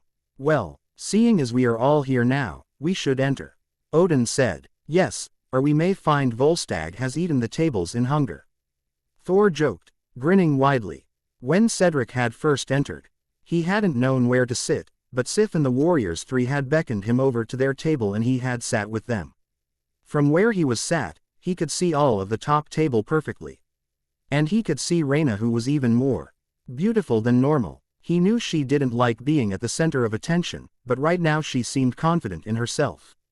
It looked like she had finally found where she belonged.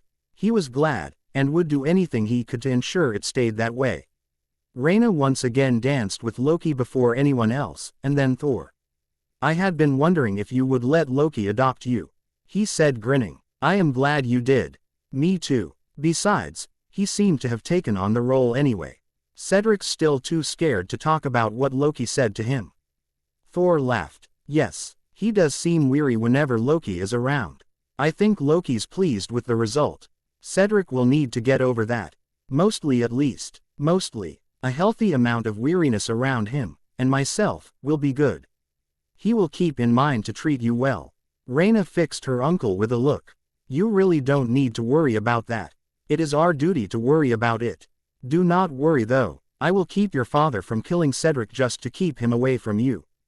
Rayna couldn't help but smile when Thor referred to Loki as her father, but it would still take some time to get used to it. Finally, Cedric asked her to dance. "You look beautiful," he said as they danced. "You look quite handsome too," she said. And he did. The armor he was wearing with a blue cloak really suited him. "Thanks. It seems everyone wants to dance with you and your mother." "It felt that way," she nodded. "I'll need a drink after this dance. And I also need to warn you." "What about?" he asked, still smiling. "Loki adopted me. Somehow I'm not surprised. I'm terrified for myself, but very pleased for you," he said, and then he grinned at her. "A few days ago, you were an orphan, but now you have both your parents.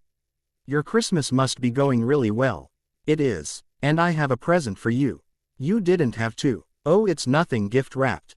Tomorrow evening, we're going to the Bifrost. And Heimdall will send us to your home, so we can tell your parents about your return.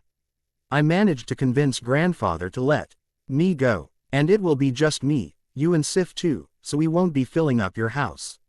It would have also been the Warriors 3 and my uncle's sorry, my uncle and my father, but I managed to talk him down. Thank you. May I ask, why Sif? I would have thought Loki or Thor. Sif will know when best to back off. Thor and Loki will be so obsessed with my safety that they wouldn't be more than 10 feet away. It's a miracle I can get to my classes unescorted when at school." He laughed. "I can't wait to go, then," he said, "and reintroduce you. What do you think they'll say when I tell them I'm dating a princess?" "Honestly, I don't think they'll care about that," Rayna said, smiling. Polyvore Yule Ball Set. It 873977006 Rayna's Ball Outfit. Polyvore Life is Full Strange Twist Set. It 854273661 Ingrid's Ball Outfit. Just take out the spaces. Petunia watched as the brat entered her room after the celebrations had ended. It was her fault she hadn't been able to spend the holiday with her son and husband. There was no reprieve for them in their punishment, and that had consolidated Petunia's hatred of the girl. This had been a spur-of-the-moment decision, but she had been able to discover the wolf had gone outside, so she wouldn't have to worry about the beast. It had been easy to take a knife from the kitchens without anyone noticing, and now she just had to wait a while. When she saw the girl's 2 maids leave, she waited another 15 minutes to be sure and then quietly entered the room. Petunia made her way to the bedroom and saw Rayna fast asleep. She drew the knife from the pocket of her dress. The brat and her mother were the cause of all her problems. And killing Rayna would be revenge on Ingrid. She would have to bury her daughter. Petunia raised the knife and brought it down, only for a tight grip to catch her wrist. She both heard and felt the snap of the bone in her wrist and cried out in pain. Rayna woke to the sound of a cry of pain and sat up sharply in her bed. Her eyes widened when she saw the familiar gold armor of Heimdall and Petunia Dursley. There was a knife on the floor. "Guards!" Heimdall called. "Heimdall, what's going on?" He barely ever left his post. "Apologies for this, princess. I barely had time to get here myself to stop her." She did not give any indication to her plan before carrying it out. "I did not have time to alert any guards beforehand." Just then several guards burst into the room, weapons drawn. "Take her to a cell and alert the king, Princess Ingrid and Princes Loki and Thor." 2 of them pulled a whimpering Petunia from the room. Rayna could see her wrist was broken. Loki and Ingrid were the first to burst into the room, looking around frantically. Heimdall, what happened? Loki asked as Ingrid all but flew at Rayna, pulling her into a tight hug. Petunia Dursley attempted to kill Princess Rayna. Her spur-of-the-moment decision meant I was forced to act without alerting guards. I was able to prevent her from harming the princess. Thank you, Heimdall, Loki said. He walked over to Rayna and wrapped his arms round her shoulders. Now her mother had released her enough for Loki to be able to do that. I must return to my post, Heimdall said, before leaving, knowing Rayna was well protected now. Are you all right, Rayna? Loki asked her. Fine, just a bit shaken. I woke up after Heimdall stopped her. I think he broke her wrist. What happened? Odin and Frigga were the next to enter the room. And Thor was only a minute behind them. Petunia tried to kill Rayna. Heimdall stopped her. Ingrid said, "Are you sure you are all right?" "Mum, I'm fine," Rayna said. "A repeat of this cannot happen again." Odin said, "She will be punished and we will ensure her son has no similar plans. Vernon and his sister will also be checked to ensure they have not had a chance to plot like this. They should not have, but it is best to be sure. As it stands, Dudley would be the only one with any chance to do so." "I will do that now," Thor said. "Waking him up will see. He is disorientated enough that he will be less likely to be able to lie successfully." "He couldn't lie anyway. He's awful at it," Rayna said. "It would still be best to give him even less of a chance." Thor said. He smiled at her. "We just need to be sure you are in no more danger." He ruffled her hair and left the room. "Well, we should leave you to rest, Rayna," Odin said. "I will ensure her trial is organized soon." Her grandparents left the room. "I want to know how she was not spotted beforehand," Loki said. "She should have been under constant watch. We can find that out in the morning. For now, it is late. And there has been a lot of excitement today," Ingrid said. She ran her hand through Rayna's hair. "You need to get some rest." There was a whine from the other side of the bedroom door and a scratching sound. Loki opened the bedroom door and Ardwyad walked in and jumped up on the end of the bed. "And now we can be sure no one else can get near you," Loki said, smiling slightly at the wolf. "Wasn't that what you were intending when you gave him to me?" Loki just chuckled. Ingrid smiled and kissed her daughter's forehead and stood up, glad she was unharmed. "We can see you are all right now. We'll leave you to get some rest," Ingrid told her. "Good night, Rayna," Loki said, walking over and hugging her once more. "Night, father." His arms tightened around her momentarily as she called him that. He kissed her forehead and both he and Ingrid left her to sleep. Rayna lay back and smiled. She would probably still call him Loki quite often until she was used to the change, but she could get past that. With Ardwyad at the end of the bed, she was soon asleep. "She's such a danger magnet," Ingrid sighed when they were outside Rayna's room. "I think she gets that from you," Loki said, offering Ingrid his arm, which she took. "Why would you say that? I never got into any trouble." "You did when you managed to shake off your bodyguards," Loki said as they began walking. She huffed. "That wasn't entirely my fault," she said, "but I will admit she gets some of it from me." They reached Ingrid's room. "I am sorry we did not get there in time to stop Voldemort that Halloween. It wasn't your fault. If anything, it's mine." She placed her hand over his lips to stop him from interrupting. "When we heard Rayna was being targeted, I should have removed at least the spell stopping Heimdall from seeing me, but I did not, and that meant, when I did, you got there too late. But that doesn't matter now. I'm back, and James may be gone, but Rayna has you, and also and two grandparents who love her dearly. What matters now is that we do all we can to bring Voldemort down." Loki nodded. "You were right, of course," he agreed. She smiled up at him, before reaching up and kissing his cheek. "Good night, Loki." She entered her room, leaving him in the hall. Rayna stood next to her mare as she waited for Cedric, who was rather nervous. "Come on, Seed. It's not as if they're going to kick you out," she said. Sif was smiling as she watched the young Einherjar keep turning back to the palace as if he was debating going. Rayna knew he wanted to go, it was just nerves. He just needed a reason to head out. She swung into the saddle, a now easy task for herself, and began heading for the palace gates. "You coming?" she called back. Sif was soon behind her and Seed. Rick clambered into the saddle of the bay he had been given and followed quickly after. When they were out of the palace grounds, they broke into a canter, heading for the Bifrost.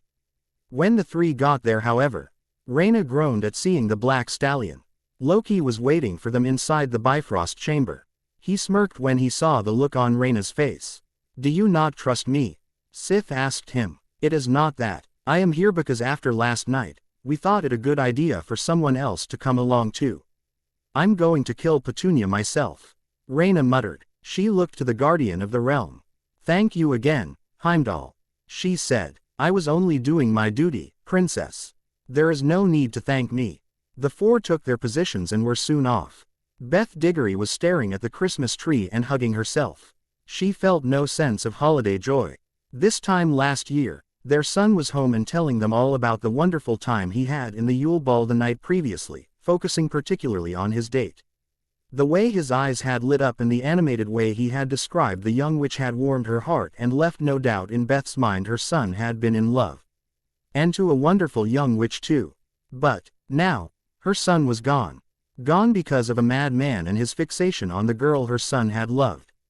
Both she and Amos had sworn to each other that they would do all they could to stop that bastard's plans and keep Rayna Potter safe. Cedric would have wanted it that way, but even knowing she was as safe as she could be brought no happiness to the Diggorys. Their son would never come home. That thought had her breaking out into tears at random times ever since Cedric's body had been found in Diagon Alley. She never thought she would ever get over it. "Here you go, Beth, love," Amos said, handing her a glass of brandy. "Oh Amos, I miss him so much," she said, tears welling up in her eyes. "Just a week ago I caught myself looking at things to buy for him as last-minute presents." Window they could see what looked like a tornado hit the ground, with multicolored light at the center. It cleared, leaving four figures which headed towards the house. "Wait here, Beth." Amos drew his wand and headed for the door. He opened it and gave a cry. "Beth, get out here." Through the window, she could see he had launched himself at one of the figures and was hugging them. She ran outside and all but screamed as a bubble of euphoria welled within her chest. Cedric, her son, was there, being hugged by Amos and accompanied by Rayna and two adults. She ran flat out to catch her son in a hug, sobbing openly in disbelief and happiness. "How? When? Why? A few days ago, Mum. We should get inside. I'll explain everything there. It's freezing out here." "Of course. Come on in." Amos was laughing past his tears and he embraced Rayna, before holding out his hand to the two strangers and introducing himself. "Loki Odinson, Rayna's adoptive father. This is the Lady Sif, a friend and one of the warriors who have sworn to protect Rayna," Loki said, gripping his forearm. "Come inside. Ced's right. It's freezing." The man, still crying, led them inside, smiling through the tears. A house elf served wine and they sat down to explain what had happened and that Cedric was now one of the Einherjar, a warrior of Valhalla with the strength and immortality of the Aesir, while he was also now back from Valhalla. Before even a whisper of Ragnarok had been heard, a rare occurrence. Beth was beside herself with happiness. Cedric had returned to them, and he was obviously still as enamored with Rayna Potter as he had been before, more so in fact. It was also obvious that Rayna felt exactly the same way in return. All she wanted for Christmas was her son to come back to them, and now he had. She would never forget this day. "Thank you so much for bringing our son home to us," Amos said, tearfully. "We had nothing to do with it," Loki said. "It was not of our doing. The road to Helheim is a dangerous one, even for the most knowledgeable of the route," Loki told her. It had been 2 days since they had visited the Diggorys, and Cedric was staying there for a few days, to catch up with his parents. His mother still burst into tears and caught him in a bone-crushing hug every couple of hours, but Rayna thought that was rather sweet. She could understand where Beth was coming from. She knew what it was like to have people you cared for come back from the dead. Rayna, on the other hand, was going to have the soul piece removed from her scar, and therefore was also going to meet her adopted sister for the first time. "Therefore, only you and I will be heading there, and you will be riding with me. If you do not know where you are going, you may end up heading in the wrong direction. If we get separated, and you get lost, we may never find you again." Rayna nodded as they headed for the stables, understanding the risks. Rayna was wearing furs over Her armor to keep her warm on the journey. It would also hide the fact that she was wearing armor in the first place. Ingrid was there waiting for them, holding the reins of Loki's horse. She had a pack in her free hand, which she gave to Rayna. Those are for the journey and your stay. It will take you a while to get there, seeing as you are not using the secret paths. Why couldn't we take these secret paths that I've heard about? She asked. Because that is even more dangerous. You have not yet acquired the skill in magic to be able to protect yourself while traveling them. Loki said, it is better we take the longer route. He swung up into the saddle and held his hand out to her. Rayna hugged her mother. Be safe, Ingrid told her. I will. Do not worry, Ingrid, I will keep her safe. And once in Hela's realm, she will not allow harm to come to Rayna. Loki assured. I know. Ingrid kissed Rayna's forehead and Rayna grasped Loki's arm, swinging up behind him. Take care, the both of you. I want you both to come back to me in one piece. We will, Ingrid. He was about to say something when Thor entered the stables. If you think you're leaving without saying goodbye to me, you can think again. He growled, but Rayna could see his eyes were teasing, and that took all the bite out of his tone. We will only be gone a few days, she said. You're still not getting away that easily. He walked over. Rayna leant down and hugged him, before Thor clasped Loki's forearm. Destroy any trouble you meet on the way. That I will do gladly, and without hesitating. Loki responded. Now, we must go. We will see you soon then. Thor said. Both he and Ingrid stepped back and Loki urged the stallion into a canter. They rode until an hour after nightfall, by which time Rayna was exhausted. They set up a small camp and Rayna opened the bag to find it was magically expanded and had more food than she'd thought. What did Mum mean when she said this was also for our stay? Rayna asked. We cannot eat the food in Hela's realm, or else we will be unable to leave. Loki told her. Like in Greek myth. Exactly. He nodded, but his attention was only partially on what she had asked. She noticed he was constantly scanning their surroundings. What is it? I am merely being on my guard. I do not wish to be caught unawares. Who would attack? We aren't that far from home. Bandits, perhaps. Thieves who may attack if they think the risk would be worth it. The only thing we have with us is food. Oh, trust me, there is something that would make the chance all the more tempting than that. He muttered. What? She asked, confused. They had nothing of real value on them. Nothing any would-be thief would get close enough to steal before a blade of some sort found them anyway. You do not need to worry about it, he said. He couldn't worry her with the information that she was worth far more than double her weight in gold and rare jewels in ransom demands. Thor being there would not deter those who were determined. In fact, he would simply draw more attention to their group. Which was another reason why they were traveling alone. The smaller the group, the less conspicuous they were. Larger groups tended to have more worth stealing. Smaller groups, not so much. Hopefully, they would be able to pass by other travelers unnoticed. If not, and they were attacked, he would not hesitate to attack back. They managed to reach the bridge crossing to Helheim without running into problems, and they both dismounted and Loki tied his horse to a hitching post for the few visitors that came this far, and went further. They would proceed on foot from here. Stay beside me at all times. I will, Rayna agreed. As they walked, Rayna tried very hard not to look too closely at the spirits. Hela's hull loomed out of the darkness and inhuman shrieks of the tormented souls began to reach her ears. She suddenly found herself wishing for Ardwyad, who they could not bring along. As she noticed the massive grey wolf with blood-stained fur waiting at the doors. That could only have been Garm, and when he howled, the doors opened. They ascended the steps and entered. Hela was once again on her throne, waiting, but she stood as they approached. If I did not know any better, I would say you were my sister by blood, not adoption. Hela said, smirking as she looked at Rayna. I am glad to finally meet you, Rayna. Rayna smiled at her, easily ignoring her physical differences. You too. I wished it could be under better circumstances. I have heard about your mirror. You should use it to contact me after you leave. I want the chance to get to know you. At least then, I can see whether or not these Death Eaters are justified in their attempts to kill you or not. Hela laughed blackly, before turning and walking away. Come on, I have a room prepared, let us get this over with. Rayna raised an eyebrow at Loki. She has a very dark sense of humor. She grew up here, she has.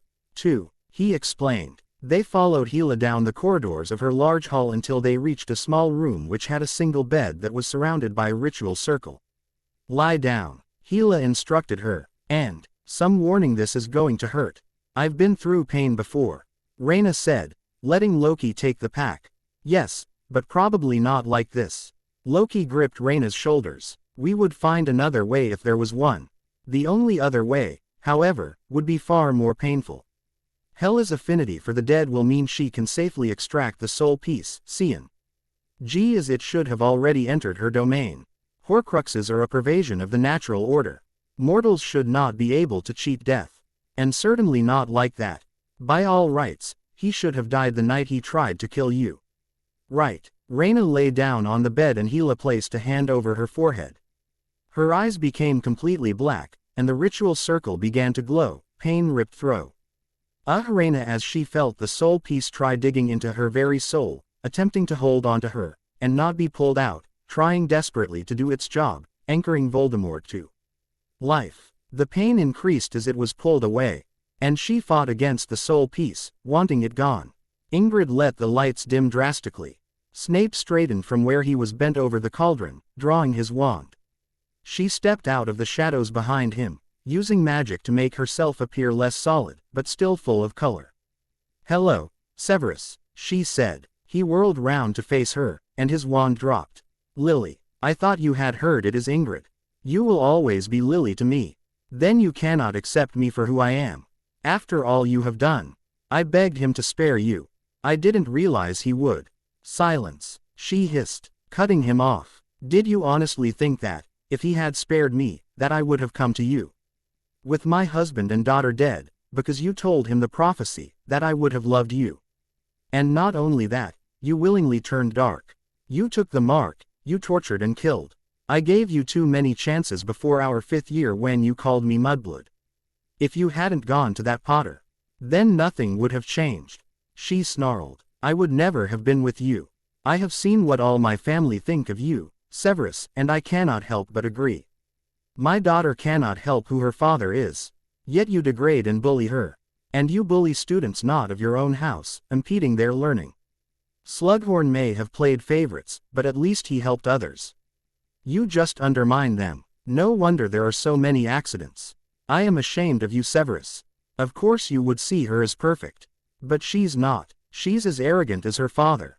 She grew up being pampered and now she's discovered that she's royalty." Snape spat. Pampered.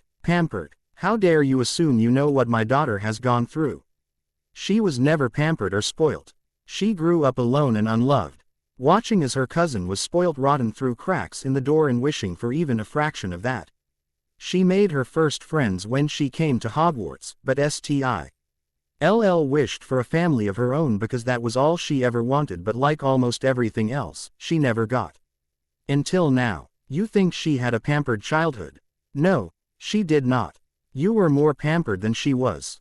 I can only hope that the Norns can continue to favor her now. But know this, Severus Snape, I will never forgive you for what you have done. And if you ever do anything to my daughter or family again, you will not live long."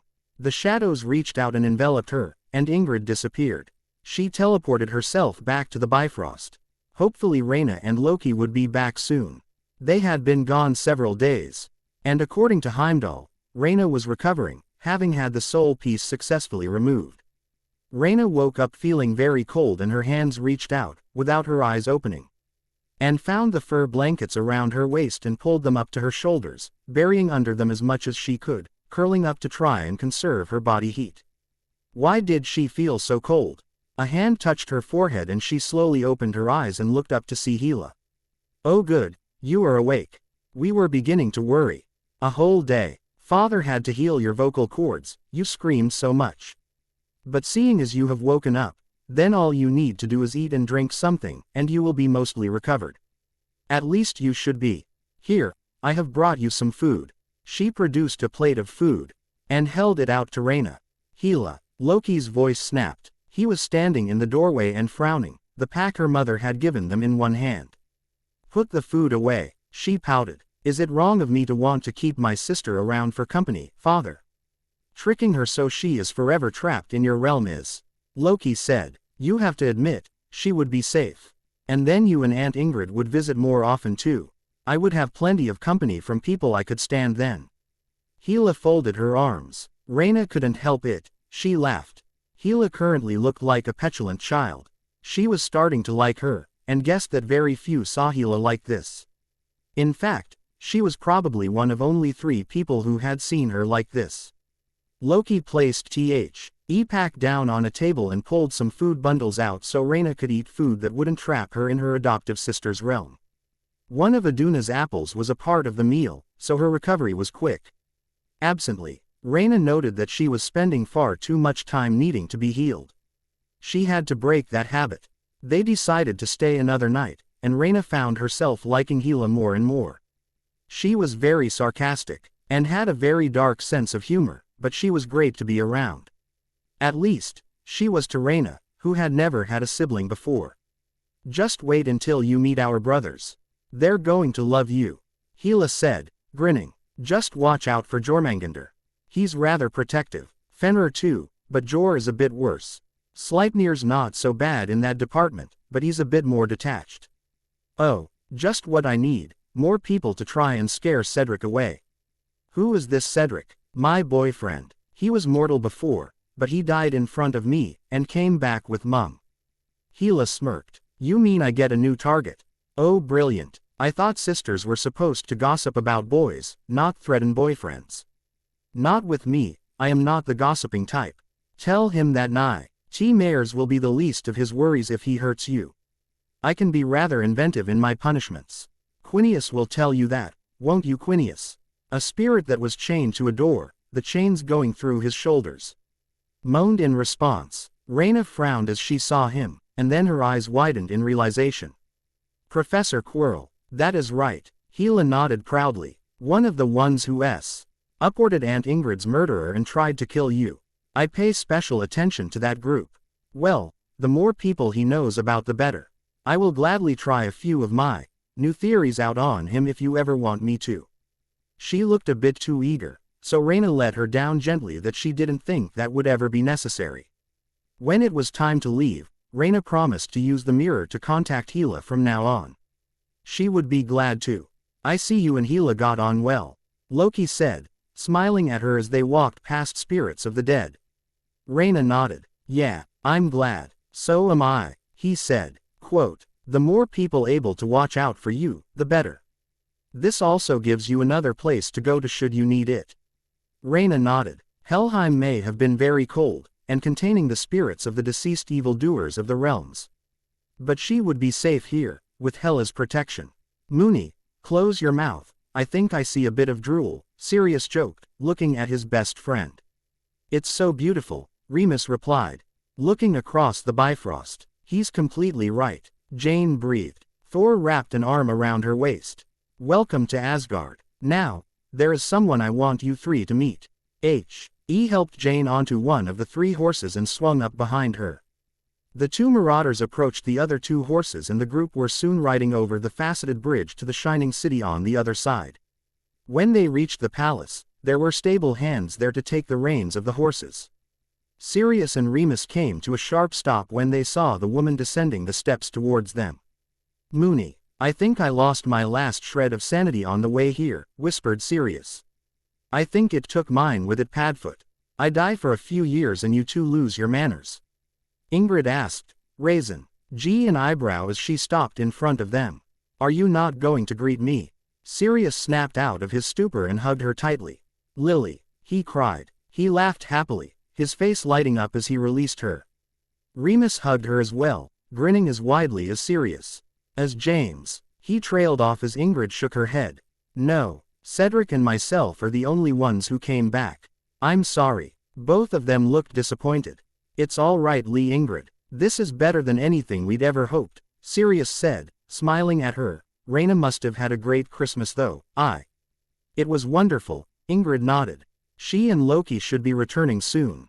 They had something they needed to do. Thor and Jane approached then, Thor grinning widely, and Jane looking at Ingrid with wide eyes. Jane, I would like to introduce you to Ingrid. My sister. Sister, this is Jane Foster, the woman I love. Ingrid smiled at her. It is nice to meet you, Jane. How about we all go inside, and I can explain everything to the three of you.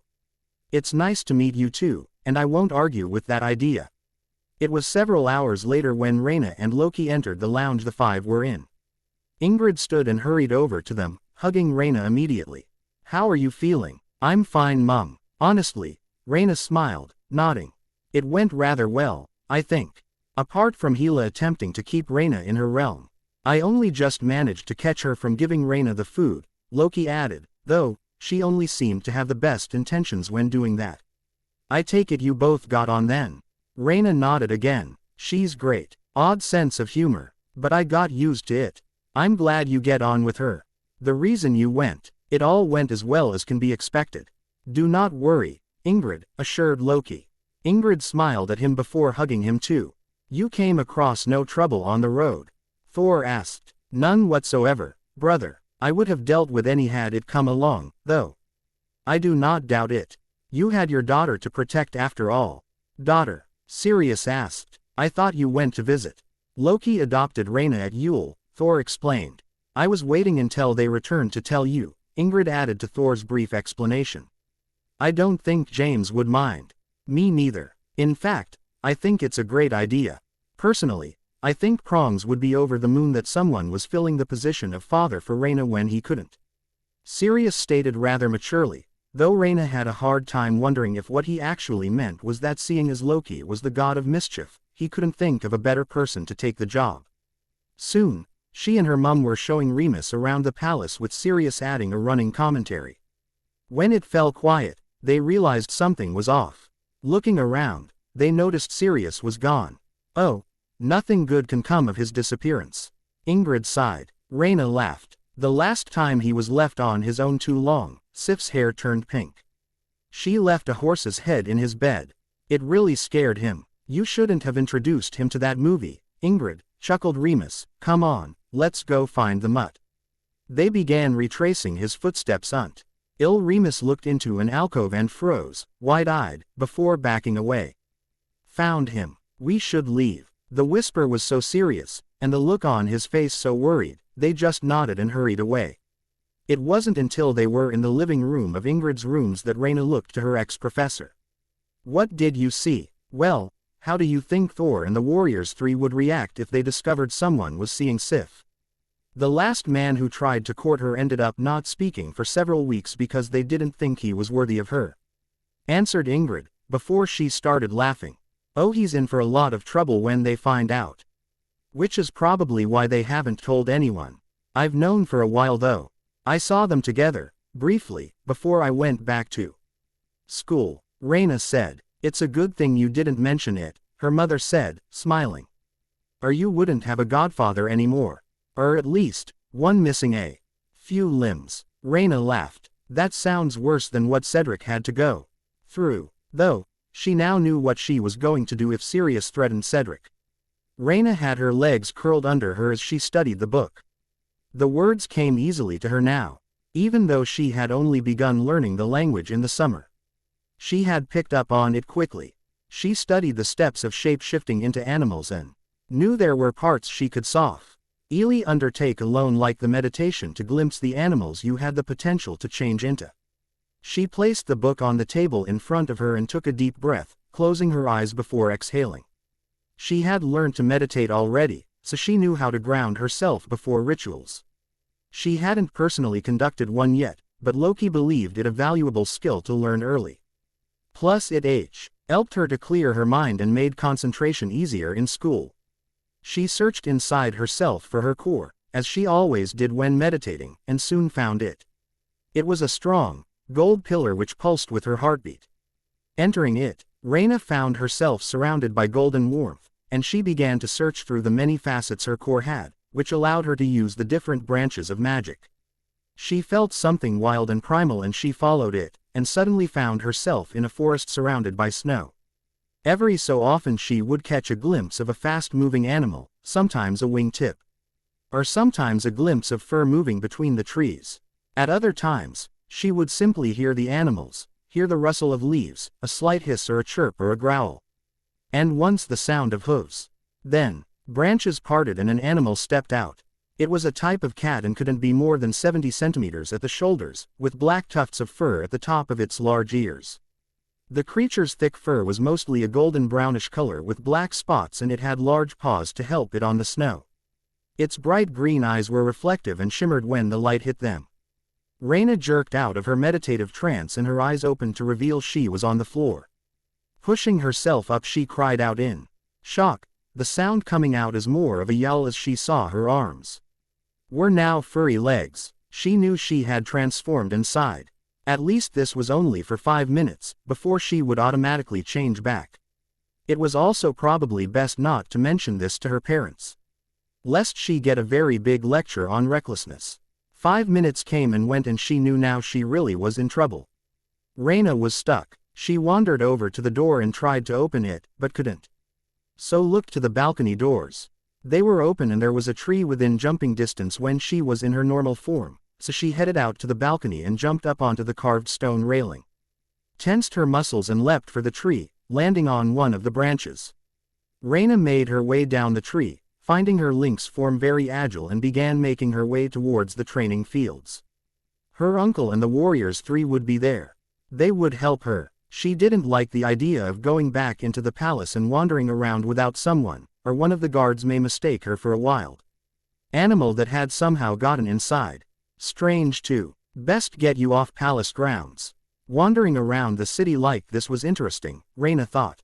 No one really paid her much mind and she got to see people interacting without them knowing one of the royal family was among them. So, they just acted normally. She decided to rest at a fountain and watch people go about their normal routine and was rather surprised. This was the most normal she had ever felt in her life. Give it back. Rayna sat up and looked around curiously. She saw a young girl with brown hair faced by a group of boys. None of them could be older than 10. The boy, who seemed to be the leader, held a book in his hands. Why should I? It's not mine. My mother got it from the library for me to read. So if something were to happen to it, you'd be in trouble. The boy opened the book and grasped a page, as if he were about to tear at it. Rayna's eyes narrowed and she took off running towards them, leaping forward and knocking the book out of the boy's hand, yowling. The group of boys ran off, yelling, and Rayna sat down, and looked round to check on the young girl, who looked close to tears. Rayna nudged the book with her nose, and hesitantly, the young girl picked it up. Thank you, she said softly. Rayna head-butted her waist gently in acknowledgement. Then she did it again and yelled, trying to sound questioning. I'm Arya. You just saved me a lot of trouble, did you know that? My mother won't be in trouble now. She works in the palace library, you see, and she got this from there. She knows I want to learn to be a sorceress, so she tries to borrow books from me when she can. My parents can't find me proper tutoring because it's too expensive. Arya ran her hand over the cover of the book, which Rayna saw was a basic book of spells, nothing too difficult. But it obviously meant a lot to the young girl. You see, a sorceress can live her own life. She doesn't have to worry about marriage. Unless she wants to get married. Having magic would see me get better paying jobs. I mean, my parents get more than enough to support our family. We aren't poor, but right now, my father is looking at marrying off my older sister to a young guard in the army. When I'm old enough, if I don't have this, I will have to marry who he chooses for me too. I want to be able to choose. And magic is my only way of doing that, because it means an income that can support myself. Rayna nodded in understanding. She wouldn't want her future to be dictated like that either. Shish. He looked in the direction that the boys had ran off in. Arya rolled her eyes. They're just a few idiots who think I'm being stupid for daydreaming things that could never happen. They think it's stupid that I read books so much. They're stupid. Girl. Arya jumped and looked up. Eyes wide. Rayna saw a burly man heading towards them and saw the boys she'd scared off watching and grinning. Her eyes narrowed. His hand was on the sword at his hip as his eyes moved between Rayna and Arya. My son tells me your cat attacked him and his friends. No sir. They were trying to rip my book and this cat jumped out and stopped them. She only snarled at them. I swear. My son would never bully a girl. I taught him better than that. The man huffed. But you say the beast isn't yours. It's a strange thing. Never seen another cat like it. Must be a wild one. Best kill it before it harms anyone. No, she won't harm anyone. She just tried to help me. Rayna let out a hiss and a growl and stood, he muscles tense. The man was about to draw his sword when a hand reached out and stopped him. I would not do that, if I were you. It was Loki. My prince, this creature, it is dangerous. She is no mere animal. She is merely stuck in this form. Thanks to an accident while experimenting with her magic, Loki released him and crouched down, placing a hand on Rayna's forehead, and she felt herself become surrounded by magic and began to change. Soon, she was crouching, but herself once again. She stood up and saw the man, Arya, and the boys, all gaping. She focused on the man. Perhaps you should think of apologizing to Arya for lying. She was telling nothing but the truth. I saw those boys bullying her and stepped in the only way I could while stuck in this form, and I never once touched them, only growled. Then she turned to Arya. Never give up. If you work hard enough at your magic, you'll do well. Arya grinned and hugged her. Thank you. Come along, Rayna. Your mother is worried about you. It is lucky Heimdall saw what happened and knew where you were. Yes, father. She ruffled Arya's hair lightly, before following her father away from the scene, ignoring the people staring after them. Would you like to explain why you were attempting to shape-shift on your own? I was only attempting the meditation part and may have forgotten, until it was too late, not to touch any of my forms. Or I would trigger the change. But I tried to fight it, and got stuck. I went outside, intending to find someone to help me, but then a guard chucked me off the palace grounds and I was planning on returning when it was dark and slipping past them. He nodded. So long as you were not attempting it alone. But your mother is still going to be rather upset with you. She was. Rayna had been yelled at for 10 minutes before she calmed down. This was after Ingrid had checked her over and made sure she was all right. However, when the row was done, her mother set her an essay to write on shape-shifting and its dangers. Rayna nodded and accepted it, knowing she had really worried people. She really should have just waited in her room. Someone would have been by eventually. However, Rayna couldn't shake the feeling that something was going to happen this term. The Department of Mysteries is perhaps the most dangerous of all departments within the Ministry of Magic. One reason is because of the Veil of Death, which was once used for executions but now remains as only an object of intense curiosity for the unspeakables who work there. All who know of it know that it leads to death, but none know that it leads directly to the throne room of Hela's vast hall. The veil is not the only aspect of interest, however. The most obscure one is the Great Lake, which runs into deep darkness. No spell has been able to determine its depth and none have found any kind of life in there.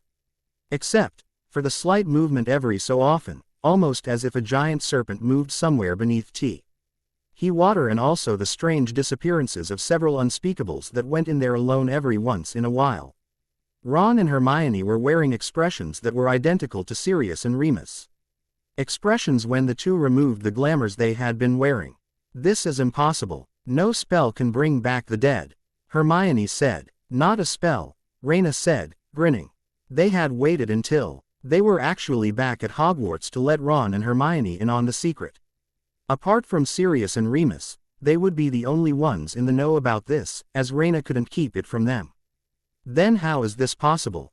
Hermione asked. We're dreaming, said Ron. Only explanation. Why would you be dreaming this? Rayna asked. Ron shrugged in reply. I can assure you both that Cedric and I are very much real. Ingrid said. There is an explanation for all of this. It was a while later when there was a knock. Ingrid and Cedric reapplied the glamours and Rayna let whoever was on the other side in. It was the headmaster. Can we do something for you, Professor? Loki asked evenly, watching the old man carefully. I have heard of your adoption of Rayna and was wondering whether there would be any changes to her surname. We had not discussed it. Correct me if I am wrong, but is that not a duty for the deputy head? Loki answered. Yes, but considering the circumstances, I thought I would come and check for myself. As I said, the matter has not yet been discussed. The decision remains with Rayna, whether or not she wishes to keep the surname Potter or use Locadotier instead. Dumbledore backed out gracefully, recognizing he would get nothing on that front at the moment, only leaving one parting comment. Perhaps it would be easier if you chose to keep Potter as a surname to honor your birth father, of course. Quote, why Dumbledore was so interested in Rayna's surname they had no idea, but they let it go. Up until then though, Rayna hadn't thought of the matter. She and our mother took a walk to the astronomy tower, not saying anything until they got there. Once there, Ardwyad curled up beside Rayna and she sat down, leaning into him, his thick black fur and large body lending her warmth. What Dumbledore said, about keeping the name Potter.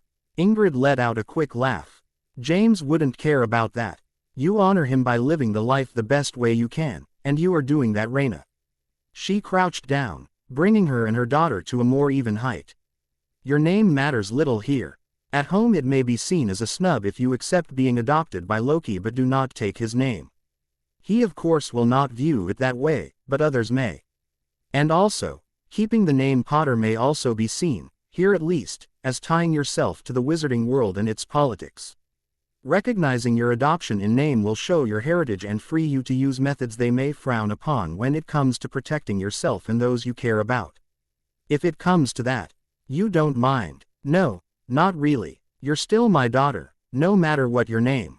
That is all that matters. Rayna smiled at her. Thanks, Mum. Anytime. She kissed Rayna on the forehead and then sat down beside her. Both of them looking out to watch the scenery for a while, and letting Rayna think. They were all surprised to see Tonks turn up the next day and take the seat of defense professor. Rayna decided then and there that she was going to start going back to defense class. Tonks would, undoubtedly, be one of their best teachers.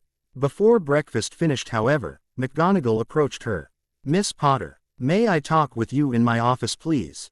Of course, Professor. She nodded and stood, turning to her friends. I'll meet you in class later. All right, Hermione said. Ron just nodded, his mouth being currently full with food. He gave her a thumbs up as she turned to follow their head of house. Take a seat, Potter, McGonagall said when they reached her office. Rayna saw T down on the opposite side of the desk to her.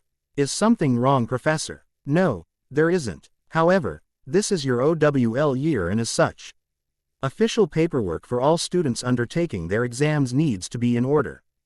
Due to your recent adoption, you can understand that yours will change.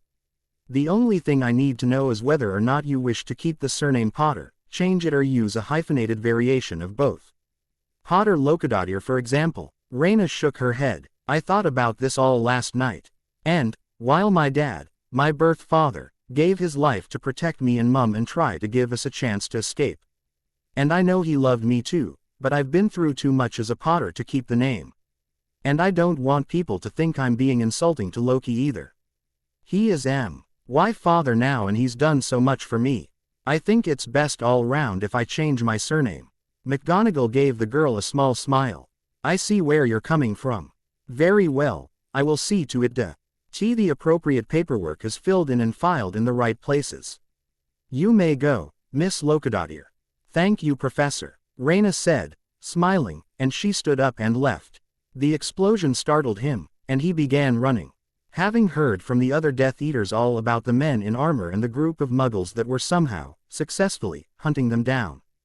Peter did not like the sound of that.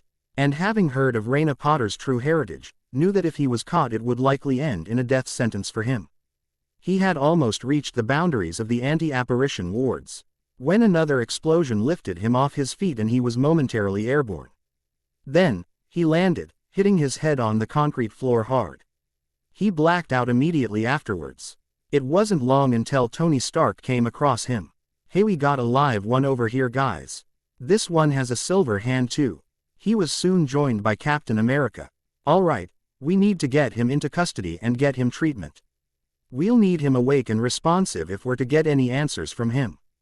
And this one's the only chance we have of getting any answers. All the rest either got away, died or killed themselves. When they realized escape wasn't an option. That sounds like there was something they didn't want us finding out, Tony said, exchanging a look with the captain, before they both looked down at the ratty man.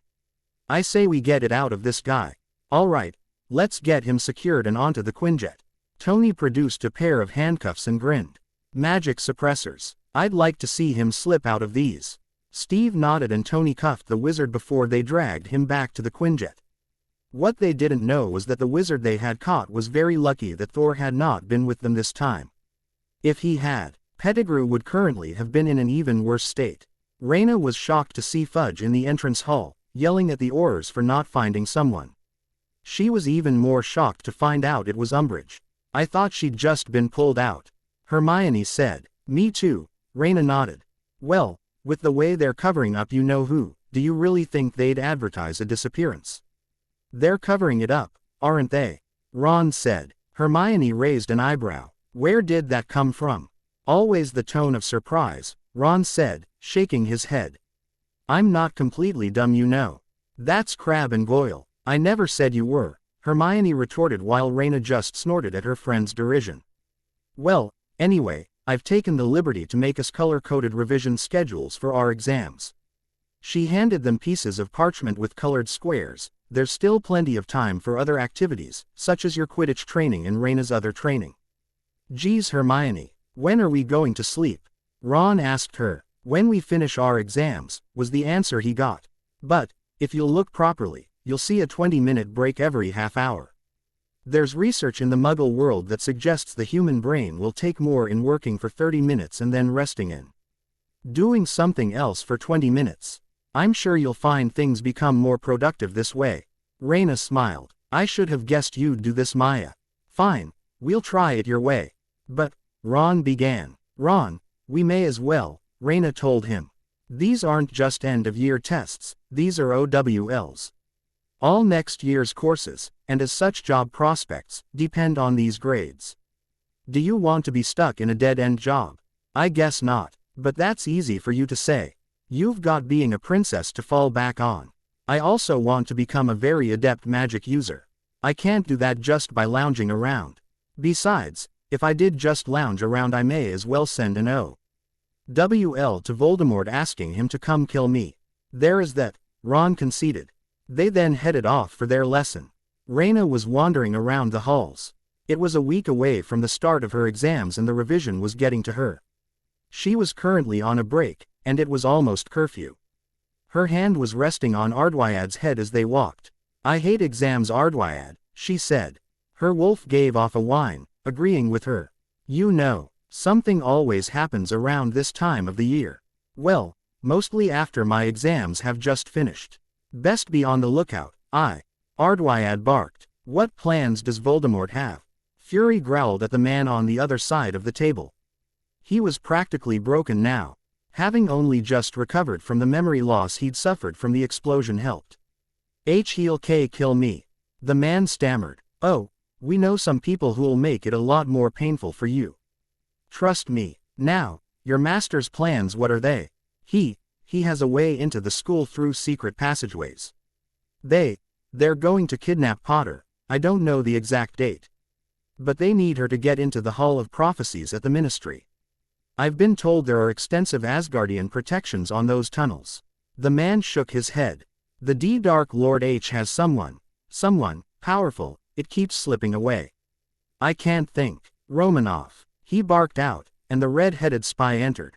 Get the team to Hogwarts. There's a plot to kidnap the girl. The last thing we need is another dead Asgardian princess on our hands and Odin deciding to wipe us all off the map for revenge. He's already lost his daughter to these wizards. He may do something we'll regret if his granddaughter dies too. Yes sir, Natasha said, nodding and leaving the room at a quick pace. Rayna stopped, walking when Ardwyad suddenly brought himself to a halt, stiffened as he scented the air and began growling. She drew her wand and a dagger as she watched her wolf come closer to her protectively.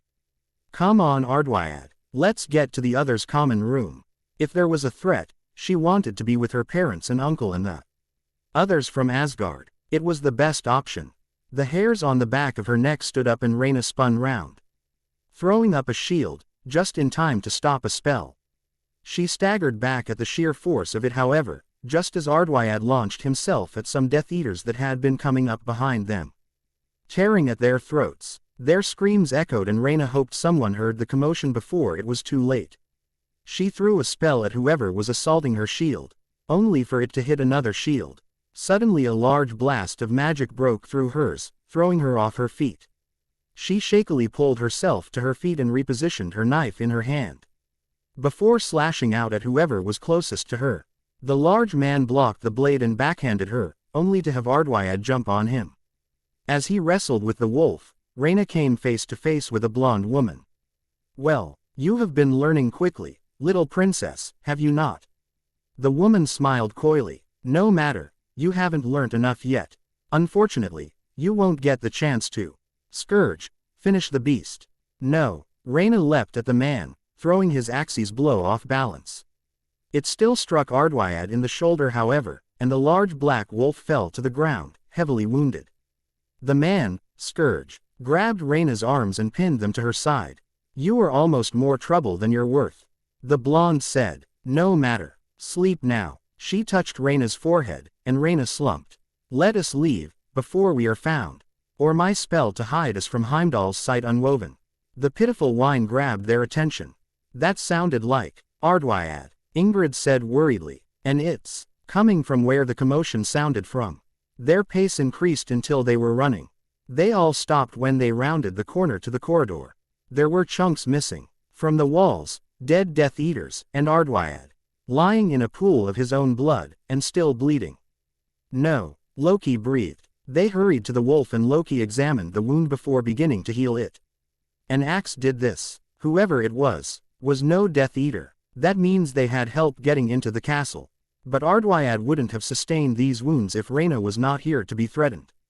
"But brother, she is not here," Thor pointed out. "She was. The other damage to the hull was by spells. She was here," Loki growled. "And they've taken her." Finished healing his daughter's familiar, he stood. Ingrid was casting around, looking for a way they may have gone. "We have to find her.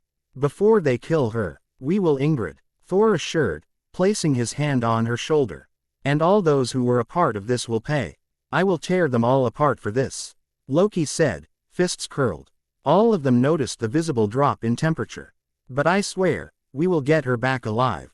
We need to find them first," Sif said. "We could always look for that graveyard," Cedric suggested. "They may have taken her there."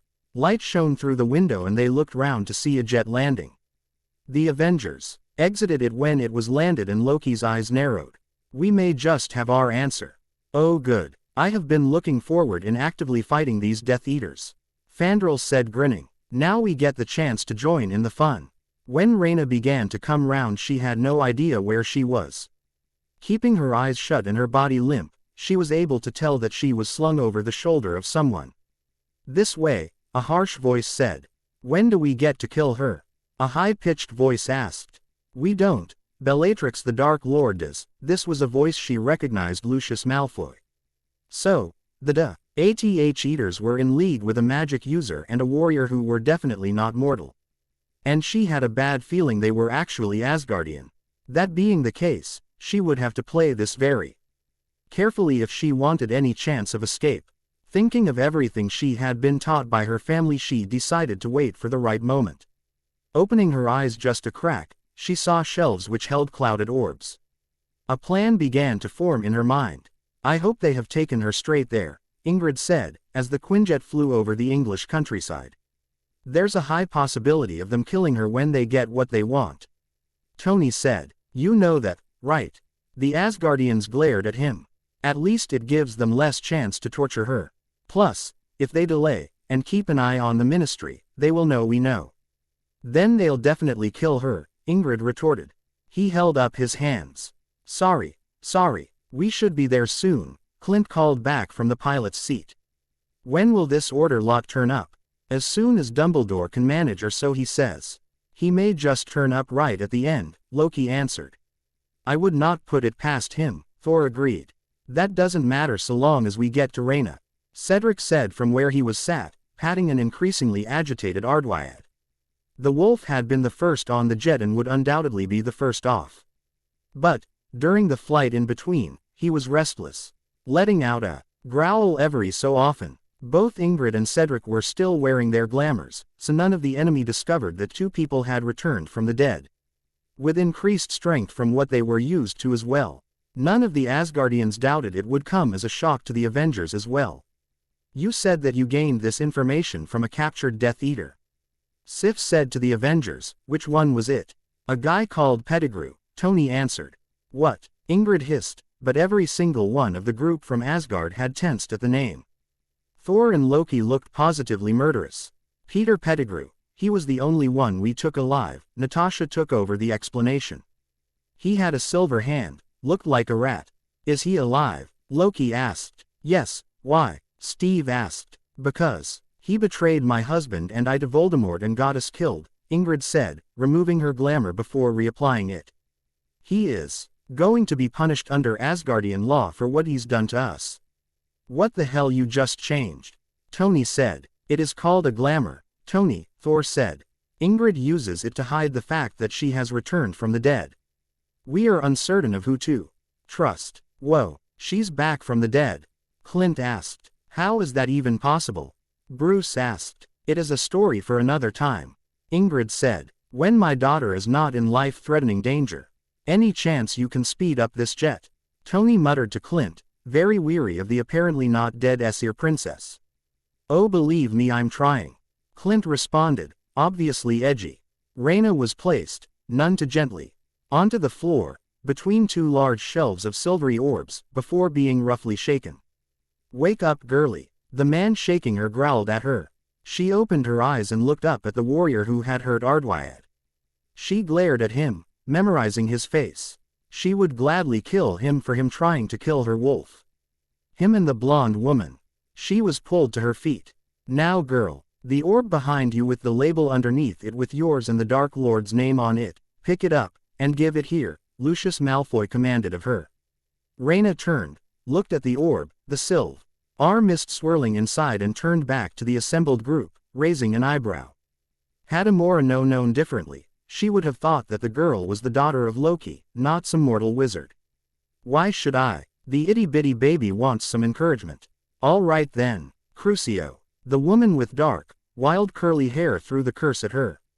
Compared to what she had suffered the summer before, and combined with her full heritage, it was bearable, for now. Something told her the woman wanted her to be able to function for now though.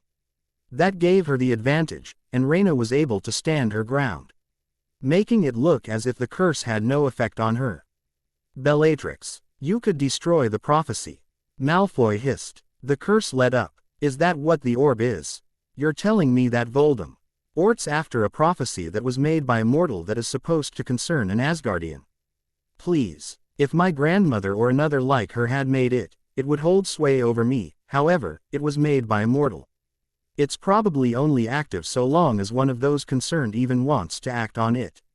So, Voldemort's made enemies with a very powerful realm, over something rather trivial. A hand grasped her round the throat, cutting off her air supply and lifting her from the ground. Now, Scourge, don't kill her yet. She has to get the prophecy first. Is it true? Lucius asked the woman. What the girl said. Rayna, unlike the Death Eaters, could see the blonde woman's face. She knew it was true, but she wasn't going to tell them that. Of course it's not. Prophecies, all of them, are from the Norns. All beings are bound by them. The brat's trying to worm her way out of this. She nodded to the warrior. Scourge. Put her down. Perhaps I can make her more compliant. Scourge released Rayna, and the blonde approached. No one knows I am trying to kill you, she said, so only Rayna could hear her. When you're dead, and I bring the supposed Dark Lord back to Asgard, I will be rewarded. If you don't do what I want, it will be very easy for me to get close to one of your beloved family and kill them. Your grandmother, perhaps, or your uncle, Loki. That told Rayna that the woman knew nothing of the return of her mother, or her adoption, and she knew all her family could take care of themselves, but the threat from this psycho chilled her to the bone. She knew the woman wouldn't hesitate. If she thought she could get away with it, and if she got away with killing Rayna, she would get away with killing one of her family too, just to spite her if she could manage it. Threw 2 more spells, knocking over the shelves, causing a domino effect. Her captors, who had not been prepared for this, ducked, and it gave her time to run, her shield stopping her from being hit by the falling orbs. Rayna was running, looking for a way out as the shelves were falling around her, crashing into one another, and glass raining down and shattering. She found a door, and ran through, before continuing through the room. Past tanks full of liquid and things that were floating, and through another door. She kept running through rooms, hoping to lose any pursuers, and trying to find a way out. Eventually, she ran into a room with no other door. The room was a massive chamber made out of rough gray rock. It was more like a cave. There were torches adorning the walls, and the only thing in the room was a massive, still lake. Rayna debated whether or not to go back, and decided it was too risky. She threw up a shield, holding the door in place, and headed towards the lake. This room, at least, only had one entrance to defend. It was far easier to protect herself from here than in the other rooms. Only one person could come in at a time. Rayna looked into the lake, but couldn't see anything. Crouching down, she lightly touched the water, causing ripples to emanate from where she touched the smooth lake's surface. The water was freezing, so she rubbed her hand on her robe to dry it, stood, and turned to face the door. Ready for an attack. The first indication she got that she was not alone was the rippling sound. Knowing there was no breeze in the cave, she knew it was not the wind. She turned slowly towards the lake, and her eyes went up, and up, and up, until they met the green eyes of the massive green and black serpent that easily dwarfed the basilisk that towered above her. She did not think that even half its body was above the water. Rayna knew she had one chance of not becoming snake food, and that was for this serpent to be her adoptive brother. Jormungandr, she asked, tentatively. The serpent nodded, and responded in Parslotong, obviously to himself, not expecting her to understand. This one is cleverer than the other witches and wizards who have been here. Rayna knew she had to prove to him who she was, so decided to respond in kind. I am Rayna, Jormungandr. I'm your adopted sister. Rayna, he was really focused on her now. The daughter of Aunt Ingrid. Father sent me a message telling me he had adopted you. I had wondered when he would bring you to see me. Where is he, baby sister? I'm no baby, and I don't know. I was kidnapped by Death Eaters, and 2 non-humans. I'm pretty sure at least the woman is Asgardian. Her bodyguard too by the looks of it. A man named Scourge. Jormungandr let out an angry hiss. I know of them. The woman must be Amora, an enchantress of Asgard. Worry not, Rayna, I will protect you until the enemy is destroyed. Thank you, brother. I could use all the help I can get. Rayna nodded, and was then shocked to see him start to shrink. Before changing, becoming humanoid. But there would be no mistaking him for human. His skin was still covered in scales, and his eyes had slit pupils. We should move, he said in plain English. I have wandered round this place enough to know my way round. Come. She followed him out, still weary of leaving the room with only one door, and followed him closely, keeping her eyes open for threats. Jormungandr obviously knew where he was going.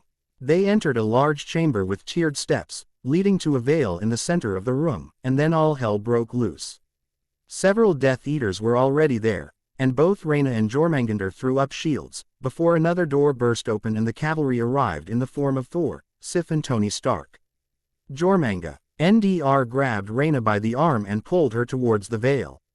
Where are we going? To visit our sister. Hela, how could we get there? The veil is a shortcut. He grabbed a Death Eater and snapped his neck. Before they reached the veil, Thor, Sif and Iron Man had kept most of the heat off them, and Sif had just reached them. The veil leads to Hela's realm. I will take Rayna there. She will be safe there. Sif nodded. Understood. Now go, quickly. Rayna allowed Jormungandr to usher her through the veil and felt as if she was falling, before she made sudden acquaintance with the ground. Well, I was not expecting visitors today. Tell me, what brings my darling siblings to my home? Rayna looked up and grinned at seeing her sister once again. Ingrid was wandering through a room full of different instruments, including time turners with Volstagg. It is eerily quiet, he said. It should not be this quiet. You are right, Volstagg. There should be some sort of sound. That worries me. You don't think we are too late, do you? Rayna is quick thinking, and has learnt defense quickly. Do not fear, Ingrid, we will find her alive. They were heading for another door, when it opened and Scourge and Amora stepped through. Accompanied by Lucius Malfoy, both parties stopped and assessed each other. So, It seems we have been betrayed by two of our own. Ingrid said, her eyes narrowing on Amora. The king will have your heads for this, Volstagg growled, readying his weapons. Not if you are both dead and unable to tell him of this, Amora smirked. Ingrid smirked back. Oh, but I doubt we will have to. Heimdall will have already seen. Why would he be watching you? The blonde spellcaster sneered. Ingrid's smirk grew, and she removed her glamour, not caring about revealing herself to the enemy. She just wanted the bitch to know she wouldn't get away with this. She had never liked the other magic wielder, especially since she had an unhealthy obsession with Thor. And now she was a threat to her daughter. Well, Amora was going to be in for a shock. Amora took a step back, Scourge cursed, and Malfoy looked ready to wet himself as they realized who they were facing. Surprise. Where's my daughter? You had better hope, she is alive. Ingrid hissed, gathering magic in the palms of her hands. The brat will be dead before you find her. Amora was the first one to hurl a spell. But Ingrid was a mother whose only child was under threat. The spell diminished against a shield and the three were sent hurtling through a wall by Ingrid's retaliation. Do not underestimate me simply because I was coddled the last time we met, Amora. My magic far surpasses yours in strength. I am as powerful as Loki in that aspect, Ingrid said, waving her hand, and throwing the blonde enchantress into the ceiling. And letting her drop to the floor. Scourge proved he was more than just muscle by doing the smart thing and grabbing Amora, throwing her over his shoulders and running away with her. It was obvious to him that they were currently outmatched, even had Ingrid been on her own. Volstagg had not had to do anything. Remind me never to anger you, he said to Ingrid. Don't worry, you will probably never succeed in making me this angry, Ingrid said, before she turned to look at Malfoy, who had multiple broken bones and was lying on the ground, half conscious. Perhaps now you'll be more willing to talk. Where is my daughter? He shook his head. Ingrid smiled, and stamped on his arm, putting her weight behind it. Where is Rayna? Gone. He cried out, the agony getting the best of him. She managed to slip away from us. She's gone. We were searching for her, but couldn't find her. Then we keep searching, and you are nothing more than a hindrance and a threat. Allow me the honors, my lady. Volstagg asked. All yours, Ingrid nodded. Lucius Malfoy's head was soon separated from his body, and the two moved on. Loki and Cedric had just entered what had once been the Hall of Prophecies. To see a Death Eater extracting himself from under a shelf. His leg was obviously broken, and he was covered in cuts that had obviously been made by falling glass shards. Loki soon had a dagger at the man's throat. If you value your life, you will not move, and you will tell me what happened, right from the moment you entered Hogwarts, to now. Then you are useless to me. You said you'd let me live. Quote, Cedric was surprised at how little he felt at the man's death. He knew that, even a year ago, things would have been very different. What? Loki asked, as He saw Cedric watching him and the now dead wizard. Just surprised how little I actually care at you killing him like it was nothing. Loki smiled. You love Rayna, yes. Of course, Cedric replied, startled at the change of topic. This piece of filth was a threat to her. A lethal one. When someone is a threat to those you care for, it is surprising how much different your outlook suddenly becomes on certain things. Come, we have to keep searching. Cedric nodded, and followed the older man. When Fudge saw Sirius, he started shouting. Arrest that man. Everyone was stopped in their tracks when Ingrid, still missing her glamour, pushed her way into view and stood in front of Sirius, Sif at her side. You will do no such thing. Sirius is innocent of all crimes you accused him of, and I can tell you that for a fact. Now I suggest you get your head out of your ass and you try to do something worthwhile by starting to combat the threat of Voldemort. Everyone, bar Sirius and Remus, were gaping at her. Cedric decided to throw them off even further, and stepped forward, removing his glamour. There was an uproar then as people realized that two thought dead were standing in front of them. Silence. Thor yelled after a while. Everyone shut up. Yes, my sister and Cedric have returned. And you should take that as proof that Voldemort has also returned. If they could come back, so can he. He's not back, Fudge demanded. Then you're an idiot, Captain America stated, stepping forward. He motioned to the Avengers and himself, have done more to stop this threat in the paw. Saint Year, while you've been burying your heads in the sand and we don't have magic that you think so highly of. And that is without taking into consideration the actions taken by Asgard. We have been helping to protect your people while you've been in denial. I suggest you wake up before anyone else gets hurt. Ignoring something doesn't mean it doesn't exist. I honestly think that having magic takes away their logic and common sense. Tony drawled. How dare you? Fudge yelled at them. Fudge gulped, and his face went white. Several people visibly shifted away from the ashen-faced Minister of Magic. Sirius Black is an innocent man, and under my protection. If you even think of arresting him, and administering the Dementor's kiss, you will start a war you cannot win. Thor warned. That ought to it that none of the Aurors would make a move for Sirius. He could now walk down Diagon Alley and no one would bother him. Have you found Rayna? Sirius asked. She is safe. Jormungandr took her through the veil to Helheim. He and Hela will protect her. Sif said. Thank Merlin for that, Sirius grinned. But the veil leads to death, Dumbledore said. Not exactly. No doubt, most people will never emerge again. After meeting Hela on the other side of the veil, but Rayna and Jormungandr are not most people, Loki answered. He scratched between Ardwyad's ears, before the wolf bounded off, and jumped through the veil. Loki and Ingrid followed, while the rest remained behind.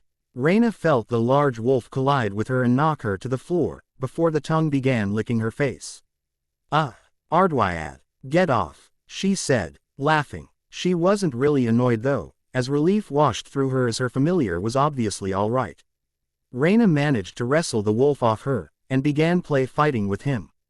Grinning at the playful yips he made as he tried to push her over again. Having fun, she heard a voice ask. She looked up and smiled at her mother, both of them halting in their reunion fight. Mum. She got up and ran over to and hugged her mother. When Loki appeared soon after, she hugged him too. Hey Dad, she replied quietly, glad to see him. I am glad to see you are safe, Rayna. He responded. Aunt Ingrid. This was preceded by Hela jumping on Ingrid to hug her. Rayna couldn't help but laugh. How Hela could switch between deadly serious to this, she would never figure out. Hello Hela, I am glad to see you again. She looked up and met Jormungandr's eyes, and smiled at him.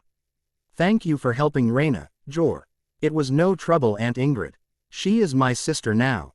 And before that my cousin I did what anyone would do. You did well. Loki ruffled his green and black hair. Jormungandr grinned. It was obvious his father's opinion meant a lot to him. I have promised to help out in any way that I can, father. Just give the word, and I will do what is needed of me. Thank you, my son. Are either of you hurt?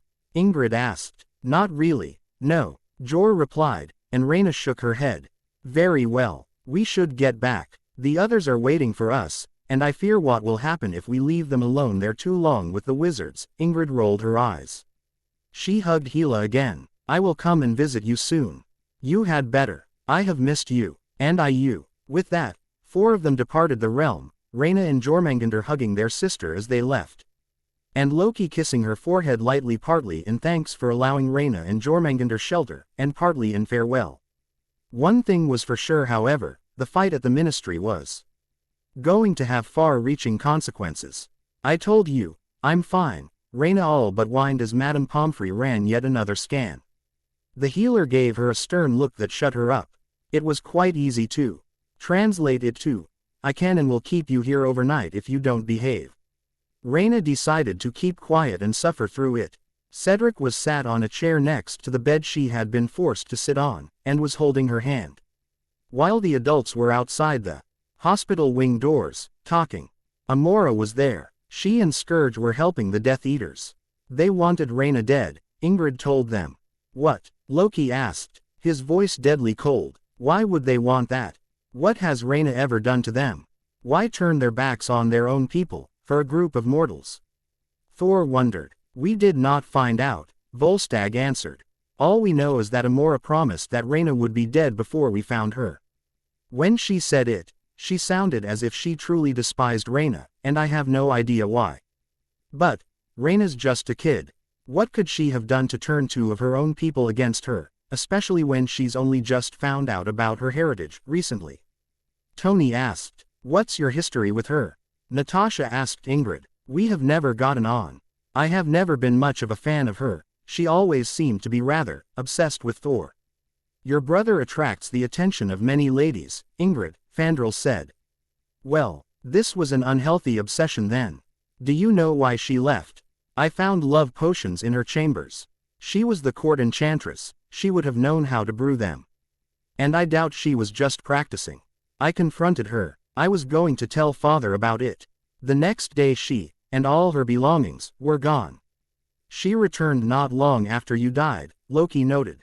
Then it is safe to assume that she found out I was gone, without telling anyone, and thought to return, being safe in her knowledge that I would now be completely silent on the matter. Well, there's been plenty of cases where someone with an obsession took it to an extreme, Clint said. You were a threat to her, so she left. Then, she returns only after you die. However, when Rayna turns up, she joins Voldemort. She could see Rayna as a similar threat. Killing my niece is not going to win my affections, Thor interrupted. How could she possibly think that would ever work? There must be another motive. But you'd be upset, right, if Rayna died, if we hadn't shown up, if Jormungandr hadn't gotten her to safety, and she died, with no one ever knowing that Amora had played a part, you'd be upset, right? Clint asked. Of course. She could then provide comfort, perhaps making you see her in a different light, and no one would think twice about her giving you something to drink, like alcohol. A potion could be slipped inside, Natasha said, following her partner's train of thought. Thor shook his head. People would notice. If I suddenly stopped caring for Jane, then someone would notice. Unless Dr. Foster was next on her list, Loki said. Apart from her and the others, Grimald is empty right now, Sirius said. But the protections, Thor said. Not enough if an enchantress of Amora's powers set her mind to it, Loki said, before he vanished. He returned not half a minute later with a surprised Jane and Darcy, before he disappeared again. He returned with Eric and then with the elder Grangers. What's going on? Jane asked, still getting over the sudden teleportation. Thor pulled her into a one-armed hug.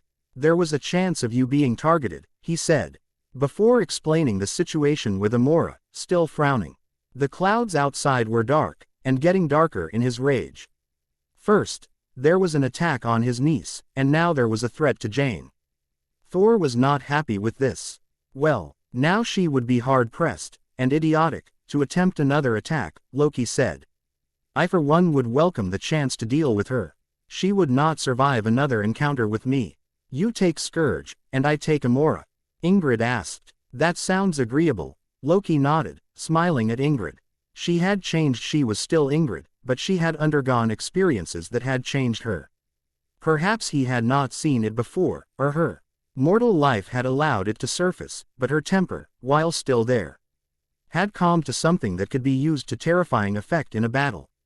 She was less likely to simply scream at someone and use words to beat them down, but her magic now was far more offensive, and she would be far more ready to use it than before, in combination with her ability to use words to undermine someone, much like he and Frigga could.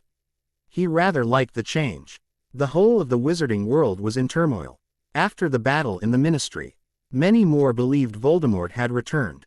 However, there were still many who did not believe, and continued to keep their heads buried idiotically in the sand, remaining in denial, believing that if they ignored the problem, it would go away. Rayna supposed that people like them must have been part of the inspiration for the idea of the ravenous bugbladder beast of Troll in a book she had read once, when bored, and had seen it in Dudley's second bedroom. What do we do now? She asked. We keep an eye on the situation, Loki answered her. Your summer holidays are coming up, so we have to keep an eye on how things continue before we make our next move. The wizards are restless. Now, something is wrong in their comfortable little lives, and it upsets them. They are likely to lash out. Like a wounded animal who they lash out at, and how will determine our response. Of course, some things will not change. We still have plans to take down Voldemort and his followers, no matter what happens. But we are at a crucial point here. What happens in the coming weeks will determine quite the number of things. Such as, you publicly returning to the wizarding world. There are many on their governing body, the Wizengamot, calling for you to be either controlled through magic, or handed over to Voldemort, to appease him. Obviously, we will not allow either option, but if they try, our first, visible, response will be to withdraw you from the wizarding world all together. However, we know you have friends here, so you will still be able to visit them, in between training. When you are ready and only then, will we allow you to accompany us when searching out Death Eaters. Especially since we know Amora and Scourge are now with them. Rayna nodded. She knew they didn't want her to be a part of the war at all. This concession would be the best she could get, and the clause about training was a reasonable addition. She really couldn't argue, and it wasn't as if she was being kept from her friends. She threatened you, that Amora woman, Rayna told him. But she didn't know you had adopted me or about Mum's return. Yes, she does seem to be working on outdated information. And do not worry about that. She would not have stood a chance against me. She said she was planning on bringing Voldemort back to Asgard when I was dead, because no one knew she had been helping him. She threatened that if I didn't do what she wanted, she'd have been able to get close enough to someone, either you or grandmother, and killed one of you. That caught his attention, and his green eyes narrowed. She threatened Mother. His tone was cold now. A threat to him, he could deal with, but apparently, if someone threatened his mother, then he was truly pissed off. Rayna nodded. She was utterly psycho. Yes, she is that, if nothing else. Fear not, Rayna, she will get no chance to kill any of our family. And Pettigrew will not harm you again, either. Rayna looked up, startled. What? He was captured by the Avengers. He is now in a prison cell in Asgard, awaiting justice. After your final exam, we plan on returning home, early. His trial will be held soon after. Finally, at least we can get this one out of the way. Loki nodded. That we can. Now, do you not have some revision to do? Rayna pulled a book out of her bag and began reading, and Loki watched her, thinking. The relief at Pettigrew having been caught had been easily visible. She wanted him punished as much as anyone else, but how would she fare at the trial, when the last time she had seen him, she was being tortured? He did not want all the work of the past year, helping build her back up, to go to waste because of a trial, but what options did they have? The exams were far easier for Rayna than she had thought. Her need to not disappoint her family had paid off in the fact that, even with the attack, she had studied hard. She was confident that she had at least passed all her exams except perhaps divination, and was looking forward mostly to her summer break. Apart from having to see Pettigrew again, her summer looked to be a good one. She had met for a longer period, the Avengers, after her rescue. But not that much longer. At some point, she would get the chance to visit them in New York, and hear more of what was being done on their side to combat the Death Eater threat. Not only that, but Tony had promised not everything would be all doom and gloom, as he put it, and apparently had something planned. She sat back in her seat in the common room, watching Hermione fret as she reviewed her exam. But then frowned and shifted. There was something digging into her back on either side of her spine, down the length of her back. Shifting against the seat apparently worked it out of the back of the chair. And she was able to sit properly, and comfortably again, all thoughts of the weird sensation forgotten. So, you'll be going home tomorrow?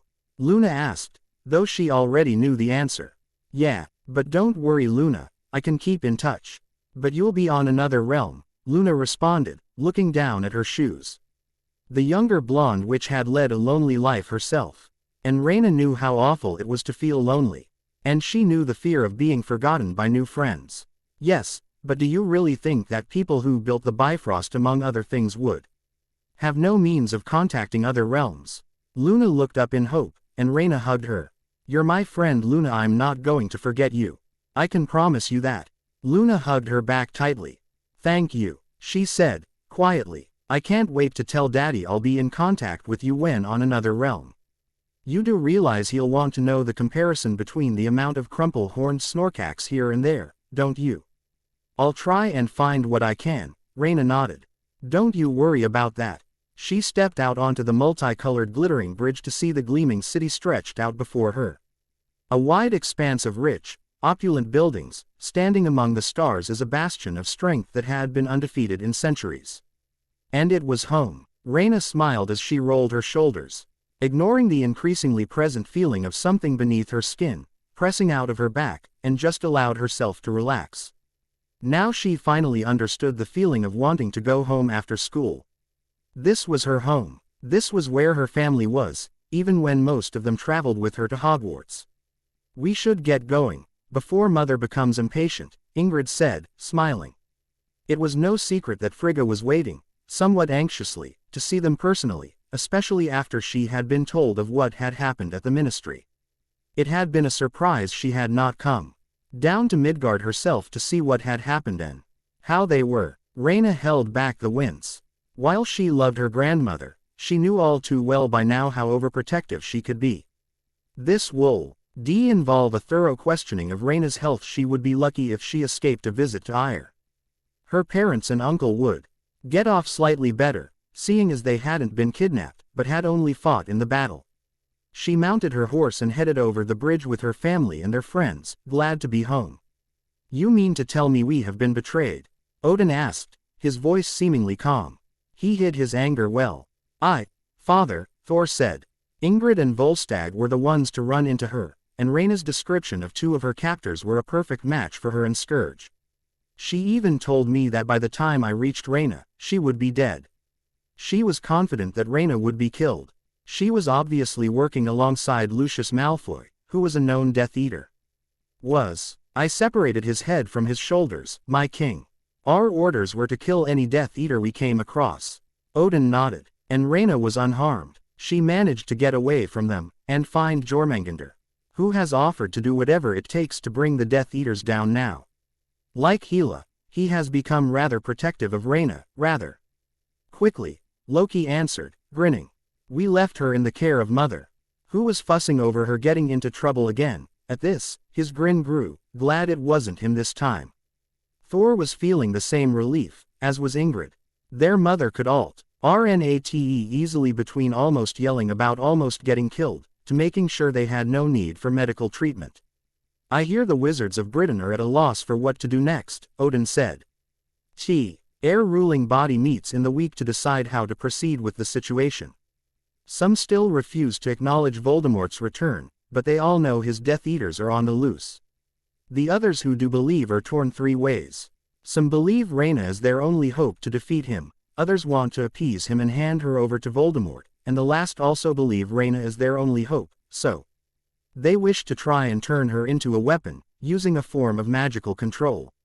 So far, that group have not even progressed far into the theory of it yet, but if the Wizengamot votes for that, then they will put their best thinkers on it. And they will have another war on their hands. I would change the orders of our warriors from simply Death Eaters, to all threats in the British wizarding community. And any others who thought to use Rayna as a weapon. If they go down that path, or the path of trying to hand Rayna over to Voldemort, they would have declared war on us. Keep watch over the situation, I want to know everything. Loki nodded. He could easily hide from the wizards while watching them, even if he had to resort to the use of the scrying mirror. The group were soon dismissed and Ingrid dragged Loki back to where they had left Rayna with Frigga. Ardwyad had a large slab of meat and was curled up next to the fire, tearing away at it happily. The prime cut was obviously Frigga's. Award to the familiar for protecting Rayna. Frigga was still grilling Rayna for details on the attack, and looking rather proud of her quick thinking. "Well, that went well," Ingrid said, causing the room's three occupants to look up. "What did grandfather say?" "He wants an eye kept on the situation. No decision can be reached just yet, when the wizards have not yet made their move," Loki said, easily omitting half the truth. He didn't think she would want to hear how they may be gearing up for war against the wizarding world. Besides, she deserved less worry, she'd had enough of that in her short life. For now, it was time for her to relax and enjoy herself while she still could. Thank you for reading and reviewing, I hope you enjoyed.